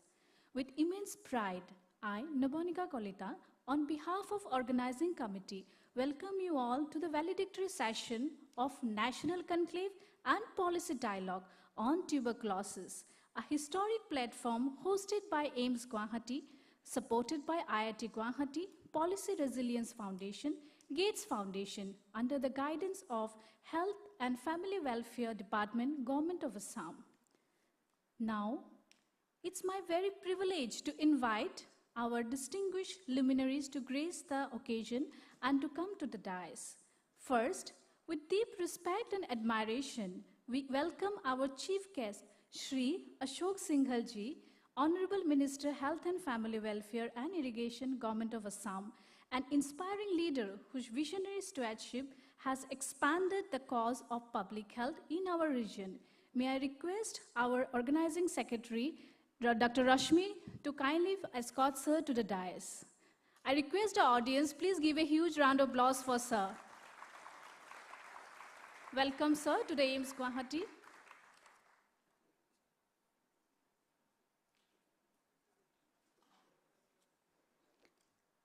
Next, we are honored to present Professor Dr. Ashok Puranik, Executive Director, AIIMS Guwahati, and the Chief Patron of this conclave, a towering figure in academics and institutional leadership, whose extraordinary dedication and exemplary guidance has not only elevated this premier institute to new heights, but have also steered the national conclave towards remarkable success. May I request Organizing Secretary, Dr. Himashri, to kindly escort sir to the dais. May I again request audience to kindly give a huge applause.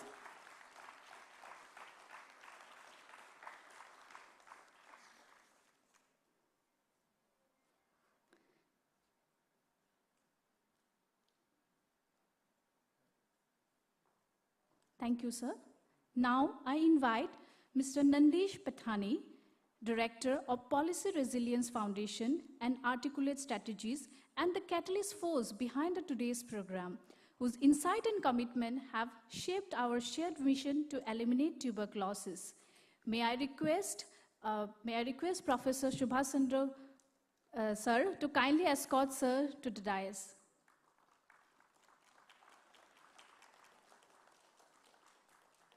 Now, may I also like to invite our organizing chairperson, Professor Dr. Subhash Chandra Gupta sir, Associate Dean Research, Dr. Farhad A. Jaman, Associate Dean Academics, and Dr. Jamil, Sub-Dean UG, to kindly come forward to the dais. Along with that, I also request our organizing secretaries, Dr. Himashri Bhattacharya, Sub-Dean UG, and Dr. Rashmi Agarwala, Associate Professor, AIIMS Guwahati, to kindly come forward and take the seat in the dais. All the members who have worked tirelessly to make this conclave a reality. Their relentless effort and meticulous planning and unwavering commitment have been the driving force behind every detail of this program. Thank you, everyone. Thank you, sir. Thank you, ma'am. Now, as a mark of honor and respect, we would like to felicitate our distinguished chief guest. may I request Professor Dr. Ashok Puranik sir to kindly felicitate our chief guest, Sri Ashok Singhal sir, with a traditional shawl, memento and a bouquet.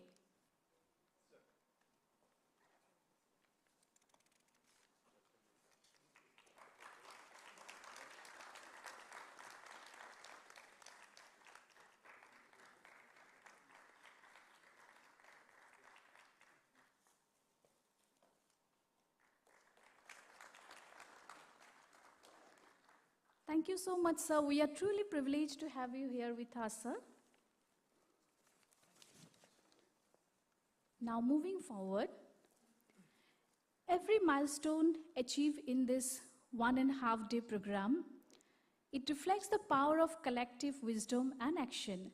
Now, let us take a moment to reflect on this impactful journey. And now we move forward for a report of this 1.5-day deliberations and the adoptions of recommendations on genetic testing on MDR-TB. May I invite Dr. Farhad A. Jaman, Organizing Chairperson, to kindly share the reflections with us. Sir, please.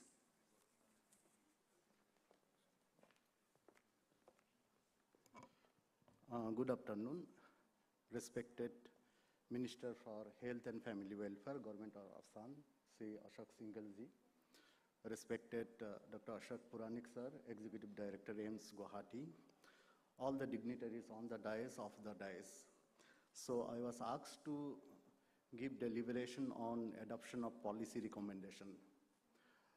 What I felt, this is something like take-home message, where exactly we fit in, how do we adopt the policy and we implement it.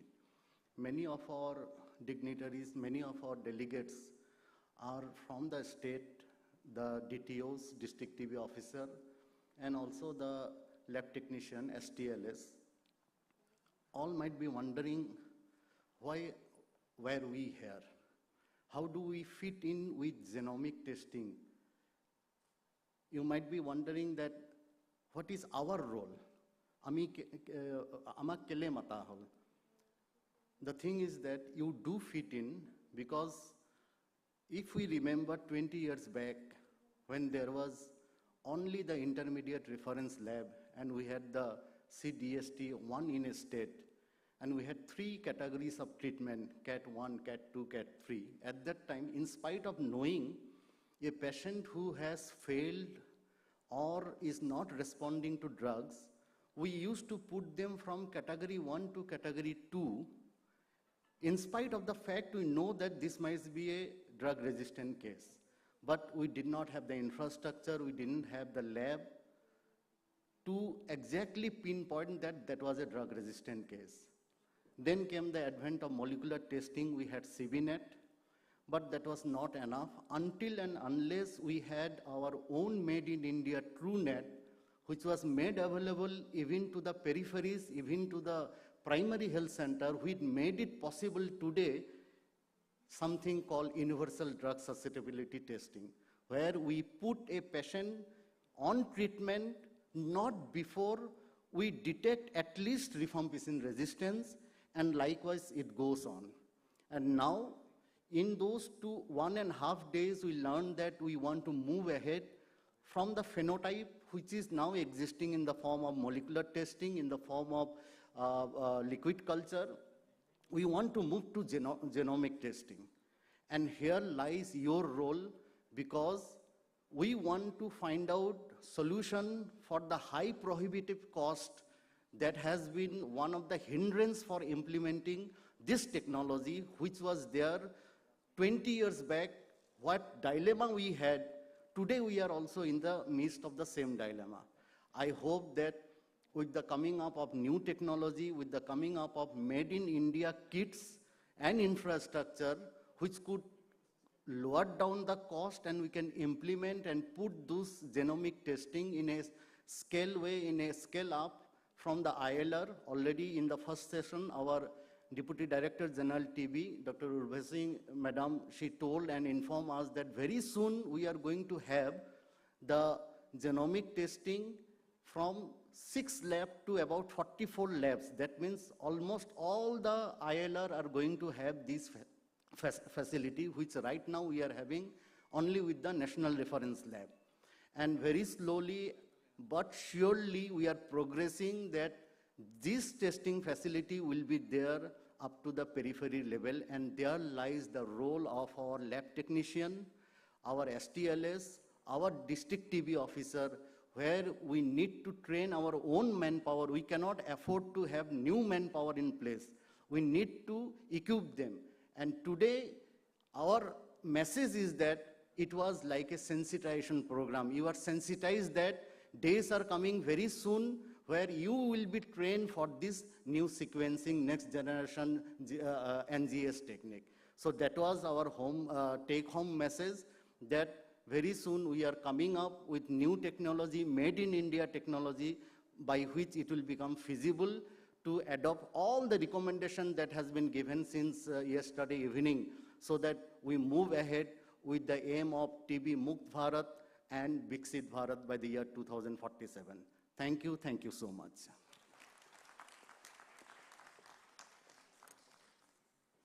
Thank you so much, sir, for such an insightful as well as comprehensive overview for this 1.5-day program. Now, ladies and gentlemen, there are leaders who manage the institutions and there are some who transform the institution. We are fortunate to have among us a leader whose vision is shaping the AIIMS Guwahati into a hub of advanced healthcare, whose perseverance in expanding the horizons of education, research, and quality patient care, and whose guidance has steered this conclave towards the impactful national dialogue and direction. Now, I have the privilege of inviting Professor Dr. Ashok Puranik Sir, Executive Director, AIIMS Guwahati, as well as the Chief Patron of this event, a beacon of commitment and excellence in public health, to share his address with us. May I request Sir to kindly come over the stage and deliver an address to the audience.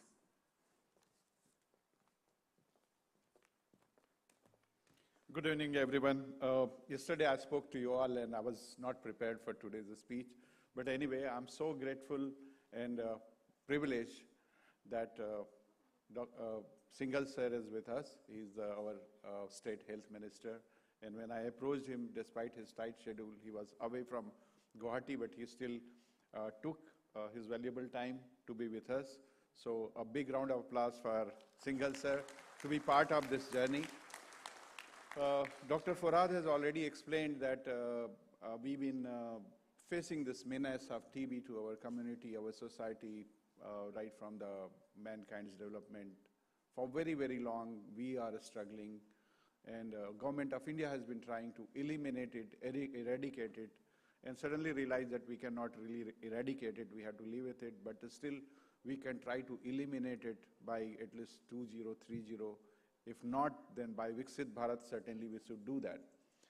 And for that, a lot of resolve and a lot of newer technology has to be brought in, newer methodology has to be taken, a new recourse or approach has to be changed, what we have been dealing with, because multi-drug resistant tuberculosis has been a big problem, and by the time you detect it, patient has infected so many people, and the whole society who is harboring, who is carrying, that we don't come to know. So we require a lot of screening, a lot of early detection, early treatment, detection of resistance.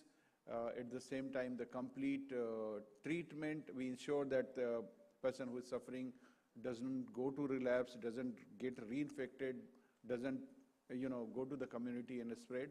So data-wise, I think we are harboring around 60,000 active tuberculosis patients in Assam. Of course, government is doing a lot. There is a Nikchaya portion, then Nikchaya Mitra. I'm proud to say that when I came over here to Guwahati, my 35 faculty have adopted 35 tuberculosis patients to be the Nikchaya Mitra with them. And again, a second round of Nikchaya Mitra had been also, same number of faculties have come forward to help the people so that nutrition of the tuberculosis patients are maintained. Having said that, why we are here to take pledge for elimination of the tuberculosis, to take a new course, a new approach from a phenotyping. Earlier, whatever test we are doing at the moment is quite time consuming. It is slow. As I said, by the time you detect the patient has spread it to other people, at the same time, you don't know whether this particular medication which you being prescribed is effective to the patient or not. So we are moving towards the personalized care or the precision medicine, where the drug resistance is tested, drug sensitivity is tested, the suitability is tested, so that everything becomes very fine. I was just thinking and discussing that since we are running a drone facilities for at least 50 minutes flight areas, those we can cover for the collecting the sample, because carrying the sample by the time it reaches to the lab, there are so many handlers, there are so many happening where the specimen goes bad, and by the time the report is given. So there is a lot of gaps over there that can be covered through our drone services also. So we are planning to have a kind of a new approach, new thoughts. If we get a support, probably we can work as a hub and spoke model to the complete northeastern zone, where we can have gene expert machines placed at a peripheral area or samples taken, and everything data analyzed, so that we can plan further that how we can really control it as early as possible. So these are the resolve. And I'm grateful from the GATE Foundation and Policy Resilience Foundation, the State Health Department, National Health Mission. Yesterday, Dr. Ashok Babu was also here as a part of us. And AIIMS and ICMR taking the lead in this particular gathering. And I'm so grateful that I'm sure you are benefited with this particular exposure of discussion, intensive discussions and the planning. And we are soon ensure that these policies and the resolve taken over here gets implemented for the upliftment of human mankind and the service of the people in the community. Thank you very much.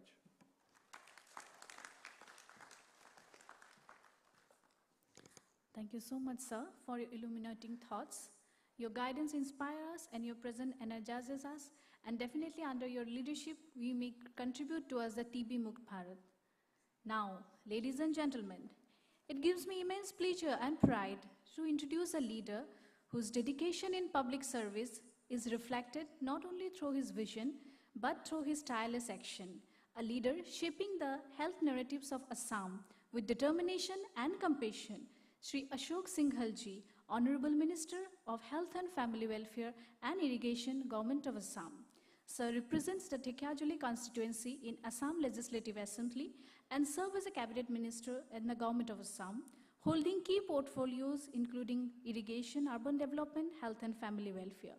Under his dynamic leadership, Assam has launched several transformative initiatives, expanding the dialysis services, empowering the Anganwadi workers, ensuring the availability of essential drugs across the government hospitals, and strengthening access to treatment for every citizen. His recent statewide drive to screen millions of tuberculosis stands as a landmark effort towards the TB elimination. Sir believes that welfare must not remain on paper. It must be felt in every household, especially among the most vulnerable, a philosophy reflected in his tireless commitment to improving the health and social services for every citizen. As a people's representative in every sense, whether improving the rural health services or supporting the vulnerable groups of women and children, he continuously works actively at the grassroots level to uplift the communities. Sir, your vision really aligns perfectly with the mission of TB Mukt Bharat. I would like to request Sir kindly deliver your speech. A huge round of applause to Sir.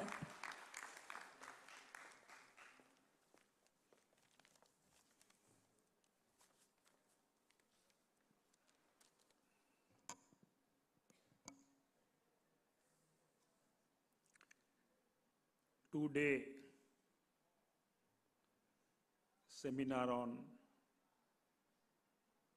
National Policy Dialogue on Upgrading and Upscaling Universal Drug Susceptibility Testing, that is UDST for tuberculosis. Today is a closing day, and present on the dais, Dr. Ashok Puranik, AIIMS Guwahati, Dr.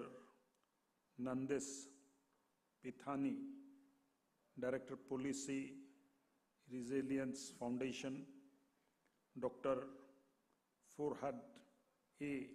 Zaman, Organizing Chairperson, Dr. Subhas Ghosh, Organizing Chairperson, Dr. Jamil Akhtar, Organizing Chairperson, Dr. Himadri Bhattacharya, Organizing Secretary, and Dr. Rasmi Agarwal, Organizing Secretary.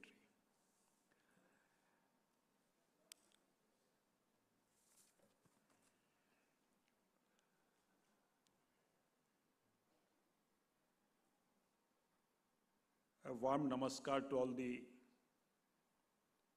delegates, participants, partners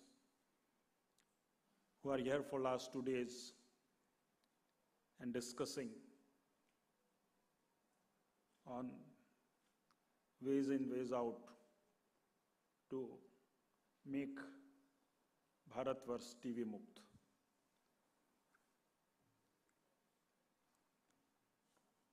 TV, all of you know, because you have been working with. I became health minister a year back, and I used to think I was urban development minister. I used to think TV has been eliminated. We used to take some program, Nikshay Mitra, to support the TV patients who need support for pौष्टिक food. And general parlance, general feeling is TV has been eliminated. There is no more TV. At one point of time, TB was there. It was highly contaminating. Anybody suffering from TB will die for sure. That was the feeling. And over a period of time, we all who are not dealing with it, they thought that TB has been completely eliminated. TB is no more a problem. When I become a health minister, first 2 rounds of discussion, when they gave me on TV Mukt Bharat, I used to think why they are doing TV Mukt Bharat, what is the need, what is the requirement. Then gradually when I started getting inside, I realized this situation. Over a period of time, people have become TV resistant. Now, if you don't test, you don't know how many people sitting here are carrying the TV. And these people spread.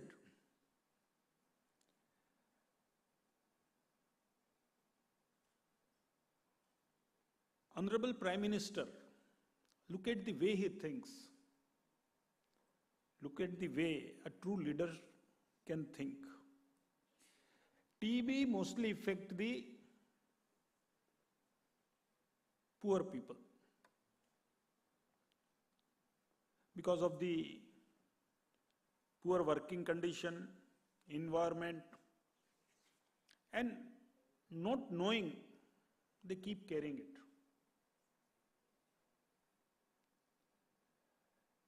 So this elimination of TV Mukt Bharat,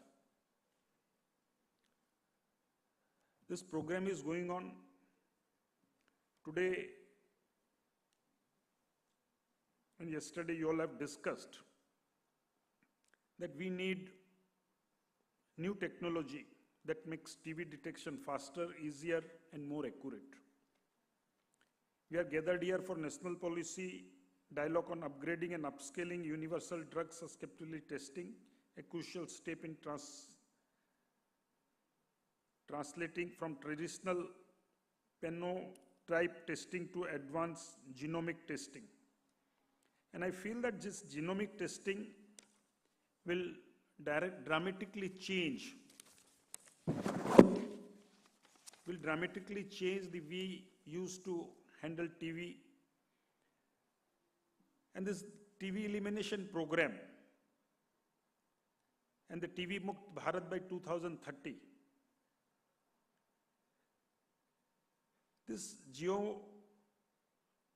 Genomic sequencing provides fast, reliable, broader insights into the drug's susceptibility, enabling us to identify, treat and prevent drug resistance, TB more effectively than even before. Such innovations must become the foundation of our national roadmap, improving patients' outcome, lowering mortality and ensuring no one is left behind.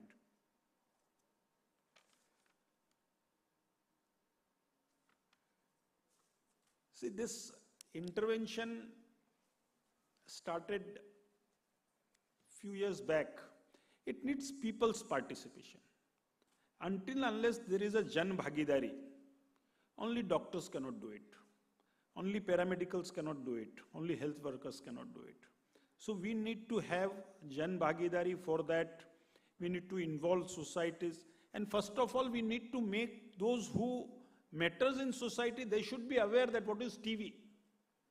It is not that TB has been eliminated. We need to eliminate it. It is silent. It is killing silently. It is spreading silently. And it can go to a healthiest person also. It can go to a healthiest person also. I know about my relative. Young girl, 28 years. Very healthy, takes very healthy food, regular exercise, yoga, everything. She developed some back pain. She used to tell me that some stretching has given this pain. I'm probably doing Surya Namaskar. I have done little more stretching. I should not do yoga, for I should relax. Doctor advised him, relax. Physiotherapist came, said relax, relax, relax. 15 days. The pain was not coming down. And finally, somebody suggested me in the department that, sir, ask her to get this TB test. She was tested and she was positive. Healthy girl, very healthy. Doing every day religiously 1 hour yoga pranayam. And full posture. It is not that posture is bad. Healthy, weight is less than normal, healthy food habit. After 15-20 days, doctor told you are TB positive. Okay, take TB medicine. No. Then some, on the spinal they said that TB injures the spine also. For first time I came to understand that how dangerous it can be. Then some test was done by putting the needle there, whatnot. I don't know the test because I cannot name it technically, but some test was done, pushing the needle inside. They take out and they say they confirm it is TB, put it on some brace for 2 months. Now, most of the time, last 2 months, she has been resting only. Now see, a healthy girl, 28 years, and she got affected by tuberculosis. That means, who will get it? Nobody knows. Nobody should think. If you have become TB resistance is different. But if you get, you become, you will start spreading if you don't get treated. Am I correct, Dr. Ashok? So this gets spread. And the spread is very, very severe. So this program I feel, and I've shared my little insight what I could understand as a health minister, that we need to do a lot of testing. We need to take society into confidence.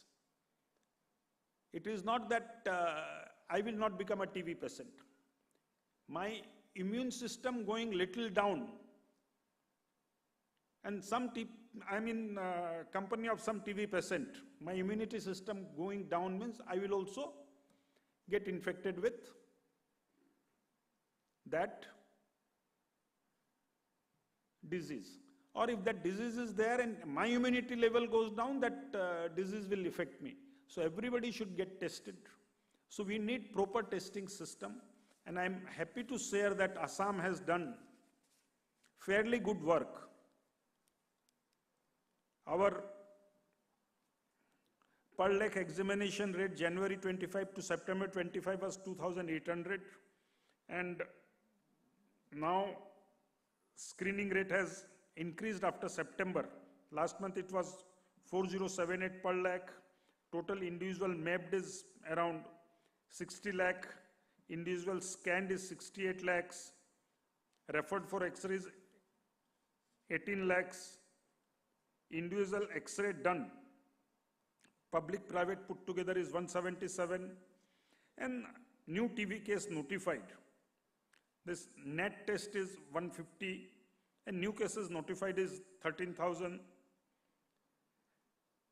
So I feel that this new dialogue, the concept and how to handle it, definitely we need new technologies. And one of the speakers mentioned about technology we have developed in the country, made in India. Some technology is coming up which will be helpful in early detection. Earlier it used to take a lot of time, but I believe this new technology will reduce the testing time. The result will come at a faster speed. And let us take pledge that we'll fulfill the dream of Honorable Prime Minister, who inspires to make Bharatvarsh TB Mukt by 2030. A TB Mukt Bharat will lead to Atmanirbhar Bharat. A TB Mukt Bharat will lead to Viksit Bharat by 2047.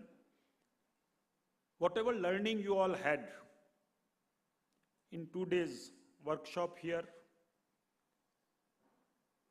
please take home, implement in the field, keep interacting, because interactions, your field level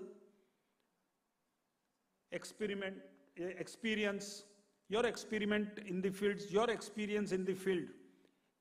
And if you exchange the best practices among yourself, will give the campaign of TB Mukt Bharat a big boost. And I always feel proud when I come to AIIMS, because 10, 12 years back, nobody has thought of AIIMS in Assam. But when I go around, I reached here an hour early, and I'm thankful to Dr. Ashok and Dr. Nandis. Both of them took me to take a round. I was so impressed. World-class infrastructure, world-class facility, and world-class people. I have never imagined that this kind of institute can come in Guwahati, spread over 200 acres.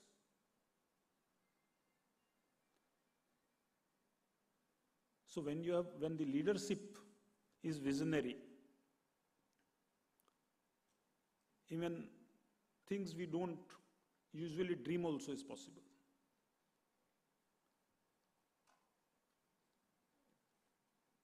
And I feel TB Mukt Bharat is also achievable. All of you are putting efforts. Please keep doing it. Please engage with the society. Please make the society aware that it is for their betterment. And I feel with your active participation, taking the society together, we will be able to achieve what Honorable Prime Minister Narendra Modi desires, a TB Mukt Bharat by 2030, for Viksit Bharat by 2047. Thank you very much.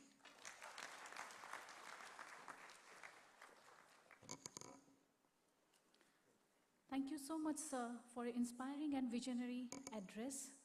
And definitely with the support of Government of Assam, AIIMS Guwahati will definitely try for more screening, more detection, more elimination of tuberculosis in entire India. Now, as we arrive at the culminating moment of this remarkable gathering, it is time to acknowledge the wisdom shared and the commitment strengthened and the collective resolve renewed over these inspiring deliberations. To formally conclude the session, I invite Dr. Rashmi Agarwala, Organizing Secretary, to present the vote of thanks. Madam, kindly come to the stage.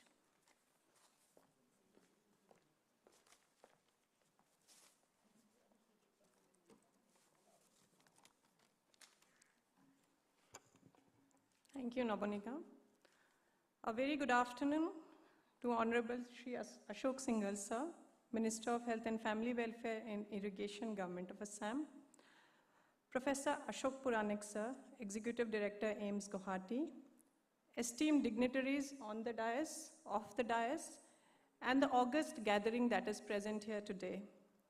It is indeed my privilege, on behalf of the organizing committee, to extend a heartfelt gratitude to all who have contributed to the success of this 1.5-day program, with the emphasis that we are fighting it together when it comes to TB. At the outset, I wish to express deepest gratitude to Honorable Shri Ashok Singhal, sir, for gracing us with his valuable presence and inspiring words at this conclave. Sir, we wholeheartedly thank you for being with us today in spite of your busy schedule. We are highly grateful to Professor Ashok Puranik, sir, for his constant guidance, support, and mentorship in the successful conduct of this event. Our sincere thanks to all the esteemed resource persons who have joined us from across country and shared their knowledge and expertise with us. Sir, Madam, your insights have greatly enriched the deliberations of this conclave. We are thankful to all the delegates, which include faculty representatives from various medical colleges of Assam and northeastern states, the state TB officials, district TB officials, WHO representatives, and representatives from IIT Guwahati, NIPER, and AIIMS Guwahati, who have joined with us in this conclave. Your active participation has truly made this event meaningful and impactful. A special note of appreciation goes to Mr. Nandish Pithani, Director, Policy Resilience Foundation and Advisor, Tata Trust Memorial, Mumbai, and his dedicated team, along with Mr. Hari Menon, Director, India Country Office, Gates Foundation, for their collaboration and valuable contribution, which has helped make this event a success and has paved way for future partnerships in making India TB Mukt.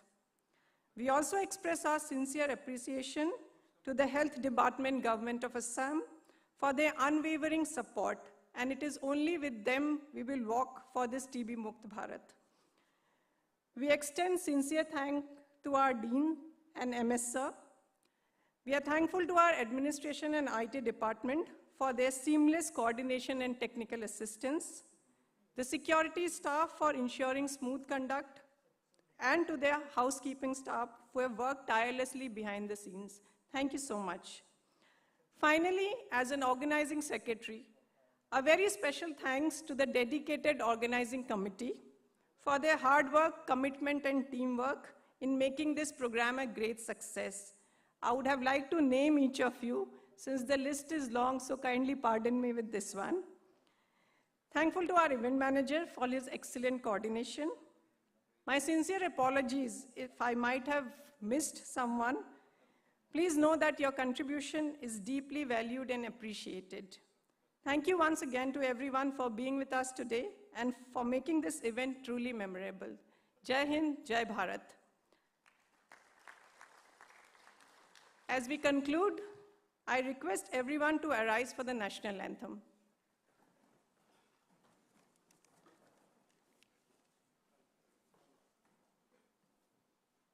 Jana Gana Mana अधिनायक जय हे भारत भाग्य विधाता पंजाब सिंध गुजरात मराठा द्राविड़ उत्कल गंगा विंध्य हिमाचल यमुना गंगा उच्चल जलधि